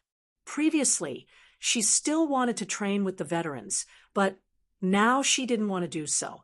Before she came into contact with the basic training of the Snowfield Brigade's Special Forces, she had always thought that her foundation was good. But after coming into contact with it, she realized that she had been too naive. If she wanted to become a Special Forces soldier like the veterans, she had to learn a lot. After training the male soldiers, Xia Jinyuan was in a good mood. Although the results of the male soldiers didn't meet his expectations, but they were basically passable and weren't that bad. After some more training, it would be easier to use them, and he would feel more at ease. Seeing that Yi Qian wanted to train with the male soldiers and was afraid that his basic knowledge wasn't solid enough, Xia Jinyuan couldn't help but laugh. There will be a lot of time for you to train. When you come back from the exercise, you can train with them. Lin Dong and Linen and Linen's military spring exercises. So, you have to participate in the exercise first, and then come back for training. This exercise is different from the past. Our two groups will infiltrate into the two military regions' exercise camps to complete our decapitation mission. The main purpose is to train the two military regions to see if they can detect the interference of the enemy's rear forces in time and arrange combat deployments. Yi Jian had never participated in a large-scale exercise before. Hearing this, her eyes lit up and she immediately said, "Then are we going to set off soon?" "Yes, there's still 30 minutes before we depart. Go back and pack your bags now. We'll depart in half an hour." The lowest temperature was 8 degrees Celsius, and the highest temperature during the day could reach 16 degrees. Such good weather was the most comfortable. Yi Qian immediately went to the dormitory to pack his luggage. Half an hour later, he met with the veterans on time and took a helicopter to Guangdong Province. Chapter 3343. The pilot of the helicopter was none other than Yi Qian. As she carried her backpack and prepared to board the helicopter with her comrades, G3 smiled at her and said, "Today's helicopter pilot is Q King. Do you want to say hello to him?" Yi Qian didn't understand what he meant. She shook her head and smiled. No. Just as she finished speaking, she suddenly thought of something and her expression became unnatural. Could it be that they all knew that she had asked Pigeon Xia if he knew how to fly a fighter jet? They must have known. Otherwise, why would they suddenly ask her this? Captain Xia knows how to fly a heavy fighter jet, but he's not the main pilot. He's responsible for controlling the sensors and weapons. He knows how to fly a helicopter. G3, who had specially come to pick up Yi Qian, said with a smile. He was explaining to Yi Qian on behalf of Xia Jinyuan. He had no choice. He had to do what his captain asked him to do. Yi Qian had never touched a fighter jet before, but she knew a little about it. Hearing this, she pursed her lips and smiled. "I even told him that if I won 30 male soldiers, he would take me to fly a fighter jet. It looks like it won't happen." Not being the main pilot meant that he couldn't control the fighter jet. Naturally, he couldn't take her on the fighter jet. Ha, Qing Yao, you have to believe in Q King. Since he promised you, he definitely won't go back on his word. He can't take you on the fighter jet, but he can get someone else to do it. There's a military airport where we're going. Maybe you'll be able to get on the fighter jet this time. G3's words filled Yi Qian with anticipation. She wanted to see a fighter jet. She wanted to see it in a fighter jet. When she returned to Nan Province and went to visit her mother at Martyrs Park, she could tell her mother that she had fulfilled her wish. In the diary left behind by Martyr Sun Xueqing, there was a paragraph. "One day, our country will have its own fighter jet. The fighter jet will be equipped with our own weapons. When that time comes, we can truly stand tall. If that day comes, I want to see our country's fighter jet. I want to sit on it and touch our own fighter jet." When Yi Qian first saw this paragraph, she didn't think too much about it. But after reuniting with Father Fu, she suddenly understood. The reason why her mother wanted to see her country's fighter jets and sit on them was because her father was in charge of the missile research that could be loaded onto the fighter jets. She didn't dare to reveal too much about her father in the diary and could only express her feelings in the most obscure way. However, even after she had sacrificed herself, her wish had not been fulfilled. As her daughter, Yi Qian wanted to fulfill her mother's wish. In addition, he was also curious about whether the Xia team would fly a fighter jet. He took this opportunity to fulfill both his wishes. When G3 saw this, he joked, "Qing Niao, you're so eager to get on a fighter jet. Don't tell me you're planning to switch careers and become a pilot?" If she were to become a pilot, Q King would explode. Ha ha, Major General Yang will definitely break in the Air Force General's office. Yi Qian laughed. No, I'm just going to take a look. It would be even better if I could sit on a fighter jet. That's good. If you switch careers and become a pilot, the entire Snowfield Brigade will have opinions. The Air Force won't accept an army like me who has no foundation. So there's no need to switch careers. No. As long as you go there with results, the leaders of the Air Force will smile from ear to ear. It doesn't matter if you have no foundation. Pilots aren't born to fly planes. With your talent, you can definitely become an excellent pilot. G3 had always believed in Yi Qian's ability. Chapter 3344. Yi Qian was not that confident. Pigeon had made it clear that not everyone could be a pilot, and it was not easy to train an excellent pilot. Therefore, the selection of pilots was also very strict. They could already see the rendezvous point, so they stopped talking. Xia Jinyuan looked at G3, and G3 immediately gave him a hand signal. After Yi Qian returned to the team, G3 whispered to him, "I feel that Qing Niao boarded the plane for another reason. Go back and ask her what happened. I didn't ask too much." Another reason? Xia Jinyuan pursed his lips slightly.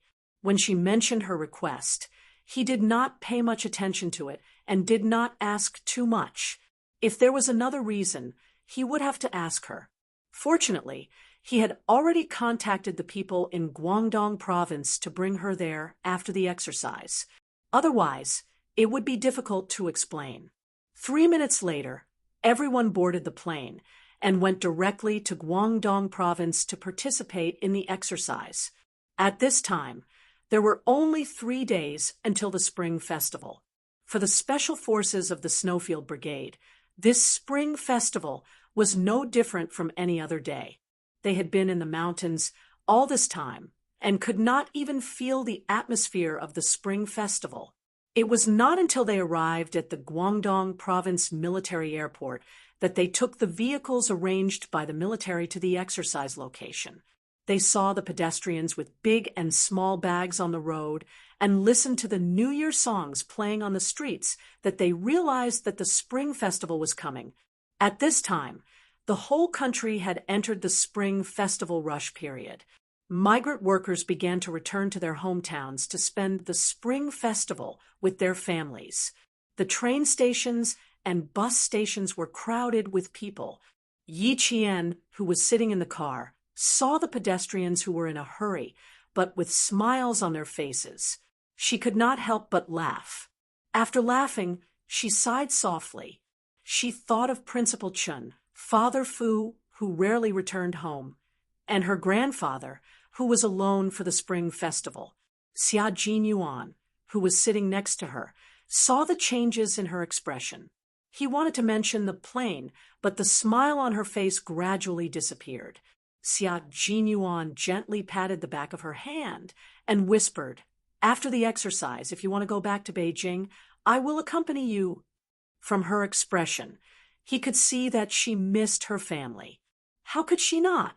He hadn't spent the Spring Festival with his father-in-law an old mister since they had reunited. The exercise lasted for 3 days, so he could spare 2 days to return to the capital. Yi Qian retracted his gaze from outside the car window, turned his head, and smiled at him. "No, we'll head straight back to the base after we're done. I don't start school until the 18th of the first month, so I'll take a few more days to go back then." Several of her comrades had originally booked tickets to go home to spend the spring festival with their families, but because of this exercise, they were all canceled. She could do what they could do. Xia Jinyuan seemed to have guessed her concerns and said, "You can go home." Several comrades in the team went home after the exercise. There are fewer things to do in the team during the spring festival, so you can take some time to go home. It won't delay anything. On the other hand, it will affect you if you leave the team early. You have to keep up with the training later on. When he said this, Yi Qian was a little tempted. If it's really possible, then go back for 2 days? Of course. Xia Jinyuan smiled and said, "We'll go with our comrades who are going home." His words dispelled Yi Qian's concerns, and he looked forward to returning to Beijing in 3 days to reunite with his family. Principal Chun, who had returned to the village, looked at Sun Ying standing in front of him and became vigilant. Chapter 3345. Principal Chun had rarely returned to Shuku village ever since Yi Qian left Fujian town to study in the provincial capital of the southern province. This time, he came back because he wanted to visit the village since the sniper base was on vacation. The main thing was to take care of Yi Jian's old house. The places that needed to be repaired were repaired, and the places that needed to be rebuilt were rebuilt by a local builder. The house was repainted inside and out, and the weeds were removed from the front and back. The old house suddenly looked brand new. The white walls, green tiles, cornices, and green pillars made it look like a beautiful river town in Jiangnan. The old house had been uninhabited for a long time, so there was a damp and musty smell in the air. Fortunately, the sun had been shining brightly every day since Principal Chun came back. He opened the house wide, lit sandalwood incense, lit the stove, and invited a builder to repair the house. It was lively and airy. After the builder left, he went to the market to buy a few winter sweet plants and planted them in the house. The old house, which had been uninhabited for a long time, was filled with signs of human habitation. Even though it was an old house, it still felt exceptionally warm. Sun Ying knew that Principal Chun had come back because Xia Sifeng casually mentioned it over the phone. Yi Qian didn't come back to the village, but our town's former Principal Chun came back. He even repaired the old house inside and out for her. I didn't expect that the old house would look so nice after being repaired. She didn't know how Principal Chun had taken care of Yi Qian over the past few years, so she asked curiously, "Principal Chun has already retired for several years. Why would he want to clean up Yi Qian's house? Could it be that Yi Qian sold the foundation of the old house to Principal Chun? Is she really not planning to return to the village? She won't even come back when she's old? She's already sold her old house. She must be really short on money." When she said this, Xia Sifeng's tone was filled with schadenfreude and a hint of disdain. In the countryside, if a family couldn't even keep their old house and foundation and sold it all to someone else, they would be considered a good-for-nothing. If they sold their roots, they would be considered a wastrel and would be criticized behind their backs. Principal Chun and Yi Qian were not related in any way. If he renovated the old house to look like a new old-fashioned house, it must be because Yi Qian couldn't keep the family business and couldn't make a living. He was so good for nothing that he had to sell his family business to make a living. Humans were inherently evil. They couldn't bear to see someone they looked down on suddenly become more promising and more useful than themselves. They might say that they weren't envious, but in their hearts, they would always think that one day that person would be unlucky. One day, that person would lead a worse life than themselves. Xie Sifeng looked down on Yi Qian. She had always thought that she was better than Yi Qian. However, when she saw Yi Qian on the day she appeared in court, she felt a deep sense of inferiority. She didn't dare to openly express her feelings like Sun Ying did. She even went against her conscience to stand on Yi Qian's side. However, countless nights, whenever she thought about the past and thought about Yi Qian that day, she would grit her teeth in the dark until her face became distorted. Just like Sun Ying, a person who was clearly inferior to her in every aspect suddenly left her far behind and became the starry sky that she would always have to look up to. How could she be satisfied? How could she be happy? Therefore, when Sun Ying came to her and offered her money, Xie Sifeng only had to put on airs for a few minutes before she pretended to be in a difficult position and agreed to Sun Ying's request. Now that she saw that Principal Chen, who was not related to Yi Qian, was renovating her old house for her, Xie Sifeng immediately thought that Yi Qian must have sold his family business because she urgently needed money. Without money, she couldn't live. Chapter 3346. Xie Sifeng did not expect that she would need to sell her family business just to survive. Xie Sifeng's dark thoughts were greatly satisfied. Therefore, she could not wait to call Sun Ying to tell her, wanting to share this great news with her. Sun Ying could not bear to see Yi Qian living well, so she naturally understood Xie Sifeng's thoughts. Sun Ying did not expose Xie Sifeng's ignorance. She even chatted with Xie Sifeng on the phone about Yi Qian's past, as well as Yi Qian's childhood. Once again, Xie Sifeng's dark thoughts of not wanting to see Yi Qian living well were greatly satisfied. When she hung up the phone, a deep smile was plastered on her sallow face. After Sun Ying hung up the phone, she glanced disdainfully at the receiver and coldly scolded, "Idiot!" As a military academy student, would Yi Qian need to sell his ancestral home just to survive?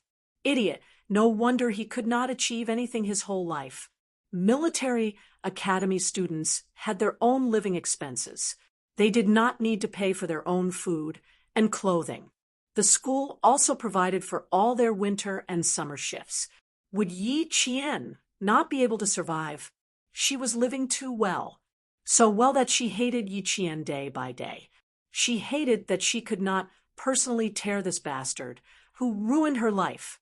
Others did not know how this bastard Yi Qian managed to get into the military academy, but she, Sun Ying, knew it was because of Principal Chen's secret support and old Uncle Zhen's secret help that she was able to live a better life.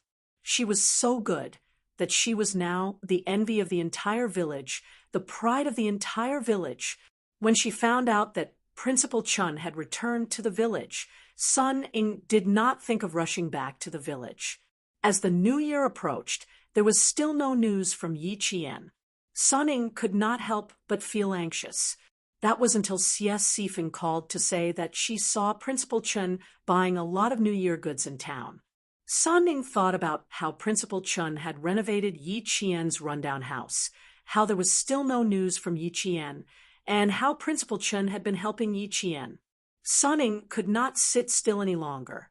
She believed that Yi Qian would definitely return to the village secretly for the new year. When she thought of this, Sun Ying wanted to return to Shuku village. However, she realized that if she went back too early, she might not be able to find Yi Qian. If she went back a day or two before the new year, her chances of meeting him would be higher. If it were the old Sun Ying, she would have rushed back immediately without delay. However, after being in society for a while and being thrown into the underground market overseas for a few months, Sun Ying was much calmer than before. She knew that waiting was the safest thing to do. She waited until today. It was only 3 days before the New Year's Eve. She rushed back to Fujian town and stayed at Xie Sifeng's house for a night.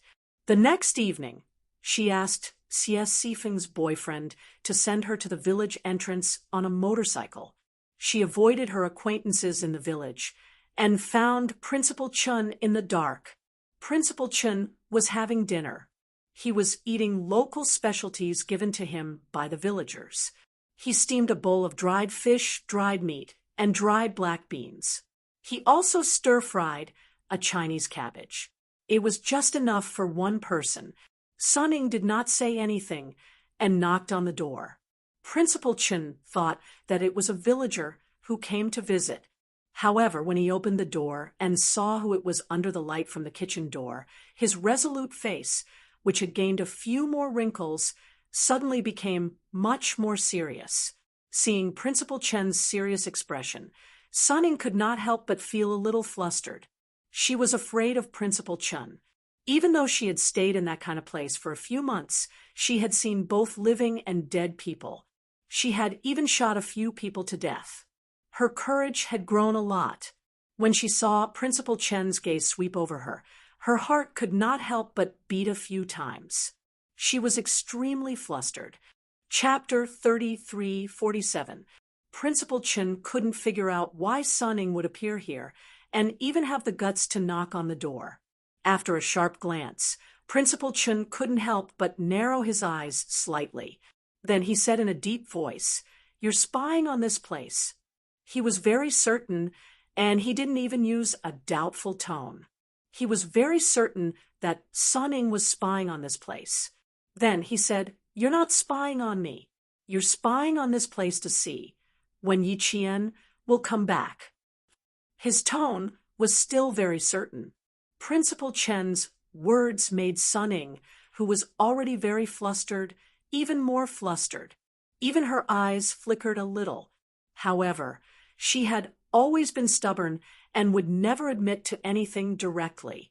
She even thought that she was quite reasonable. Thus, she straightened her neck and forced herself to answer Principal Chun very stiffly. "Principal Chun, you're thinking too much. Why would I spy on this place? If you didn't spy on this place, would you return to Shui-Ko village? Would you still come back?" Principal Chun didn't want to say much to her, but when he realized that she was spying on this place, he couldn't help but say a few more words aloud. "Would you come back to this place? You'd only stay as far away as possible." Indeed, Shui-Ko village was the place that Sunning didn't want to come to the most. This was because the villagers here all knew about her background and knew about her family. If possible, she didn't want to take half a step into the village for the rest of her life. She didn't want to see the villagers here for the rest of her life. She definitely wouldn't say what was on her mind. Instead, she said coldly, "I grew up here. Why wouldn't I want to come back? My home is here. Why can't I come back?" Yi Qian, on the other hand, is too ashamed to come back. "She harmed my father and my mother. She ruined my family.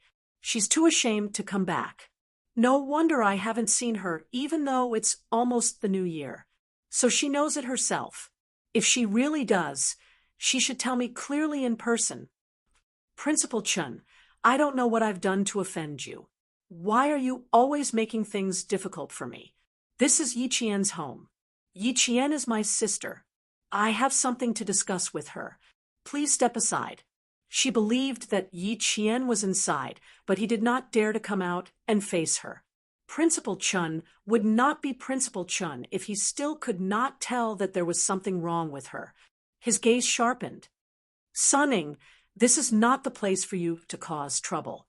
Yi Qian has a clear conscience, and you need to reflect on yourself. Who was the one who harmed who? How did your family end up in this state? You should think about it carefully. Yi Qian is an open and above-board person.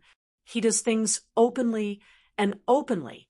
He would never backstab others, much less play tricks. But you're always going against him. You're even blaming him for your own mistakes. Sunning, you should think about this carefully." She needed to think deeply? That was right. She needed to think deeply. She needed to think deeply about how she was going to face Yi Qian, and how she was going to get rid of this B*TCH who had caused her to suffer such a crushing defeat. She glanced into the kitchen. Suddenly, Sunning made a feint and dashed into a corner. No matter how fast Headmaster Chen's reaction was, he was caught off guard by her sudden actions. Furthermore, she was a girl rushing into the house in the middle of the night. Headmaster Chen retracted his hand. Yi Qian was not home, so it didn't matter if she took a look. The most important thing was to find out why she was looking for Yi Qian.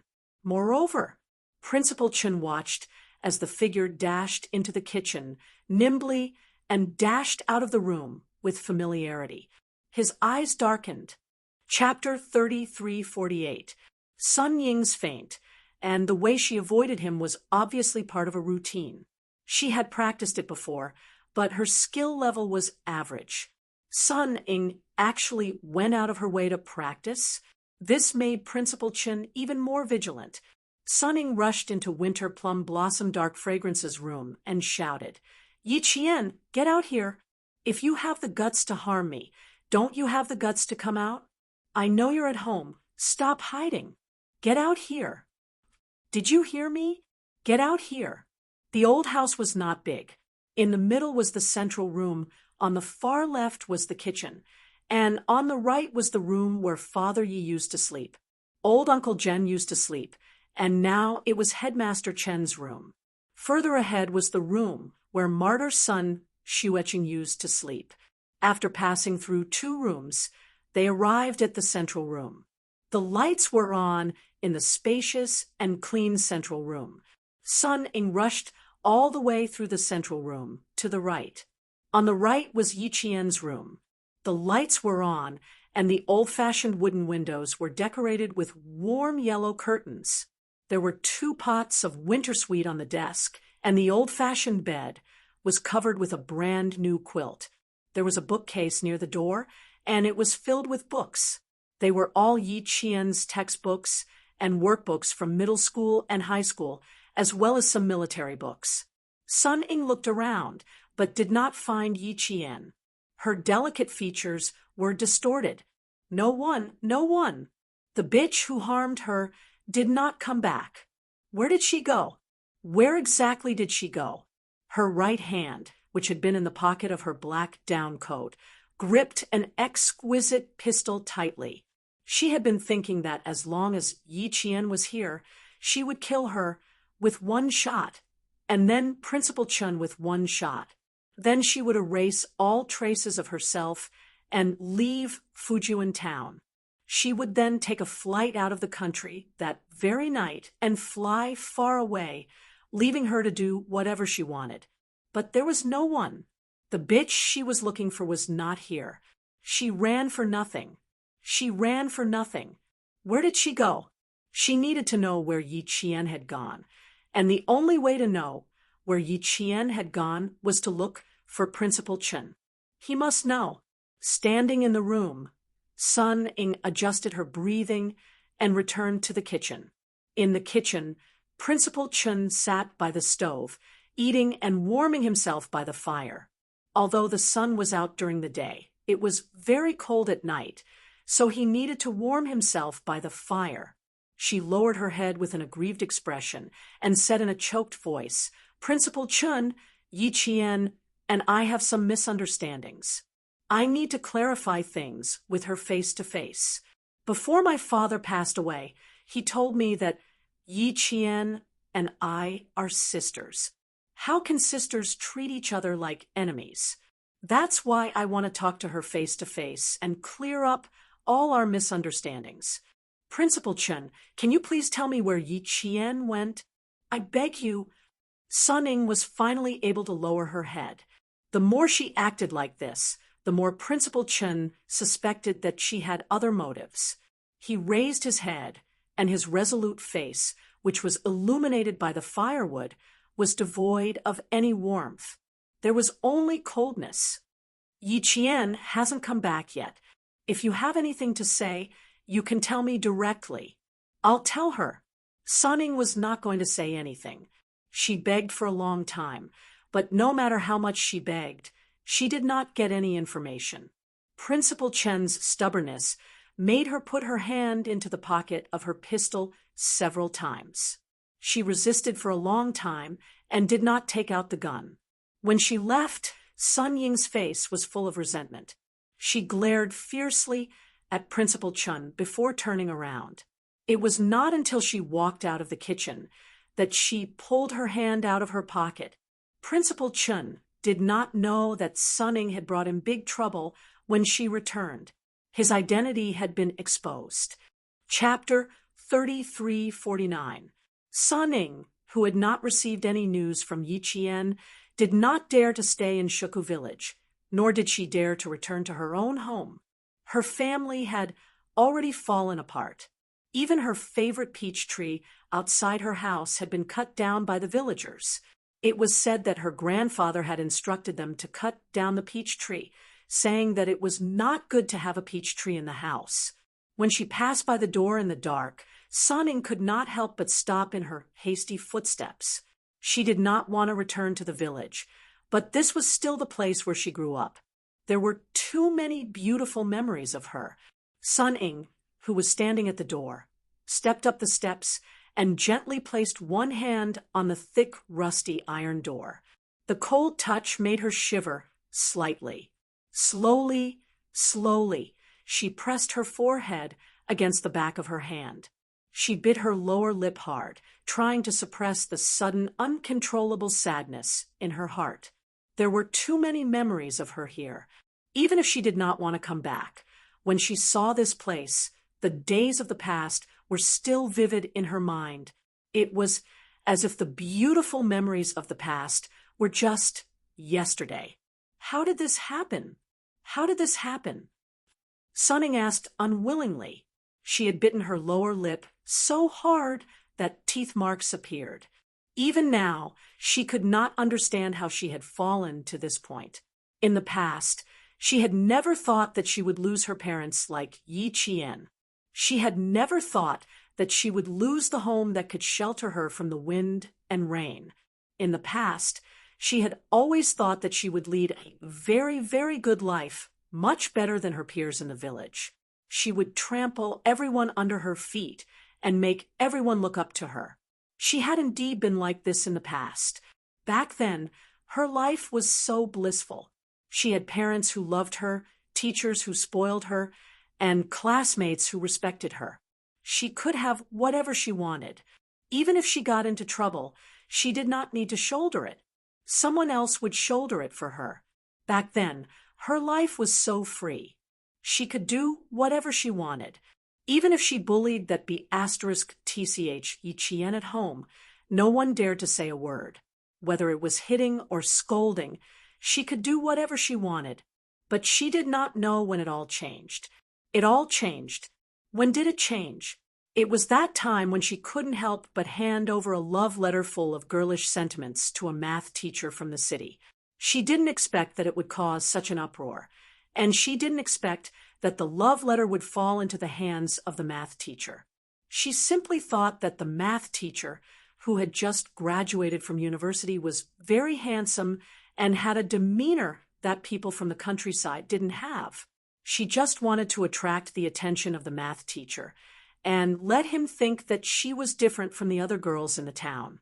She just wanted to attract the attention of the math teacher, and she never thought that it would cause a series of things that she couldn't control: offending public morals, being fickle, seducing teachers.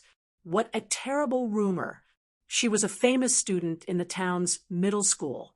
She was a good student that all teachers and students liked. How could she be so unbearable? She couldn't be found out, and she couldn't bear such an unbearable reputation. Therefore, only Yi Qian, who had no parents and had to rely on her entire family to survive, could shoulder the burden for her. But this slut actually dared to disobey her. She actually insisted on making a big deal out of it. In the end, she even made it to Principal Chun. In the end, she caused Teacher Ku, who had always been protective of her, to suffer a disastrous fall in reputation. In the end, she was forced to leave the school. If that slut Yi Qian had shouldered all the blame back then, there wouldn't have been so many things after that. She definitely wouldn't have ended up in this situation today, with her family ruined and her family dead. Chapter 3350. Sun Ying felt even more sorrowful when she thought of the happy days in the past and her current life. At the same time, she was filled with resentment. It was as if the whole world had let her down, wronged her, and left her in such dire straits. Mom, I hate it. I hate it so much. Why weren't you by my side? Why did you send yourself to prison? Mom, if you were by my side, I wouldn't have had such a hard time. I wouldn't have been so tired. Mom, I hate it so much. I hate that B*TCH Yi Qian. If it weren't for her, I wouldn't have ended up like this. Our family would still be here. I'd still be the enviable Yi Ying, not the Sun Ying who doesn't even dare to return home. Why didn't you kill Yi Jian back then? If you had killed her back then, none of this would have happened. Everything would have been fine. Our family would still be living a happy life. We would still be a family envied by others. Mom, why didn't you kill her back then? Sun Ying, whose forehead was pressed against the back of her hand, sobbed softly. Before high school, Sun Ying's life was too blissful. She didn't suffer any setbacks. After high school, Sun Ying was plagued with bad luck. She couldn't get what she wanted no matter what. Thinking about the past and the present, Sun Ying became sadder and sadder. The more she thought about it, the more she couldn't accept it. For a moment, she burst into tears uncontrollably. Sun Ying's house was located at the entrance of the village, and the distance between the villagers was not far. Sun Ying was crying alone in front of her house.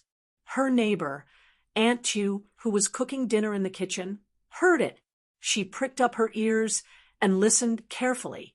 It was a woman crying. Sometimes it was high, and sometimes it was low. It was vague and not very clear. This frightened Aunt Yu so much that her heart jumped. She whispered to her husband, who was sitting on the stove, warming himself with firewood. "Did you hear that? Someone's crying outside our house. It's a woman." Aunt Yu's husband's surname was Zhang. He was the cousin of the village chief, Zhang Difu. When his wife said that, he immediately pricked up his ears to listen. After listening for a while, his expression changed. There really was a woman crying outside. The villagers had always been superstitious. Hearing a woman crying in the middle of the night made their hair stand on end. A layer of cold sweat broke out on their backs. Aunt Yu listened again and seemed to think of something. She whispered, "It's coming from next door. Is Sun Dongqing back? Or is Yi Ying back?" The villagers were still used to calling her Yi Ying. "Let's ignore whoever comes back. Let her cry. Hurry up and cook. Eating so late every day, your grandchildren will be hungry with you. Tomorrow, when our son and the others come back from Guangdong province, they will see that their grandson has lost weight. You have to take it easy." "You're really not going?" "No." Hearing this, Aunt Yu threw away the spatula in her hand and wiped her hands on her scarf. She picked up a pair of tongs from the stove and gritted her teeth. "I'm going to take a look. Otherwise, I won't be able to sleep well tonight." After Aunt Yu finished speaking, she rushed out of the kitchen with the fire tongs. When she opened the courtyard door and came out, she stood at the doorway and looked ahead. She saw a figure rushing straight towards the entrance of the village. The figure ran quickly and hurriedly, as if afraid of being discovered. When Sun Ying heard the commotion next door, she didn't dare to cry anymore. She didn't even wipe her tears as she ran away in a panic. "Who's in front? Stop right there." When Aunt Yu saw this, she was no longer afraid. She raised her voice and started running. "Stop right there! Stop right there!" Sun Ying had already recognized the voice of the village's famous long-tongued woman, Aunt Yu. It was impossible for her to stop, and she ran even faster. Chapter 3351. However, Aunt Yu's voice was very loud. When she shouted, the villagers living along the village road naturally heard her. In addition, the surroundings were quiet in the middle of winter. Even the slightest sound could be amplified infinitely. Thus, Aunt Yu's loud voice was clearly heard by several villagers. However, they didn't take it to heart, thinking that Aunt Yu was chasing after her mischievous grandchildren. Taking advantage of the hazy night, Aunt Yu could vaguely make out the silhouette of a young lady. Since she ran so fast, it was definitely a young lady. Moreover, she had cried so loudly in front of Yijifan's house. The astute Aunt Yu guessed who it might be. However, she didn't shout out the name of the person she guessed. Instead, she shouted as she ran, "Damn thief, what did you steal from our village? Tao, er's mother, Tao, er's mother. Quick, block it. There's a thief in the village. Help, there's a thief in the village. There's a thief in our village." With her shout, the villagers who hadn't figured it out yet knew that she wasn't chasing after her grandchildren, but a thief. Sun Ying, who was running, was so angry that her internal organs started to hurt. She actually called her a thief. However, she panicked even more. Her shout would definitely attract the villagers who locked the door. At this moment, Sun Ying regretted not letting Xie Sifeng's boyfriend park the motorcycle in the village. She had to run a few hundred meters to get out. Sun Ying, who had secretly returned to the village, was afraid that the villagers would come out to block her, so she ran forward with all her might. However, Aunt Yu's loud voice wasn't just for show, especially when she shouted things like, "A thief in the village." Only different sounds of doors opening could be heard in the silent night. Hua, bang, creak. When the door opened, a villager rushed out of the house and shouted, "Where's the thief? Where's the thief?" There were also villagers who shouted, "Ah, do you want to die? How dare you steal from our village? Catch the thief! Catch the thief! There's a thief in the village. Come out and catch the thief." When Aunt Yu saw this, her voice became louder and louder like a loudspeaker so that the entire village could hear her. Sun Ying, who had not run out yet, was already scared. She heard the sound of the door opening and the villagers shouting. She saw that the villagers living at the entrance of the village were all lit up. Even the lights in the courtyard were lit up. Sun Ying, who was about 300 meters away from the motorcycle, stopped in her tracks. She decided to walk instead of running. She needed to walk past the villagers who were blocking her way. She lowered her head and no longer looked up, allowing the glaring torchlight to shine on her body. The snow-white light was like an X-ray, exposing her entire body in front of everyone, making it impossible for her to escape or retreat. Isn't this Sun Dongqing's daughter? When did you return to the village?" "Really?" "Shine it on her face, and let me take a look." A flashlight shone on Sun Ying's head. Even though she was walking with her head lowered, the villagers who had watched her grow up recognized her immediately. "It really is her. Why did he sneak back to the village?" She even let Aunt Yu treat her as a thief. Of course he has to sneak back. An unfilial daughter who doesn't even acknowledge her own father has no face to return to the village. The familiar voice rang out in front of her. Every sentence was like a slap to her face, causing her to feel a burning pain. Chapter 3352. These people all knew her, and she also knew them. The woman who called her an unfilial daughter had given her snacks in front of Yi Qian countless times because her family was the only one in the village who owned a small store. Every time the village leaders held a meeting, they would get some cigarettes and alcohol from her store. Therefore, she had to coax her. But now, she was the one who scolded her the fiercest. "Aya, isn't this Ying? Aya, I say, Ying, why is a girl like you always scaring people?" I was cooking in the kitchen when I suddenly heard a woman crying outside.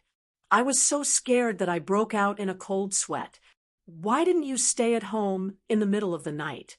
Why did you run outside and cry? I don't know what time it is." if you had told me. I wouldn't have been scared no matter how hard you cried."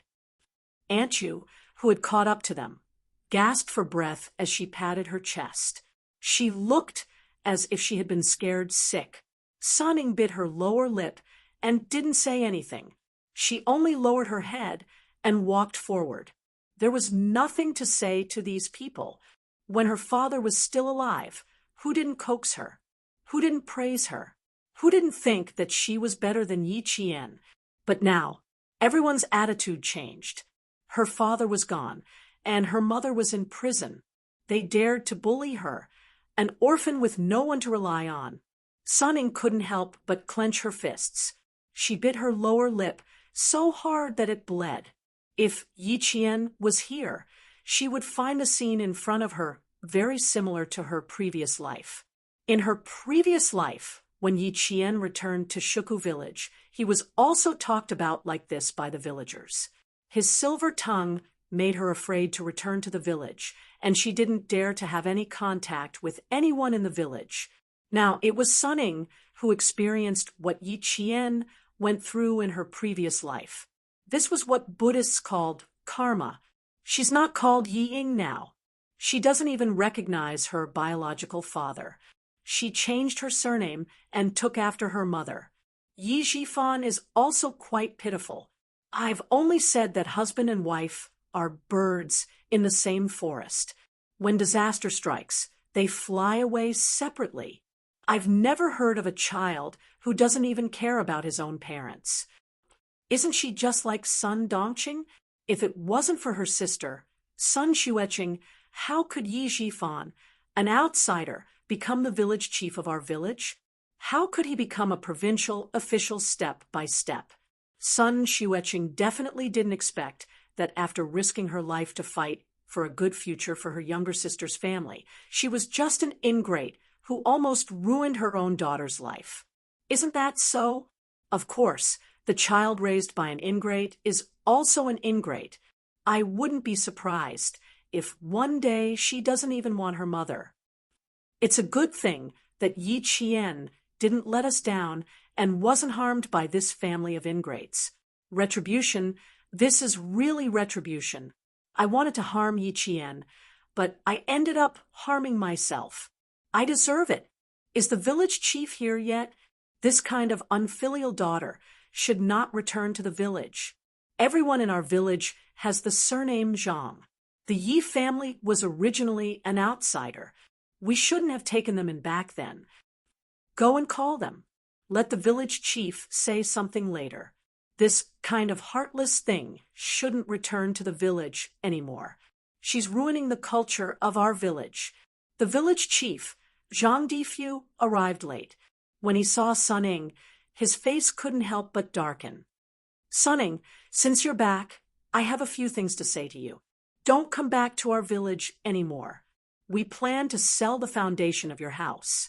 We'll send you the money from the sale. Give me an address. Your family is originally an outsider. You shouldn't stay in our village. After the sale of the house, you're no longer a resident of our village. You've already moved your household register. You're no longer a resident of our village. Don't come back anymore. Chapter 33:53. Selling her home, selling her family's land, and using her entire family's household register as a reason for her to never return to the village again. This is too much, too much. Not only did the village chief not uphold justice for her, he even colluded with the villagers to bully her. Sun Ying's fists clenched tighter and tighter as she raised her head. Under the snow-white light of the flashlight, the villagers saw a face full of hatred. She was clearly a young girl in her prime, but the hatred in her eyes made the villagers' hearts tremble. Sun Ying glared at village chief Zhang Difu without moving. In the cold wind, she gritted her teeth and spoke in a voice dripping with coldness. What right do you have to sell my home and my family's land? What right do you have to not let me come back? I was born here and grew up here. What right do you have to drive me away? What right do you have? Io, little girl, you're still competing with us, aren't you? You're still asking us what right do we have. If we say it out loud, don't be so embarrassed that you'll kill yourself in front of us. Bah, bah, bah. It's the new year, how inauspicious. Auntie Yu, who had suffered countless losses at the hands of Sun Dongqing, would not let go of such a good opportunity. Now that Sunning had opened her mouth, it was as if she had found an outlet for her stomach full of words. Village Chief Zhang Difu did not say anything, but she had already rattled off a long string of words. Let's put it this way. Your Yi family used to flee to our village. Our Zhang village pitted your family and gave you a piece of land, so your grandfather's family had a place to stay. This piece of land does not belong to anyone else. It belongs to my family. Now, my family wants to take it back. Seeing that you have no one to rely on, we'll give you some money as compensation. Don't ask us what right do we have. Heaven is watching what people do. Your family enjoyed the good fortune of Yi Qian's mother, but you didn't know how to repay her kindness. Now that you've suffered retribution, you deserve it. Little girl, you've always been scheming since you were young. Even an adult like me has suffered a lot in your hands. Back then, I didn't make a fuss about it because your father still knew how to be a decent person. Otherwise, if your mother who's currently in prison was still around, she wouldn't even need to chase you out today. She would have chased your whole family out more than 10 years ago. Now that your father is no longer around, you've all enjoyed the good fortune that Yi Qian's mother left for you. You're an ingrate who doesn't even want your own father. Everyone in the village is afraid that you'll lead the village astray in the future and cause all the girls in the family to learn from you. It's better to send you away as soon as possible so that you don't ruin the village's culture and cause all the unmarried girls to learn from you. Aunt Yu's words were like firecrackers. Village Chief Zhang Difu couldn't get a word in edgewise. Of course, there were times when he didn't have to say everything out loud. There were times when it was more appropriate for the villagers to step forward than for him, the village chief. Just like now, the villagers were more suitable than him to step forward. He didn't open his mouth to stop them. Tao, Er's mother, whom Aunt Yu had just called out, also made sarcastic remarks. What's the point of saying so much? Their whole family has done so many shameful things. How can they still have the face to stay in our village? In the past, I only thought that Sun Dongqing, that black-hearted person, only had bad words for Yi Qian. It was fine as long as she didn't treat him badly in terms of food, clothing, and other things. Who knew that she had done so many wicked things behind his back? People say that daughters resemble their mothers.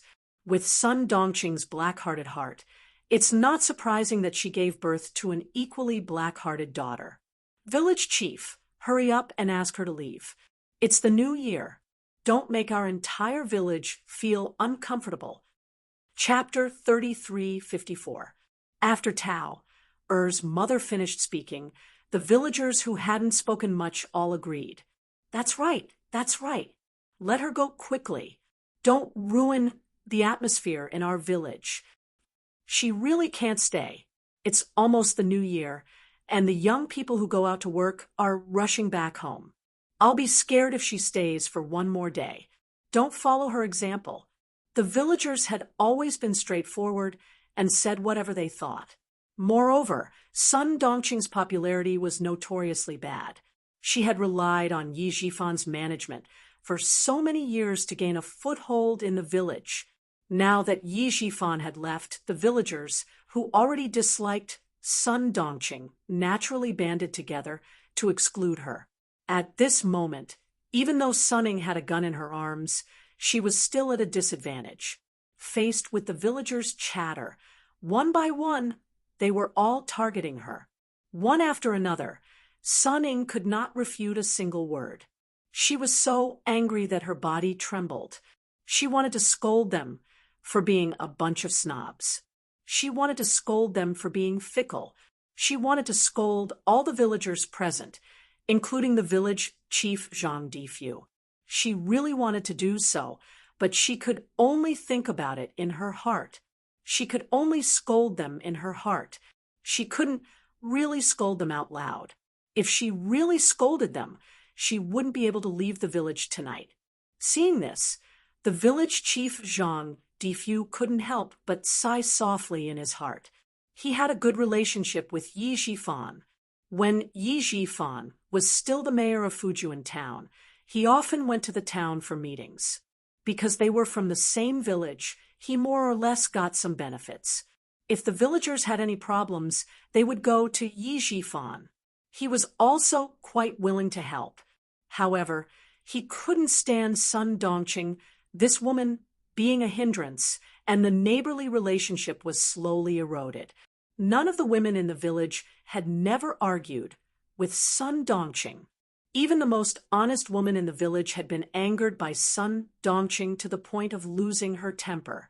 Now that the Yi family had fallen, "Old man, you left the house that Sun Yaozu had built for Yi Qian and left the village to live with his daughter, Yi Qian. Even the most promising one, Yi Qian, couldn't return to the village. After a few years, how many families would still remember the Yi family? Since Sun Ying had changed her surname and broken her roots, how could she stay in the village? It would be better to give it away as soon as possible and ask for a sum of money for her. It could also be considered that he had repaid Yi Zhifan for his friendship back then." Zhang Difu, who had a myriad of emotions, cleared his throat and said to the villagers who were still talking, "For the sake of her father's good deeds for our village, all of you should stop talking. Everyone, go back to the house. I'll send her off." This was to save some face for Sun Ying. Sun Ying, who only felt that she had been humiliated, did not appreciate it. Today, she had seen clearly how ugly and dirty these people were.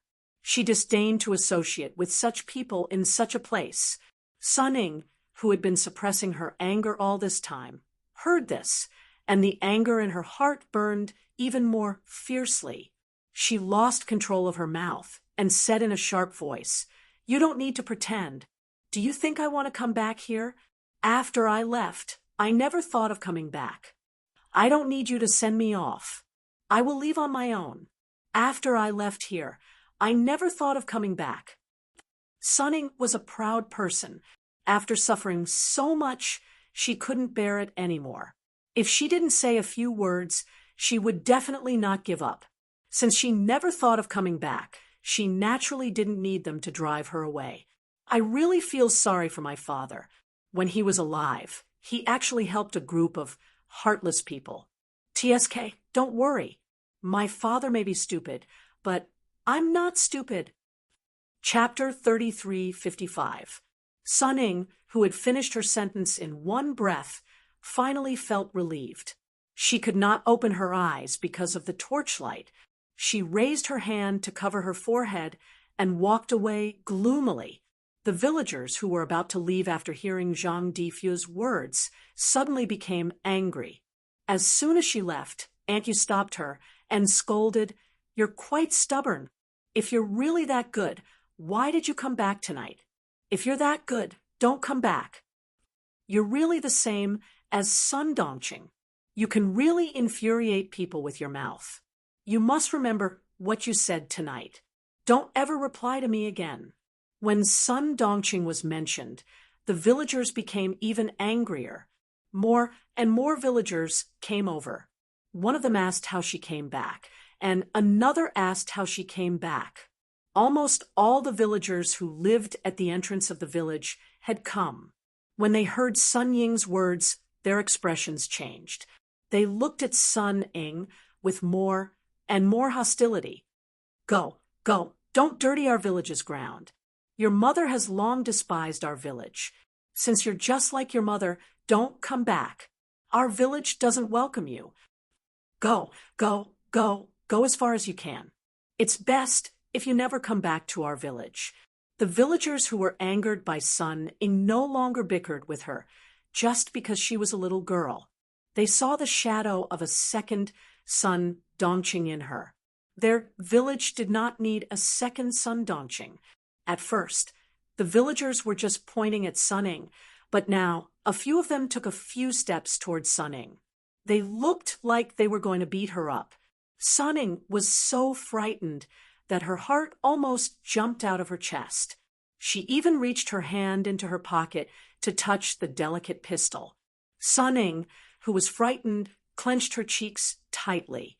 She thought to herself, I really want to pull out my gun and shoot a few of them to death. Endure. She had to endure. Before she found Yi Qian and got her revenge, she had to endure.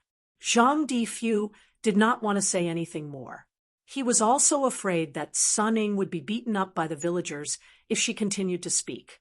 For Yi Jifan's sake, he would send Sunning out of the village tonight and write off his friendship with Yi Jifan. Disperse, disperse, all disperse. She herself said that she won't come back, and she definitely won't come back in the future. You don't have to worry that the atmosphere in the village will be corrupted and the young people will follow her example and go astray. Disperse, disperse. All of you go back. Don't you have children to take care of? The fire in the stove is still burning, right? Aren't you afraid that your children will play with fire? All of you want to play a few rounds tonight. Hurry up and get on the card table. Don't dawdle here and join in the fun. Village Chief Zhang Difu still had some prestige. With his words, Aunt Yu and the others couldn't continue to join in the fun. They snorted coldly and glared at Sunning before walking back home. How did Yi Jifan raise such an ingrate? She doesn't learn the good, but learns all the bad. She was raised by Sun Dongqing. How good can she be? Luckily, that girl Yi Qian has her own plans. Otherwise, if she continued to grow like before, there might have been a third Sun Dongqing. That Yi girl is amazing. Luckily, she has a plan in her heart and didn't turn bad. Now, she can be considered to have fought for her mother. Isn't that so? I really didn't think that this child who grew up without a mother and father would have such a bright future. No wonder, old man, Yi left the newly built red brick house to Yi Qian when he left. Old man Yi is happy that his granddaughter has made a bright future. Chapter 3356. Although Auntie Yu and the other women turned around and left after hearing the village chief's words, they didn't stop talking. The words that came out of their mouths were all heart-wrenching. Sunning could more or less hear the gist of what they were saying. Yi Jian's name was mentioned over and over again, and they were all praising Yi Jian. Sunning felt as if her chest was about to explode, and her sharp fingers were trembling in anger. Yi Qian was a nightmare to her. Sunning couldn't accept hearing her name, let alone hearing the villagers praising Yi Qian. She couldn't help but grip the pistol in her pocket tightly. It was as if the pistol in her pocket was the only thing that could give her a sense of security. It could calm the anger in her heart and give her more confidence to face the villagers surrounding her. Just now, when a villager took a few steps forward, Sunning almost couldn't control herself and pulled out her gun. Fortunately, her experience abroad made her more tolerant than before. She also knew who her ultimate goal was. Even if her heart was bleeding from the villagers' words, she endured it. She could only achieve great things if she could endure what others couldn't. Sunning finally understood Yi Jifan's advice back then. Unfortunately, she understood it too late. She was also glad that she understood it too late. Otherwise, Yi Qian would have a headache. She lowered her head again and stopped arguing with the villagers. Since Zhang Difu had already stepped forward, then let him continue to step forward. She didn't need to say anything. She just needed to wait and leave. Yi Qian didn't go home for the new year. Then she had to go to her school personally. Finally, the smart Sunning knew how to weigh the pros and cons. She understood the severity of the situation. It was obvious that she was becoming more and more thoughtful. She had the shadow of the winner in her previous life, Ying. On the other side, Zhang Difu said to the villagers who hadn't left yet and wanted to watch the show. The few of them who loved to watch the show, the most have already left. Why are you still here? Sun Dongqing was a little cruel in the past, but that was the fault of an adult. It has nothing to do with a child. Now that she doesn't have a family, and you have children of your own, don't tell me you want to make things difficult for a child. Disperse, disperse. Don't make things difficult for yourself during the new year. The village head spoke again, saying that it was all the fault of the adults and that it had nothing to do with a child. The villagers who were resentful towards Sun Dongqing thought for a while and decided not to continue to surround her. Forget it. Even if Sun Dongqing was shameless, they were not. Gradually, the villagers dispersed. Zhang Difu was a good person to the end. He sighed at Sun Ying, who was trembling with anger. Let's go. I'll send you out of the village. When he saw Sun Ying's gloomy face, he lowered his head and tried to persuade her. Your mother used to be much harsher than she is now. You're her daughter, so bear with it. Your mother offended the neighbors too much back then and made them feel uncomfortable. It's already very good that they're only saying a few words now and not directly attacking you. Sun Ying, you can see the situation now. You really can't come back to our village. If you come back, even Uncle Zhang can't protect you. Don't worry, I'll send you the money as soon as I sell that piece of land. Your parents left a house for you outside. I heard that you still have some savings. You're a girl with a house and savings, so you can live a good life. When you're a little older, find a more honest man and marry him. Don't be like your mother, who was always unforgiving. In the end, everyone kicks a man who's down and implicates his children. Now, only Zhang Difu remembered that Yi Shifan had treated her well in the past and could still give Sun Ying a few words of advice. No one else would try to persuade her like this. Chapter 33:57.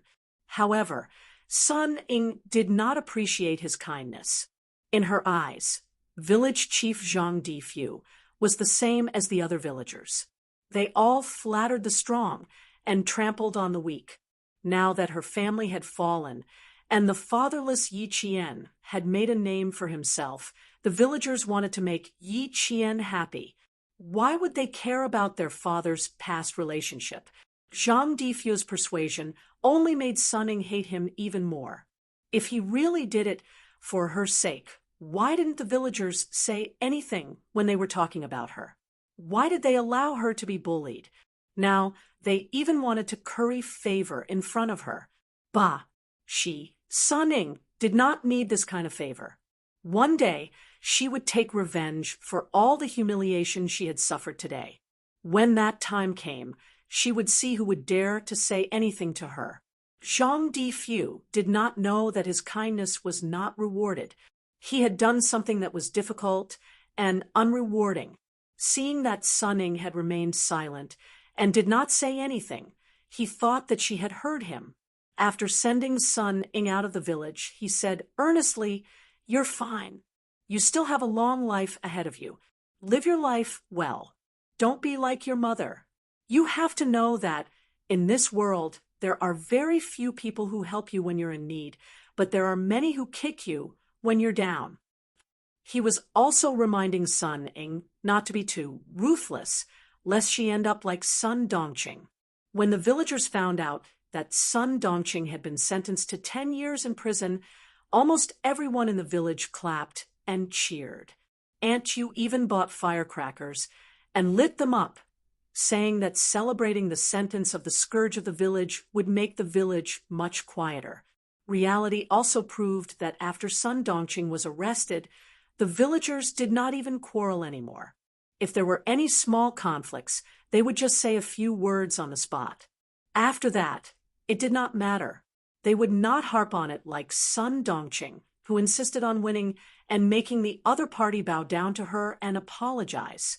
In her previous life, Yi Qian was hurt by the rumors in the village and could not enter the village to meet people.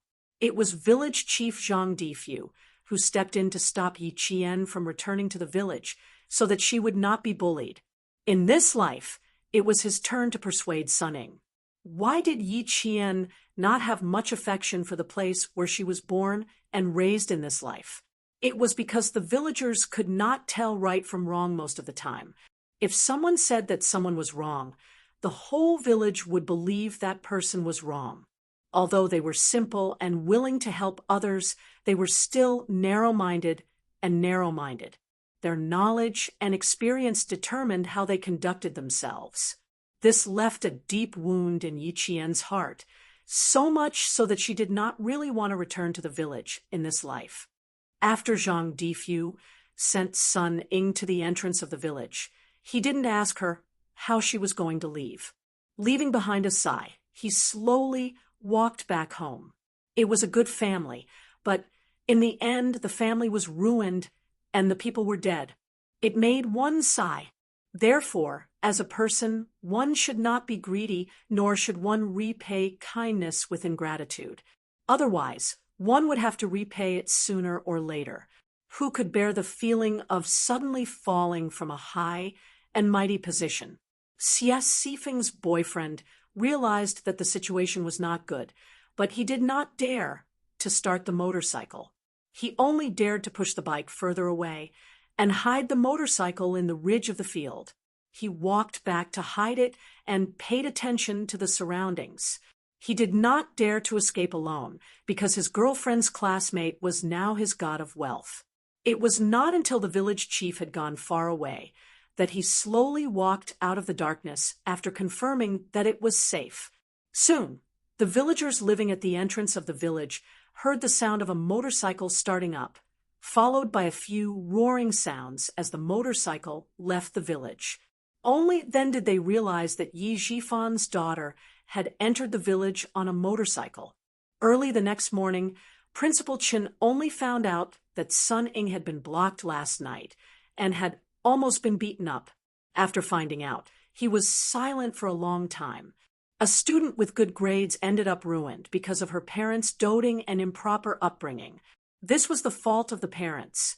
Chapter 3358. Principal Chen didn't care much about what happened last night. Sun Ying had done all kinds of things to Yi Qian, so he couldn't sympathize with Sun Ying. He only knew that Sun Ying had repeated the same mistakes her whole life, and he had never seen her repent. The scout who had been monitoring Sun Ying reported what happened last night in a timely manner. Soon, Commander-in-Chief Xia Xinhui, also learned about it. When he learned about it, his expression suddenly turned cold, and he immediately called Xia Angua from the National Defense. The suspect, Sun Ying, had a black net behind her, and although the person behind this black net had returned to the country, he had been active abroad before this. He had done a lot of bloodthirsty work, and he also knew a lot of people behind the scenes. His network of contacts was very wide, and it couldn't be ruled out that the person in charge of the mercenary group who had been trying to find Principal Chen was one of them. Xia Xinhui, who was in a high position, had always thought before taking one step. Since the person behind Sun Ying had such a big problem, it wasn't difficult to guarantee that Principal Chen's identity wouldn't be exposed. Things are a bit tricky. We can't directly detain her now. If she really exposed old Chen's identity. Xia Angwa's brows were slightly furrowed. After Chen Dongfeng retired, he had been active in Fujian town. He couldn't even return to his hometown in Chuan province. He didn't expect that a hidden danger would be exposed after so long. Xia Angwa's minister Xia was Commander-in-Chief Xia's brother. Both of them were in important positions and didn't have much contact with each other at work. However, when it came to the case of martyr Sun Xueqing's sacrifice, the number of office calls they made in a month was more than the number of calls they made in a year. Both of them were in high positions and had to more or less avoid arousing suspicion.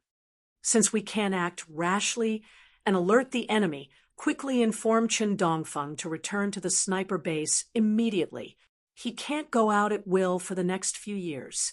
Also, send a military order to the sniper base, emphasizing that every soldier needs to have a strong sense of military confidentiality. After Xia Angua finished speaking, Commander-in-Chief Xia pondered for a while and asked, "What stage is the investigation at now?" He was a little afraid that something had happened to Principal Chen, and he couldn't explain it to Yi Qian.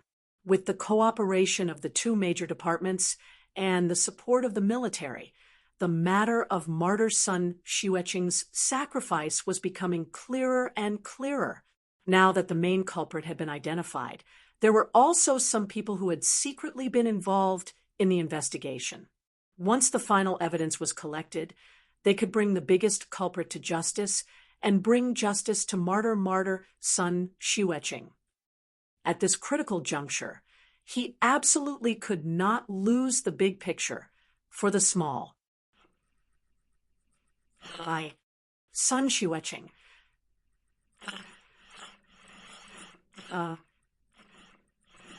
Xia. Therefore, Principal Qin received a call from Yi Qian's future father-in-law as soon as he learned that Sunning had been ambushed last night. He had originally planned to stay in the village for the new year, so he immediately packed his luggage and set off for the sniper base that day. He didn't know how the higher-ups knew that his whereabouts might be exposed, but he knew that once his whereabouts were exposed, it would cause a lot of trouble. Fortunately, he looked different from when he had retired. Although he was worried, he wasn't scared to the point where he would panic. Chapter 33:59. To be on the safe side, the troops stationed at the mountaintop of Shuku village received orders from their superiors to increase the intensity of their patrols and include Shuku village as a key patrol village. At the same time, the village chief, Zhang Difu, also received a call from the town's armed forces, saying that there might be some movements recently and asking him to keep an eye out for any strangers in the village. Due to the fact that the villagers of Shuku village were adjacent to the army, soldiers from the army would often come over to spread the news during the village meetings. Therefore, they were much more vigilant than the villagers of other villages. After hearing about this, the villagers of Shuku village directly tied their domestic dogs to the door of the courtyard so that they would know immediately if there was any movement.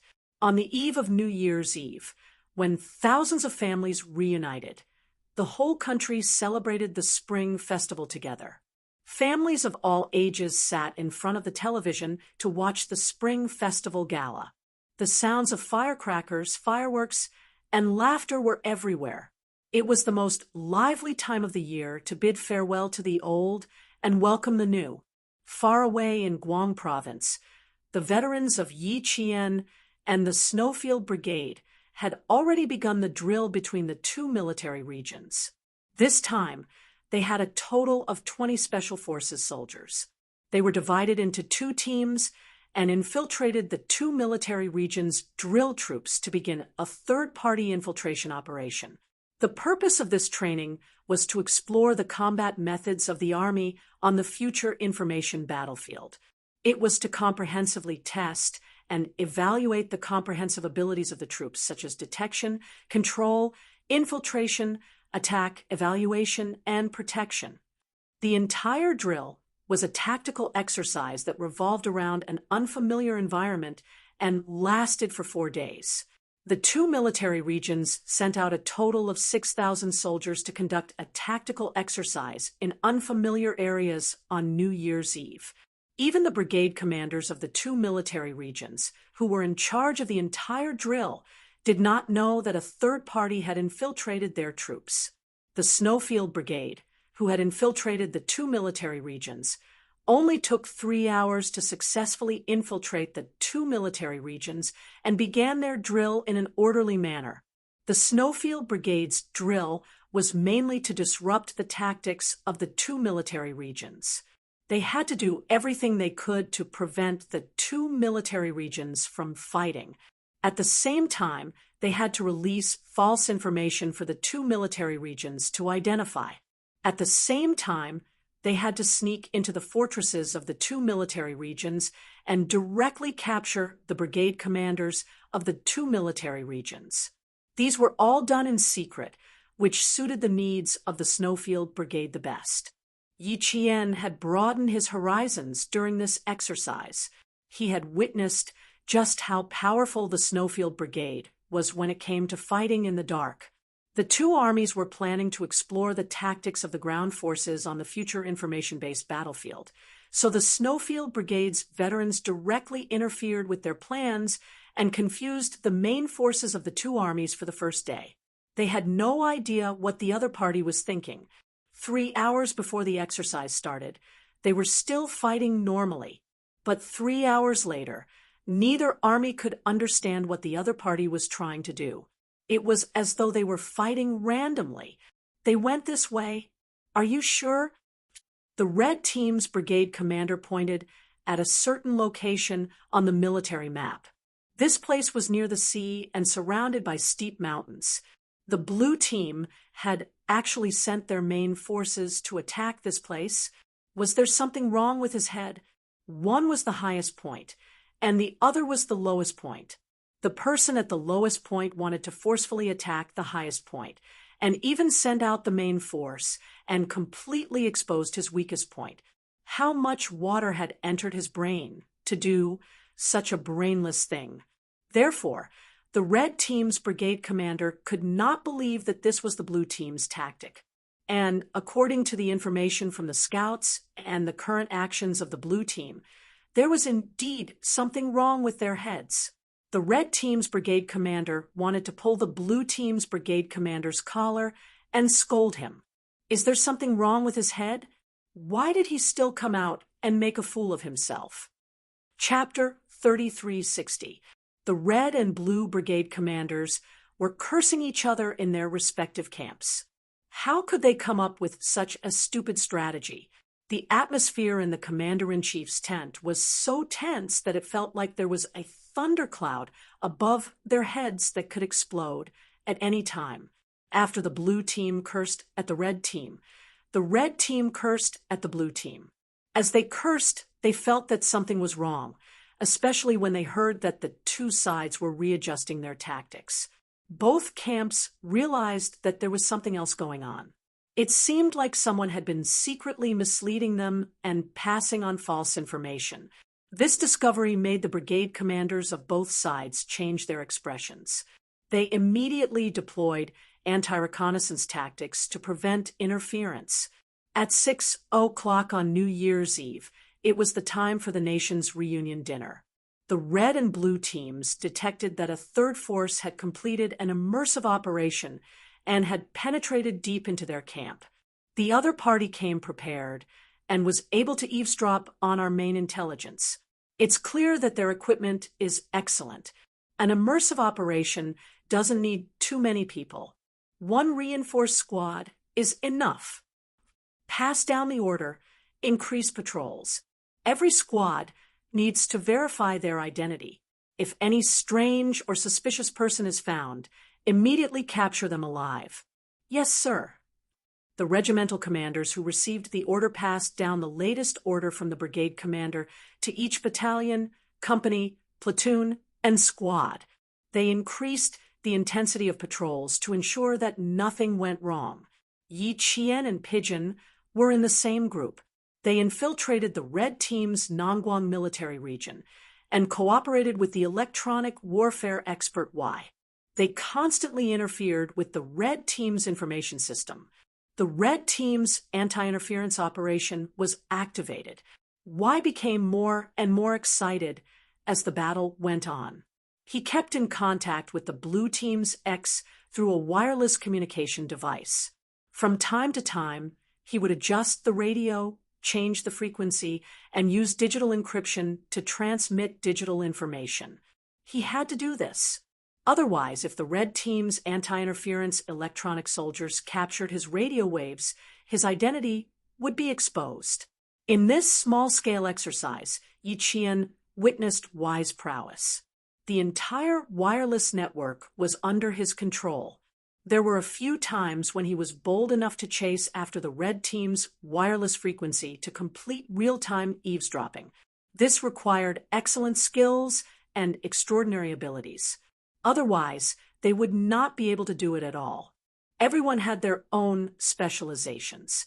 Yi Qian admired his comrade Wei, but he never thought of learning from him. Even if he stood aside and watched, even if he did not understand, he still applauded his abilities. Now, based on the information you've collected and the video images, we can almost reach the general ledger. After quickly creating a tactical map and summarizing all the data and information, Wei reported the latest situation to his comrades who had entered the blue team. Both sides have detected the infiltration of a third party. Now, they've started counterinterference and counter-reconnaissance.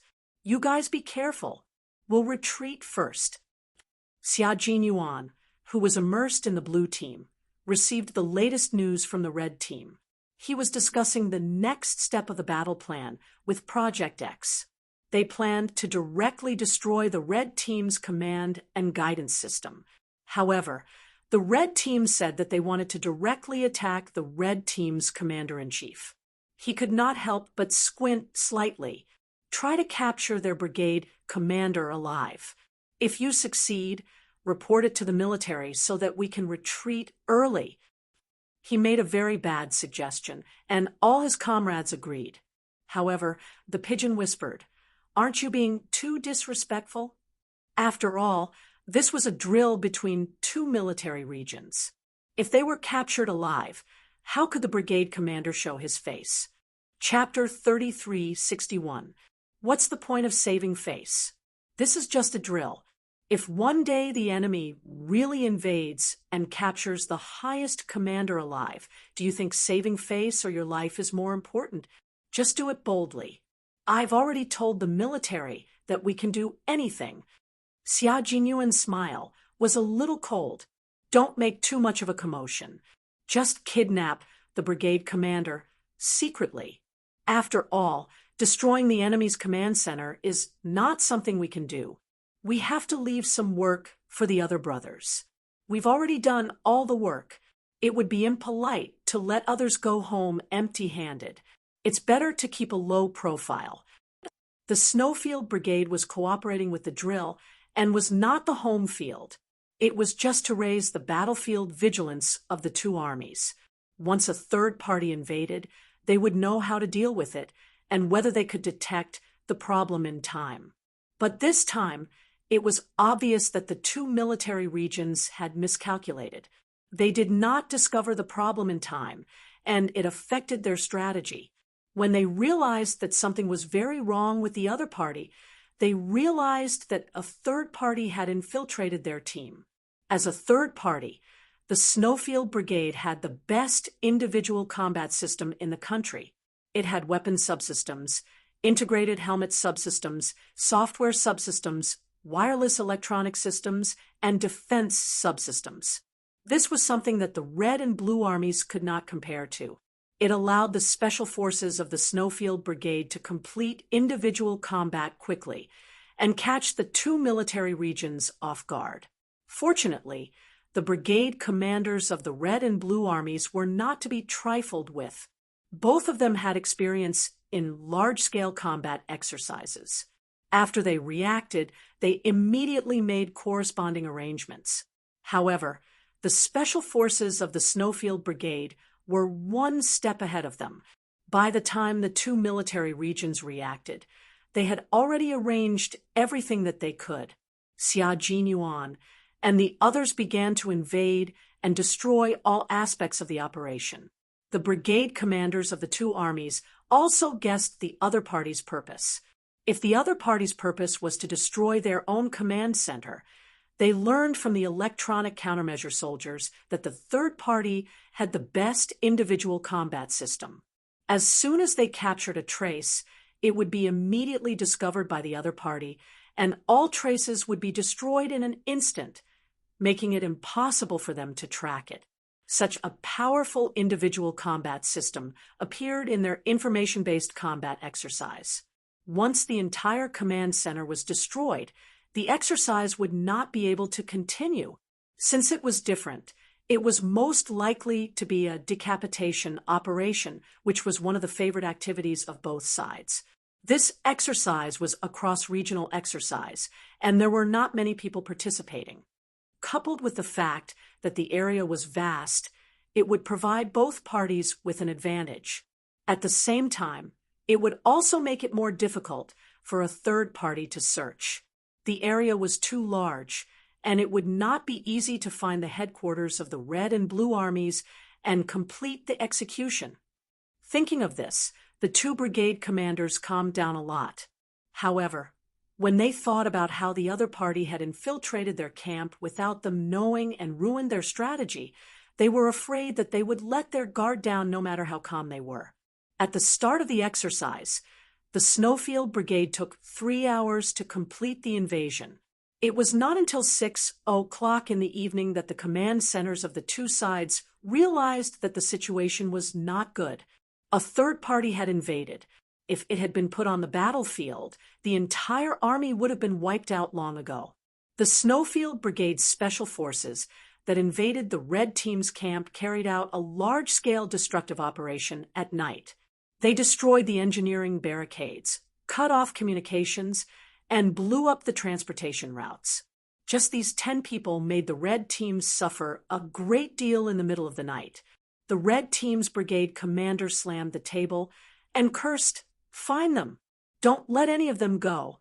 I'm going to skin them alive." Chapter 3362. The Blue Team was relatively quiet in the first half of the night, but it started to get noisy in the second half of the night. It was useless to increase the patrols. When the sentries were found, they were tied up like rice dumplings and had backpacks stuffed in their mouths. When they saw their own people coming over, they cried out, which made the Blue Team so angry that they almost broke their teeth. During the 4-day exercise, the Red Team and the Blue Team had to capture the destructive force that infiltrated their camp and complete the tactical battle with the other party. Even though it was only a 4-day exercise, the people of the two military regions suffered many hidden losses. When Xia Jinyuan found out that he was asked to accompany 6,000 people to complete a small-scale exercise, he was not very happy from the beginning. It would be exciting to have tens of thousands of people and hundreds of days of exercise. It would be a joint exercise involving all the forces of the sea, land, and air forces. However, this was a direct military order from the military. No matter how unwilling he was in his heart, military orders were like mountains. A soldier's duty was to obey orders. Negative emotions, such as unwillingness, had to be kept away. He needed to complete the mission given to him by the military with a 100% correct attitude. He accepted the mission and asked if the military would not pursue the matter no matter what they did. Then, he came up with the bad idea of directly capturing the brigade commander alive. He had to let the two military regions know the consequences. Otherwise, they would have made a wasted trip. When the military knew that the third party was planning to capture the two brigade commanders alive, they couldn't help but laugh. They didn't know where the third party had sent the soldiers, but since the other party had said so, it proved that they had the confidence to do so. If they were not confident, they would not have arranged for them to destroy the strategy of the two military regions. Xia Jinyuan suggested that the Red Team capture the brigade commander alive, so he also planned to do so. However, the pigeon reminded him that if he only captured one side alive, it would be too embarrassing. It would be better to embarrass both sides. On the third day, let alone annihilating the third party, the two military regions didn't even know who the third party was and how many people they had. This made the commanders in charge of annihilating the third party so anxious that their hair turned white. As the regimental commander of a regiment in the Nangguang military region, Du Kaiwei originally needed to rely on this exercise to earn some merit so that he could be promoted. Who would have thought that the military headquarters would come up with such a perverted third party's infiltration and destructive warfare? It completely ruined his originally sure-to-win plan. He was the commander of the Nangguang military region, and also the commander in charge of the encirclement and annihilation of the third party. From the moment he received the order until now, he did not know what the other party looked like or how many people they had. He only knew that no one could sleep at night. He only had to keep an eye on the surroundings and immediately be alerted if there was any movement. He had also looked for the technical soldiers and asked them if they had any clues. There was only one answer: none. Du Kaiwei knew that he had really picked up a hot potato, which would burn his palm until it was full of blisters. It was very likely that he would not be able to report back to his superiors. Keep a close eye on them. If they ruin it again, everyone will be mentally prepared to be severely punished, including me. None of you can escape. On the night of the third day, Du Kaiwei first went to the cookhouse to get a handful of chaotian pepper. When night fell, he held a chaotian pepper in his mouth and bit it from time to time. It was so spicy that his whole body trembled. It was a good way to refresh himself. The Spring Festival was coming. The outside world was celebrating the Spring Festival happily, but the atmosphere here was so low that they did not feel that it was the Spring Festival at all. They only felt that the past few days had been extremely difficult. Chapter 33:63. The regiment commander himself had said that he would also be punished. The soldiers under him all tensed up. What they didn't know was that there were already a few pairs of eyes watching them in the dark, and their target was the regiment commander that they were talking about. In the dark, someone was using sign language to communicate. 4 of you surround him from the left and right and pin him down. 2 of you on the left, 2 of us on the right. Take care of the regiment commander. With night vision goggles, V8 and the others weren't affected by the darkness of the night at all. They used their fingers, palms, and arms to complete the communication they could understand. Therefore, they maintained radio silence and only received Xia Jinyuan's orders, instructions, and situation reports. They entered a hidden battle and couldn't make a sound to ensure the safety of themselves and their comrades. After the hand signal was completed, the 6 of them moved quickly. Their figures were like black leopards hunting in the middle of the night. Their speed was so fast that their figures almost became afterimages. The patrol only needed to turn around on the spot to complete the infiltration operation. Go! A crisp hand signal was sent out, and the mouths of the 4 patrols were covered from behind. Then they received a heavy blow to the waist. In less than 3 seconds, V8 and the others had taken care of the 4 patrols and ripped off their armbands at the same time. Why are you still kicking when you're already dead? Behave. V8 covered the other party's mouth and leaned over to whisper into the patrol's ear. Rest well. Look at how tired you've been these past few days. Hurry up and rest. I'll kick you again and show you who's boss. After being warned, the patrol stopped kicking. Instead, he widened his eyes to see clearly who was so strong that they could take him down in an instant. He didn't get a clear look at the other party's appearance, but he got a rough idea of the other party's equipment on their helmet. Just this rough idea made the patrol curse in his mind. F***CK. The helmet was a combination of night vision goggles and communications equipment for individual combat. Just the helmet alone was enough to tell the standard of this group of people. V8 saw that the other party had quieted down and let go of his hand. Now it was their turn to be on guard, so that their comrades who had sneaked over to capture the regiment commander would have nothing to worry about. The red and blue sides were fighting fiercely at the front. Logically speaking, the rear should be defended to the death. However, there were special forces from the Snowfield Brigade at the rear. It was difficult to defend to the death. The brigade commander from the Nangguang military region guessed that he would be the target of a third party. In order to not be beheaded, he had already found a safe place for himself. However, Du Kaiwei was not so lucky. From the moment he was targeted, he was destined to be captured alive. Two black shadows pounced on him in a deadly fighting posture, not giving him much time to react. His mouth was covered, and he was pressed to the ground, unable to move. It was not an easy task to capture the leader of the third force. In order to prevent being discovered, they immediately dragged Du Kaiwei, who had his mouth stuffed, back to their own safe zone. The corners of Xia Jinyuan's lips curled into a smile when he saw his comrades pushing someone back. However, when he learned from V8 that the person they brought back was a regiment commander with the surname Du, Xia Jinyuan patted V8's shoulder lightly and said in a low voice, "An important personnel. If I'm not wrong, this person is called Du Kaiwei. His father is the Deputy Chief of Staff Du of the General Staff Department."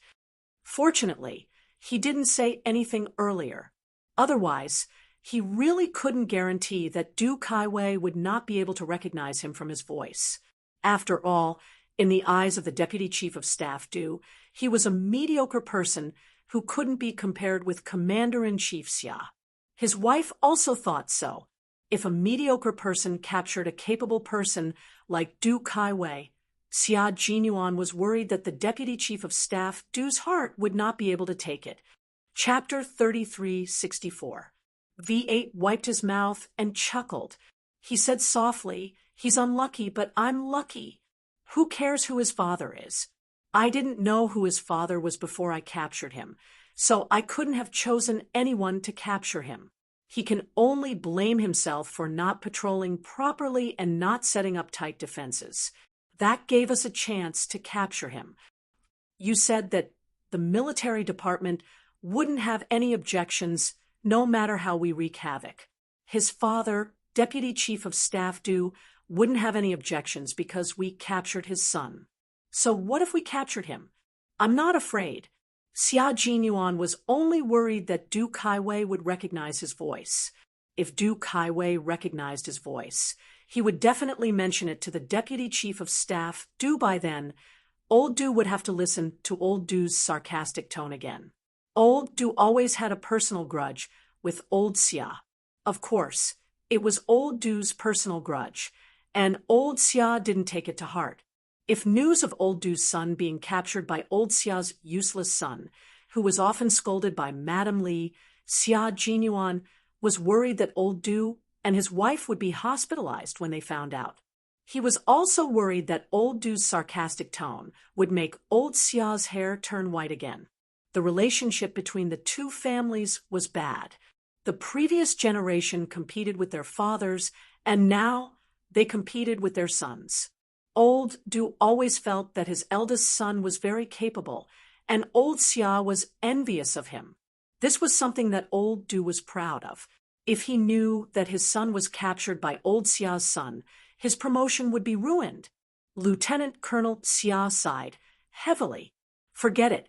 He didn't want to think about it. He was worried about the health of the Deputy Chief of Staff Du and his wife. He said to V8, "It's fine if we captured him. Even if the sky falls, there are tall men to hold it up. Don't worry or be afraid. If I can't hold it up, there's the Major General. If the Major General can't hold it up, there's our Commander-in-Chief. I'm not afraid as long as the two military districts don't know who we are. You even let Qing Niao and the others capture the brigade commander alive. The brigade commander is more important than the regiment commander. If they aren't afraid, why should I be?" V8 lifted his chin in disdain to show that he wasn't afraid. However, after he finished speaking, he immediately added, "Captain, when you go back, you must ask the higher-ups to continue concealing our identities. You don't have to give me any credit or anything like that. People who do big things don't care about such trivial things. We want to hide our achievements and names. We want riches and honor, but we can't be corrupted, we can't be swayed by poverty, and we can't submit to force." "Idiot!" Xia Jinyuan didn't know whether to laugh or cry. He kicked his comrade and said, "So be it. It's no big deal. Let's finish up here and do 2 more big things tonight. After that, we can almost leave." "Understood. I promise to complete the mission. Who was..." He wasn't stupid.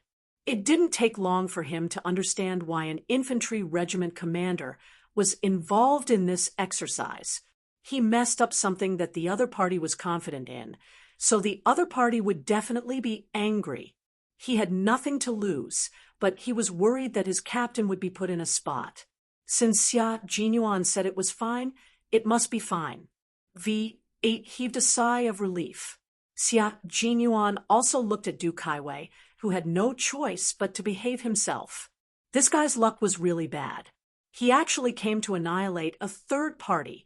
Chapter 3365.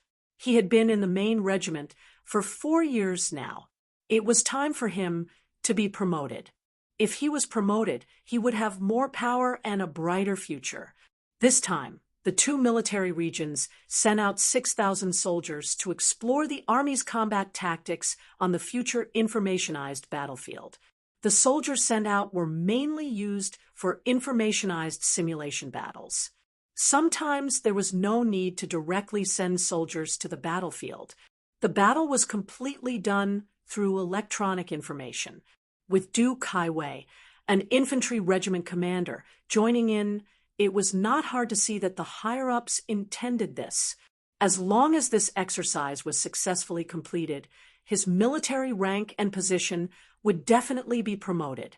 The higher-ups arranged for him to participate in the exercise and also arranged for him to encircle and annihilate a third force. They were sure that Du Kaiwei would definitely be promoted after this exercise, who knew that not only did the people who arranged for him not help him, they even unknowingly screwed him over. Looking at Du Kaiwei, who was tied up like a dumpling by V8 and the others, with his mouth stuffed and eyes blindfolded by his backpack, Lieutenant Colonel Xia could not help but sigh for Du Kaiwei's bad luck. What was supposed to be a good thing was messed up by V8 and the others. Now that everyone knew that Du Kaiwei was captured alive, no matter how hard the Du family tried, Du Kaiwei would not only be promoted, he would also be severely criticized. With such bad luck happening at this critical juncture, Du Kaiwei would not be able to make a comeback for the next 3 years. Xia Jinyuan knew this very well. Similarly, the captured Du Kaiwei also knew this very well. The moment he was pinned down, he knew he was in big trouble. He thought about escaping, but he did not even have the chance to try. Du Kaiwei, who did not even have the chance to escape, was so angry that his lungs were hurting. What kind of people did the military send over? The exercise between the 2 military regions was their business. Why did they have to involve a third force? It was supposed to be an informationized battle, but now it became a hard battle. What was the difference? He had participated in countless exercises, big and small, but he had never been so embarrassed and humiliated as he was today. 2 military regions had an exercise 6,000 soldiers, and Du Kaiwei was the captured regiment commander. Before the exercise was over, the news had already spread. He didn't even think about getting promoted. Now he was only thinking about how to make up for what had happened. He couldn't move for nearly a year. Even if he wanted to move, it would have to wait a year. Du Kaiwei, who was tied up, lay there quietly. From the initial confusion, he slowly sorted out his thoughts. After more than 10 minutes, he finally calmed down. After he calmed down, he began to pay attention to the movements around him. When he felt that there were people around him, he pricked up his ears, trying to eavesdrop on some useful information from their conversations so that he could analyze what kind of people they were. But after waiting for almost half an hour, he did not hear a single word from these people. These people could complete large-scale arrangements with simple hand gestures. Their tacit understanding had reached a rather high level. Sometimes they only needed a glance to know what the other person was thinking. With such a high level of tacit understanding, coupled with their strength and the fact that the technical soldier had mentioned that the third party had excellent equipment, Du Kaiwei guessed that the third party who had infiltrated the blue team's camp was not an ordinary soldier, but a special forces soldier with rich combat experience. Which military region's Special Forces soldier was he from? Du Kaiwei furrowed his brows. Chapter 3366. The difficulty of an exercise involving Special Forces would be increased by several times. It was impossible for him to escape from the Special Forces. It was better to think about how to reflect on himself. Du Kaiwei, who was reflecting on himself, did not know that his brigade commander's face had darkened when he learned that he had been captured alive. His face was so dark that it could not get any darker. He was captured alive. It was better for a regiment commander to be killed in an exercise than to be captured alive. They gave him a chance, but he did not take it. He would not be able to move from his position for the next 1 or 2 years. He would stay in his position and reflect on himself. The commanders, political commissars, and chief of staff of the 2 military regions were paying close attention to the exercise. When they found out that a regiment commander of the blue team was captured alive, the commander's face darkened. Looking at the name of the captured regiment commander, the commander felt a lump in his throat. He gulped down a few mouthfuls of strong tea before he felt a little better. Du Kaiwei has always been steady in his work. He is not muddle-headed when it comes to important matters or small matters. Why did he make such a big mistake in this exercise? It is obvious that he did not realize the importance of information warfare in the future. That is why he underestimated the enemy. In the command center, the commander of Nangguang was furious. He criticized his subordinates one by one. Occasionally, he would even scold them. The officers who were listening kept quiet out of fear. They did not even dare to breathe loudly. They did not expect the army to come up with a third party. It was not until 3 hours into the exercise that the army notified them. Now that things had turned out this way, it was very ugly in all aspects. At 1 o'clock in the morning on the 3rd day of the exercise, the Snowfield Brigade's Special Forces that infiltrated the 2 military regions once again launched their interference battle strategy. The leader sitting in the command center saw flames on the screen. The rear was on fire, the front was fighting hard, and both sides were counter-reconnaissance and counter-reconnaissance. The momentum was so great that everyone was tense. They completely forgot that it was time to rest in the early hours of the morning. It was as if they were fighting in the day. When the 2 sides entered the battle, Xia Jinyuan said to V8, "Go and release him. Do it quickly. Don't let him see you." "Not tomorrow. Why don't you turn on your helmet light after you release him, shine it on your face, and tell him who you are while you're at it?" V8's mouth twitched. That's right. If he let her go during the day, wouldn't he be completely exposing himself? V8 chuckled. He let Du Kaiwei go at around 3 o'clock a.m. in the middle of the night. Du Kaiwei thought that he would make a fool of himself the next day, but he never thought that he would be able to get away in the middle of the night. The person who released him first released his hands and feet, then removed the strap of the backpack that was stuffed into his mouth. By the time he removed the blindfolded backpack strap himself, the person who was originally standing behind him had disappeared in just a few seconds.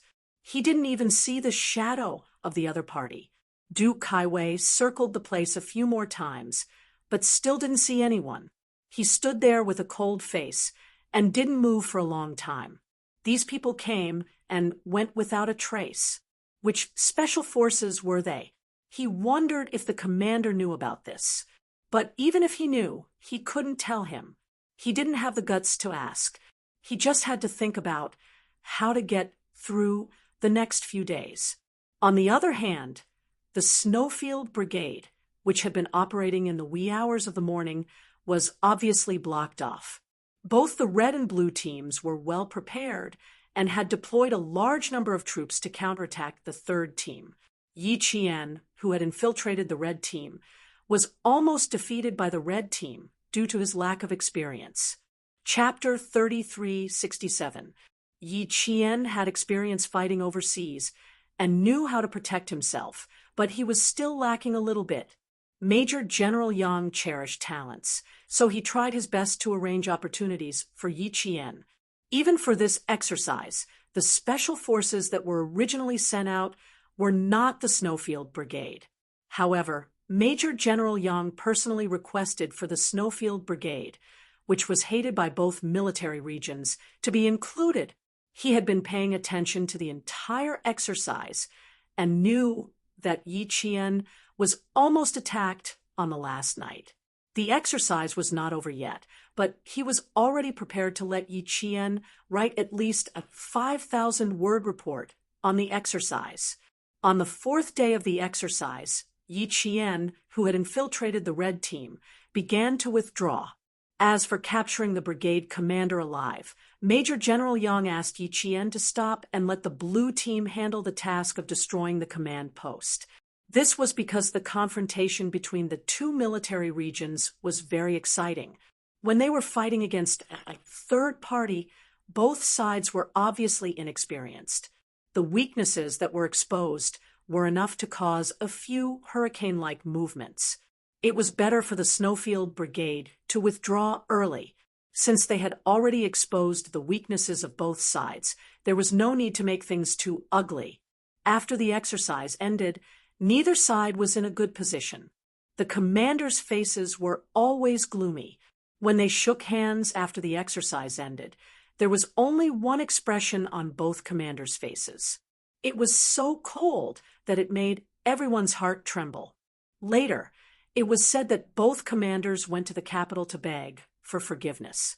When they returned, the leaders of both military regions were severely criticized, especially Du Kaiwei, who was directly reported. It was obvious how angry the commander of Nangguang was. When the military headquarters saw that the exercise was so unsightly, several military orders were issued.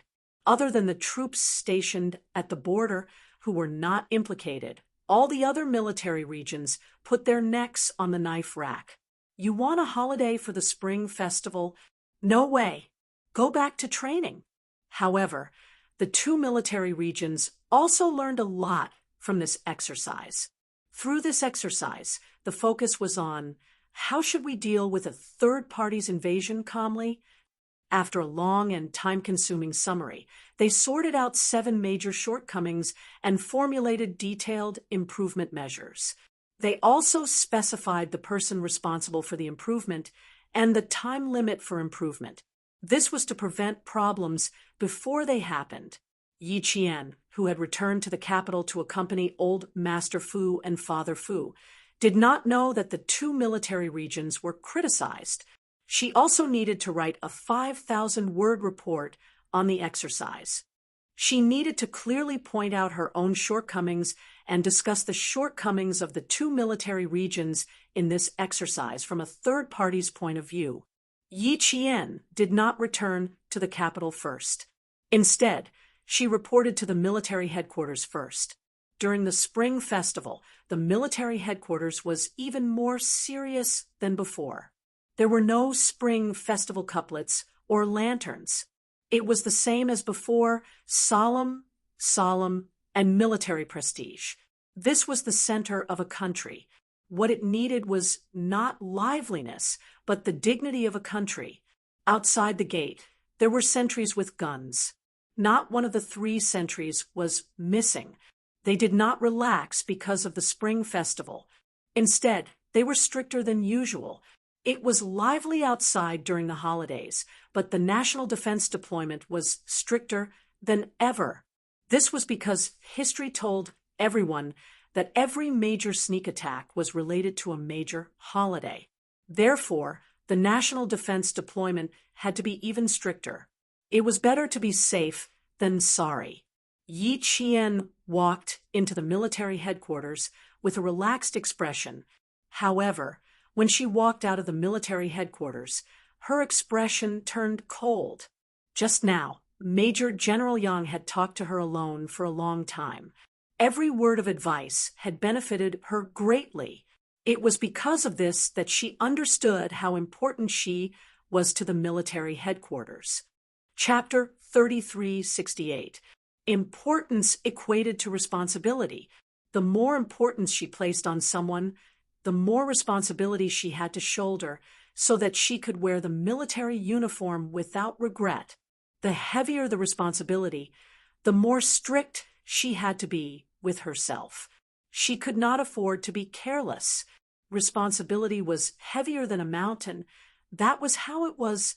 She had to be worthy of this importance, and she had to be able to shoulder this responsibility. Yi Jian, who walked out of Major General Yang's office, forgot about Xia Jinyuan, who was waiting for her. She was lost in her thoughts. She left Xia Jinyuan alone and walked out of the military headquarters. The conversation between Major General Yang and her replayed in her mind from time to time. Just because you've participated in several actual battles doesn't mean you have a lot of experience. Every battle is different from the last. Every battle is unpredictable and full of danger. Even a veteran general who has experienced hundreds of battles can't be sure if he can survive the next battle. Therefore, you can't let your guard down in every battle. You have to know how to summarize, how to use your strengths, and how to avoid your weaknesses. Yi Jian, youth is your capital, and talent is your weapon.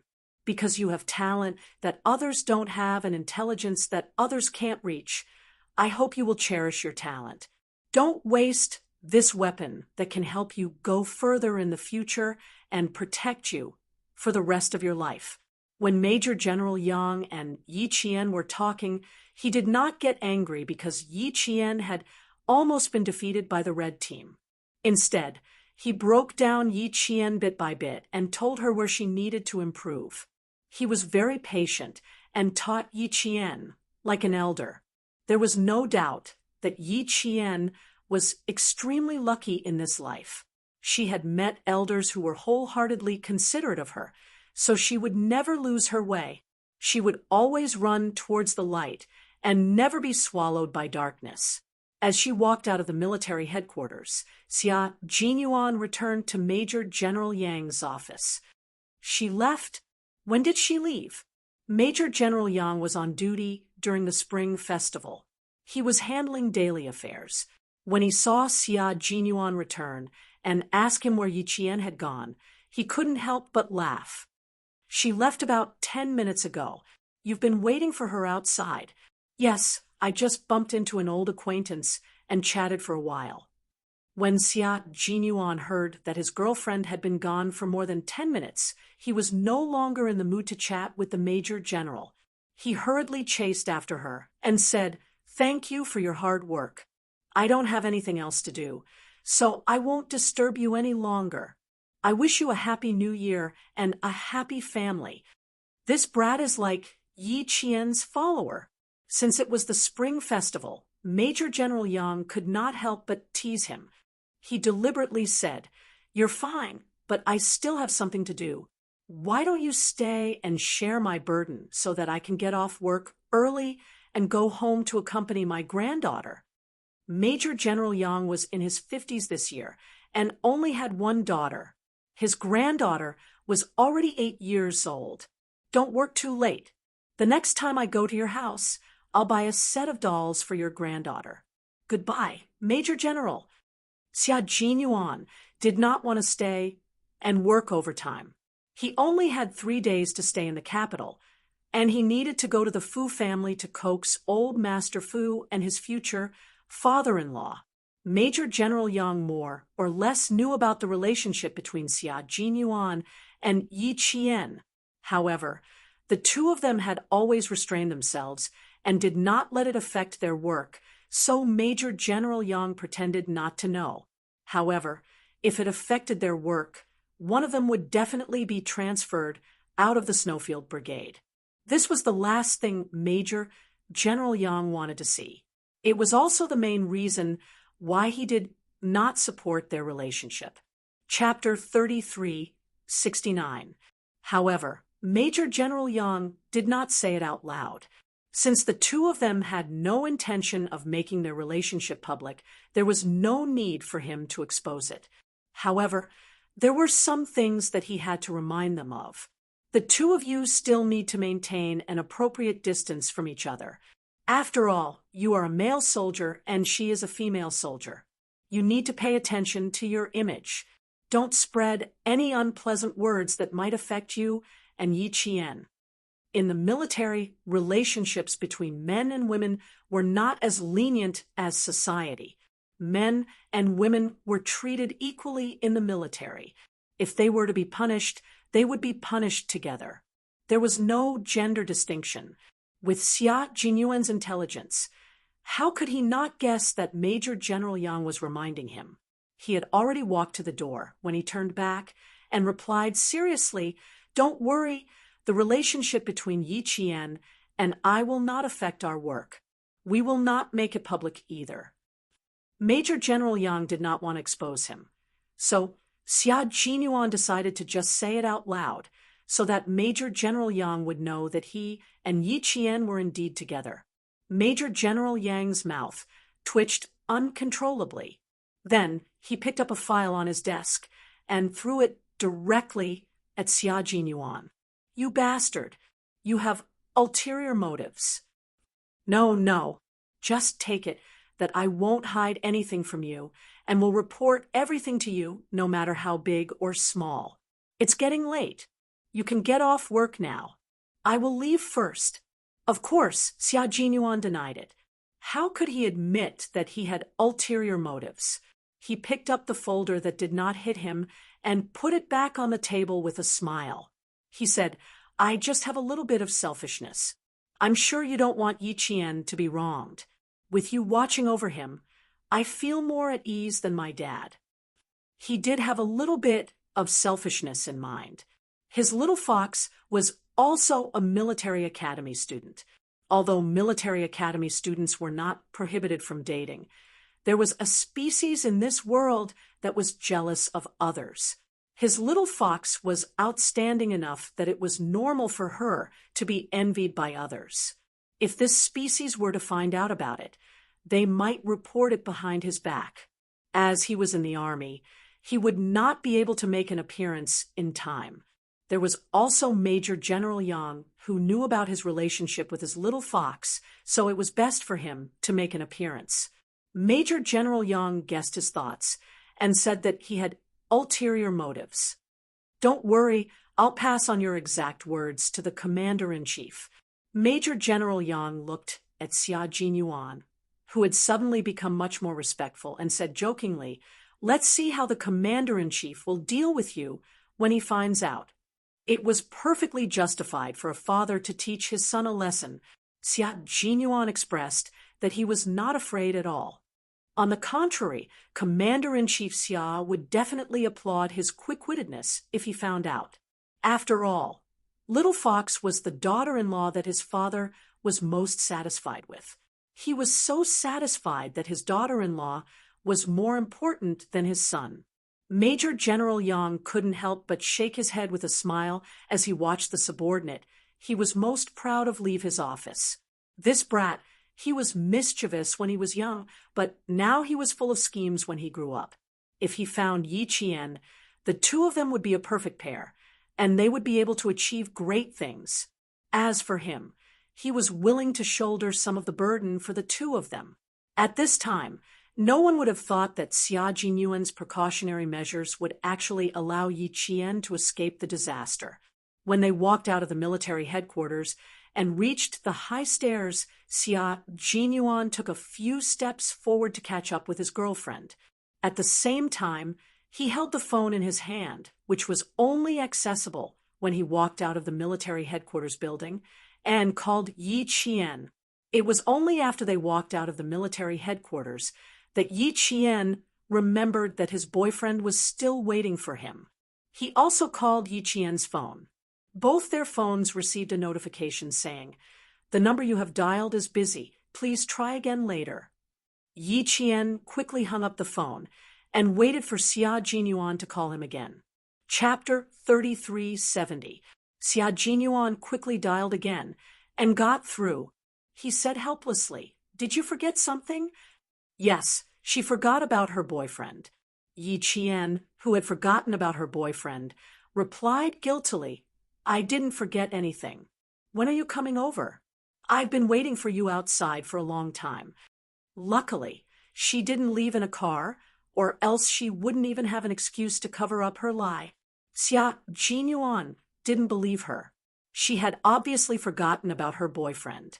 Feeling stifled, Lieutenant Colonel Xia sighed and said, You're too insignificant. How could you forget something so important? Ha ha. Even though she had an excuse to cover up her lie, Yi Qian laughed awkwardly and quickly changed the topic. I'm waiting for the car outside. Is there anything else? If there's nothing else, can you accompany me home? He had to go home together. He had to pay Old Master and his future father-in-law a New Year's greeting.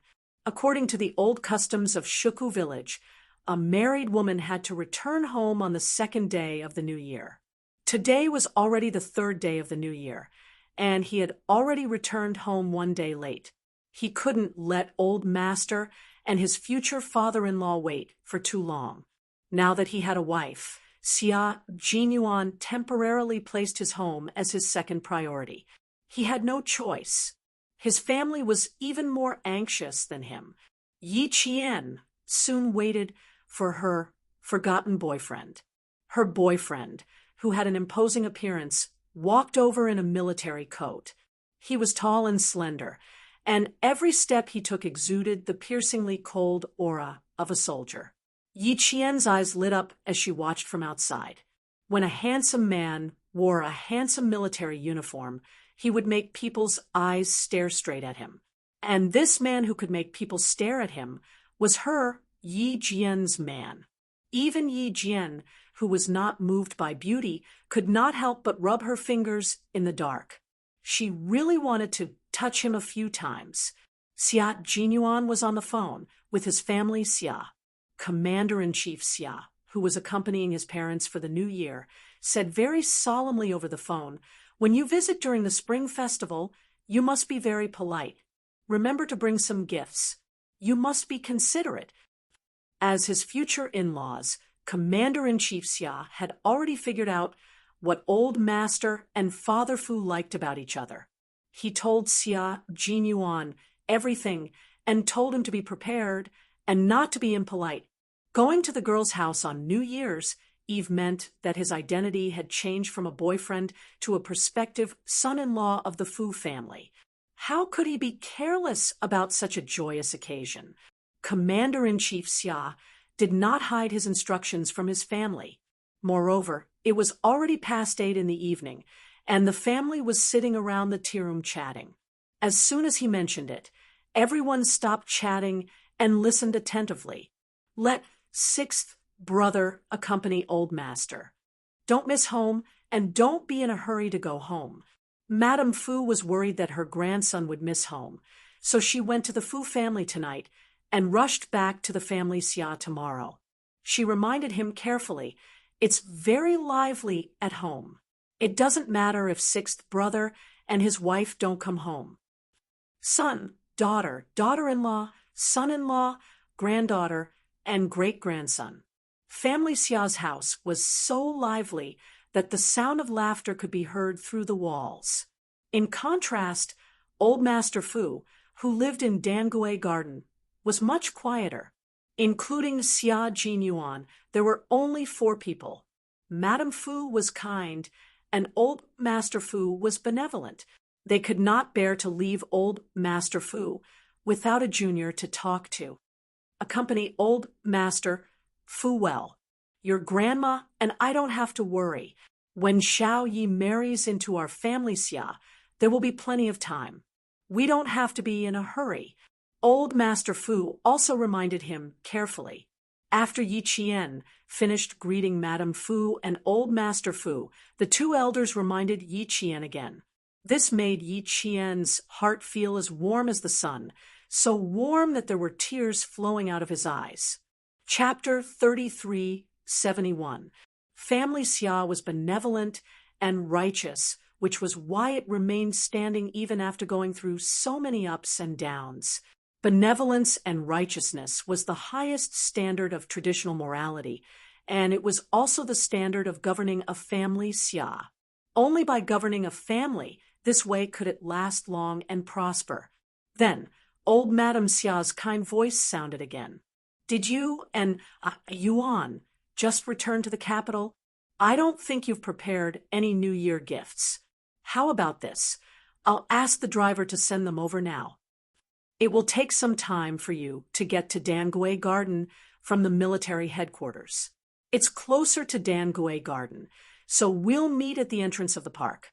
Jane, Air, what do you think of Grandma's arrangements? She didn't forget to ask for Yi Qian's opinion and put Yi Qian in charge. She used the speakerphone, so before Yi Qian could refuse, Xia Jinyuan said, "Sure, then I'll have to trouble Grandma to worry about me. My father knows everything that old master and my future father-in-law like. You can leave it to my father to arrange, and you can give my father some advice. With your professional guidance, I'll be more at ease." Old Madame Xia laughed heartily at home and said to Commander-in-Chief Xia, "Did you hear that? Sixth brother asked me to give you some advice. Sixth brother is meticulous, so I'm not at ease letting you arrange these things. With your guidance, I'll be more at ease." Commander-in-Chief Xia didn't directly scold his son this time. This matter, indeed, needed old Madame Xia to arrange. As a man, he was also afraid that there would be mistakes, and it wouldn't be good if he made the arrangements. Yi Qian didn't even have a chance to refuse. No, it should be said that she couldn't pass on her refusal to old Madame Xia's ears. Her phone was raised high by Xia Jinyuan, and she couldn't reach it even if she jumped. Lieutenant Colonel Xia, who wanted to please his future father-in-law and old master, didn't want to leave empty-handed on his first New Year's visit. Even if his future father-in-law didn't mind, he would feel embarrassed. She was afraid that Yi Qian would change his mind, so she said goodbye to the old madam and old master and ended the call. She then said to Yi Qian, "We can leave for Dangui Garden now.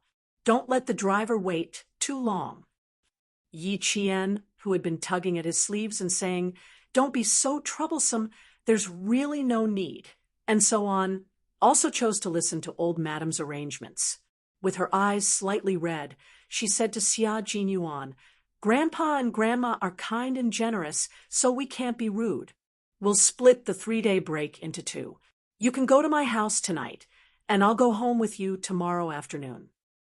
There was no need to ask for Xia Jinyuan's opinion. Yi Qian made the decision. She could still make the decision on these matters. "Why are you crying?" Xia Jinyuan held her slightly cold hand and used his other hand to gently wipe away the tears at the corners of her eyes. He smiled and said, "If you go to my house on New Year's Eve, you can only be family Xia's daughter-in-law for the rest of your life. You can't run away again." Speaking of how she didn't seem to want to be family Xia's daughter-in-law in the past, Yi Qian, who was still holding back her tears, didn't know whether to laugh or cry after hearing what he said. The tears that she was holding back also burst out. He didn't even need to reach out to wipe them away. His warm and slender hand had already wiped them away for her. She even heard him tease, "Why didn't I realize that you like to shed your golden beans? It's such a good day, and you actually shed your golden beans. When we return to Dangui Garden later, Grandpa and father-in-law will think that I bullied you and chased me out with a mop. You have to pull them back, understand? When did I run away? If I want to run away, I'll run to your team. I've never run anywhere else." Her eyes were watery as she glared at the guy who was making her laugh. They had known each other for so many years, but he still loved to tease her as much as he did in the past. "If my dad really wants to chase you out with a mop, I won't stop him." Chapter 3372.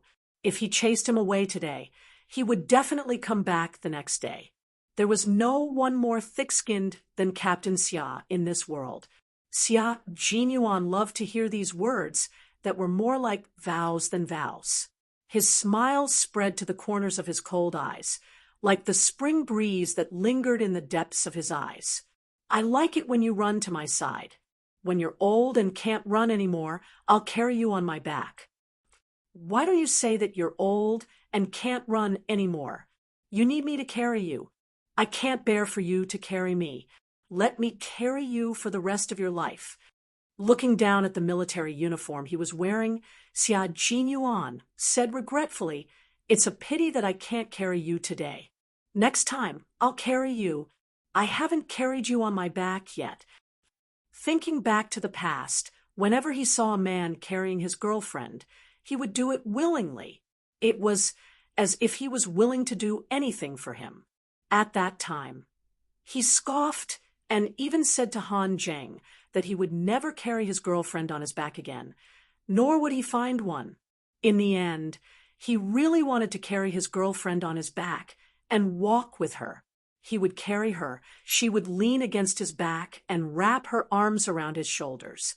One would laugh happily, while the other would listen quietly. The snow beneath their feet, the towering mountains in the distance, the winding road with the street lights on both sides. He would carry her on his back and spend their time together. Just thinking about it made him happy. Yi Qian wanted to glare at him and say that he would not let him carry him. However, seeing the yearning in his eyes, he knew that he really wanted to carry him. He swallowed the words at the tip of his tongue and held his slender, strong, and exceptionally warm hand. He said softly, "There will be a chance. We still have a lifetime. I'll remember it. When the time comes, I'll definitely let you carry me." There was still a lifetime to go. There were plenty of opportunities. He was not a sentimental person, but the warmth he showed was so sweet that even the air felt sweet.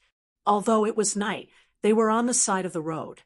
It was not appropriate for them to be overly affectionate in their military uniforms. After a short while, they let go of each other's hands. For a moment, both of them were very satisfied. Even after they got into the car, the two of them still secretly hooked their fingers and held hands. Then they pursed their lips and looked at each other. Usually it was Yi Qian who looked away first. Then his ears turned slightly red, and he started to feel embarrassed again.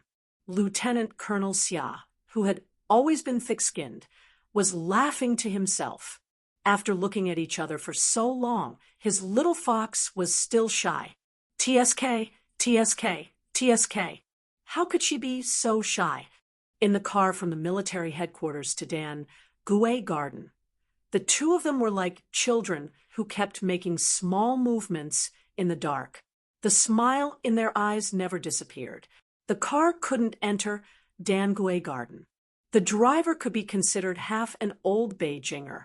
He more or less knew a little about this area. When he saw the two soldiers coming here, there was a trace of awe in his eyes. This place was not for the rich, it was for the rich. It was said that the security inside was so tight that all the armed policemen patrolling the area were not allowed to enter. For these two young soldiers to live here, they were really born with a golden spoon. The taxi driver lowered his head and leaned over the steering wheel to look outside. He smacked his lips enviously before driving away. Everyone outside knew that there were rich people living in Dan Gui Garden, but no one knew how expensive they were. After all, the people living here were all old scientists who had made great contributions to the country. After they were taken care of, they had to pay more attention to their safety. Each and every one of them was a moving treasure trove. Safety came first. Chapter 3373. After getting out of the car, Xia Jinyuan went to the driver, who had been waiting for more than 10 minutes to pick up the gifts.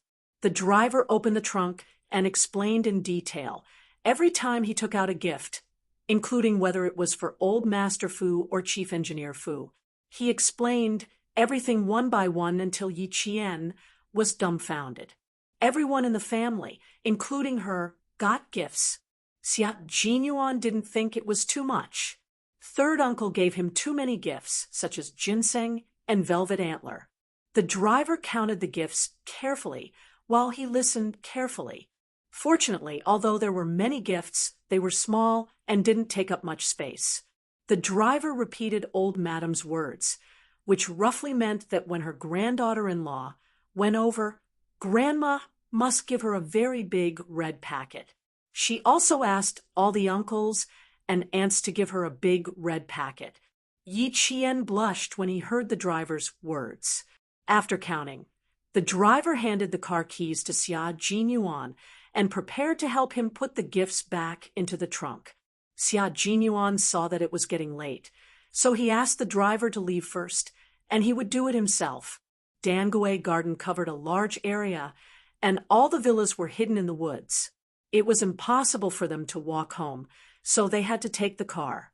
After the driver left, Yi Qian looked at Xia Jinyuan, who was ringing the gifts until his arms were outstretched, and said, "It's too much. It's too expensive. Did old Madam empty the house?" "Not really. The car can drive directly into Dangui Garden. Grandma already restrained herself by not filling up the back seat." With the gifts in hand, Xia Jinyuan spoke with confidence. It was indeed inappropriate for him to go empty-handed. As he spoke, he put the gifts back into the trunk one by one. "It's cold. Wait for me in the car." Yi Jian took the gifts from his other hand and said, "It's already scary enough. When my father sees you later, he'll think that you're here to deliver the betrothal gifts." Yi Jian took the gifts from his other hand and said, "It's scary enough. I wanted to give the betrothal gifts, but you didn't agree. Hurry up and pack them. Don't talk nonsense. You brought them up first, but you won't let me speak first? That's unreasonable." She was being unreasonable. Yi Qian snorted softly, but a happy expression appeared on his face. Old Master Fu and Father Fu did not know that Yi Qian would be back, so the two of them and Uncle Fu spent the New Year at home. They did not feel lonely at all. On the eve of the Lunar New Year, the neighbors all came over to invite the family over for dinner.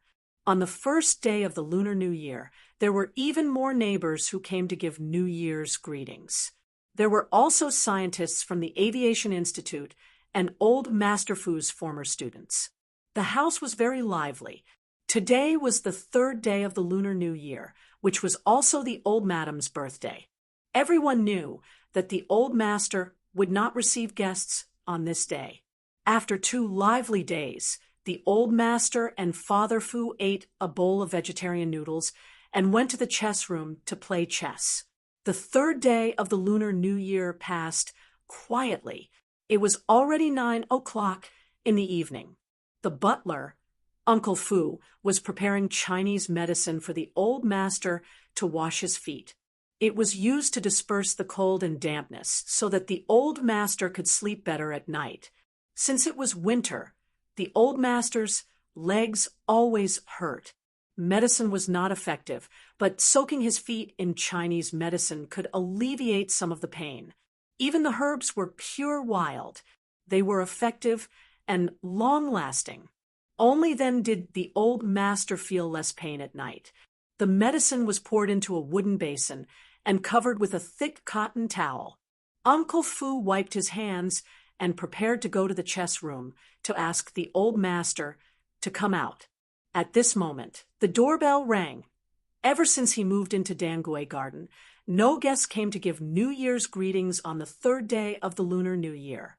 They would not come over in the middle of the night, except when the old master had not retired and there was an emergency in the Aviation Institute that required his attention. Chapter 3374. Uncle Fu turned around and walked to the door. When he opened the door, he saw a beautiful couple standing in the warm red light of the lanterns. Uncle Fu was so happy that he was stunned. "Happy New Year, Uncle Fu."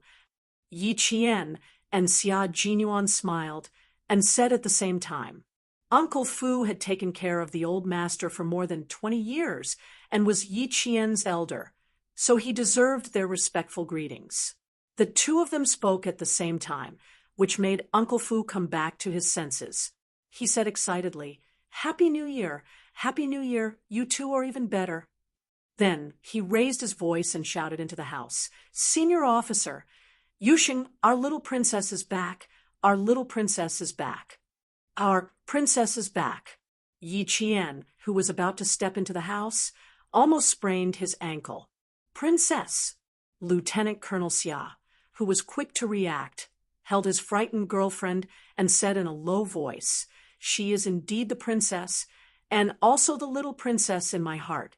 After raising his voice, Uncle Fu was so excited that he couldn't speak properly. He was so happy that his eyes narrowed into slits. "Yes, she is our little princess. Senior officer said it himself, so it can't be wrong." Uncle Fu, who was serving the old master, thought that every word he said was correct, so he followed him closely. The father and son, who were still playing chess in the chess room, suddenly heard Uncle Fu's voice. The chess piece between the old master's fingers fell onto the chessboard with a bang, hitting another chess piece. "What did you just say? Xiao Fu, what did you just say? Our little princess is back." Old people tended to react slower, but Father Fu reacted much faster. He put the chess piece he was playing with into the box and immediately got off the tatami. He answered the old master, "Our little princess is back. She really is back. I thought I heard wrong. Quick, get out." When the old master heard this, he stood up a little too quickly.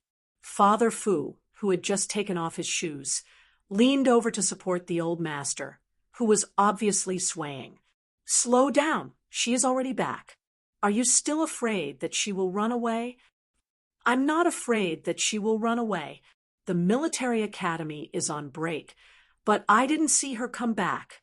You said that our little princess is on duty, but she should be able to make a phone call if she's on duty, but she doesn't even have a phone. Who is that teacher? Go back and find out for me.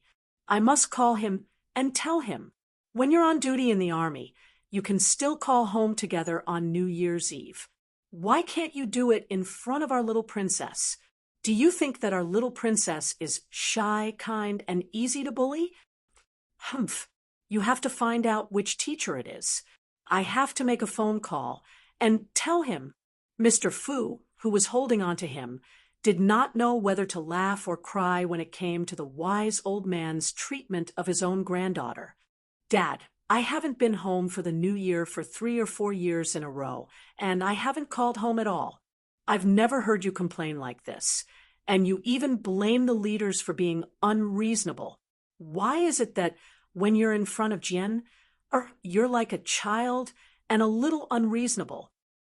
When the old master, who had just put on his shoes, heard this, he snorted. "Of course you are different from our little princess. A good man has aspirations to travel far. How can I restrain you? But you once said that since Jane Eyre was wearing the military uniform, she had to shoulder the responsibilities of a soldier. She had to follow orders, and there was nothing special about her." Father Fu didn't argue any further. If the old master wanted to protect her, so be it. He was just being rude and unreasonable for a while. When he saw Jane Eyre, he became a wise old master again. Yi Qian already knew that the old master was playing chess with Father Fu in the chess room. She hurriedly changed her shoes and ran straight to the chess room.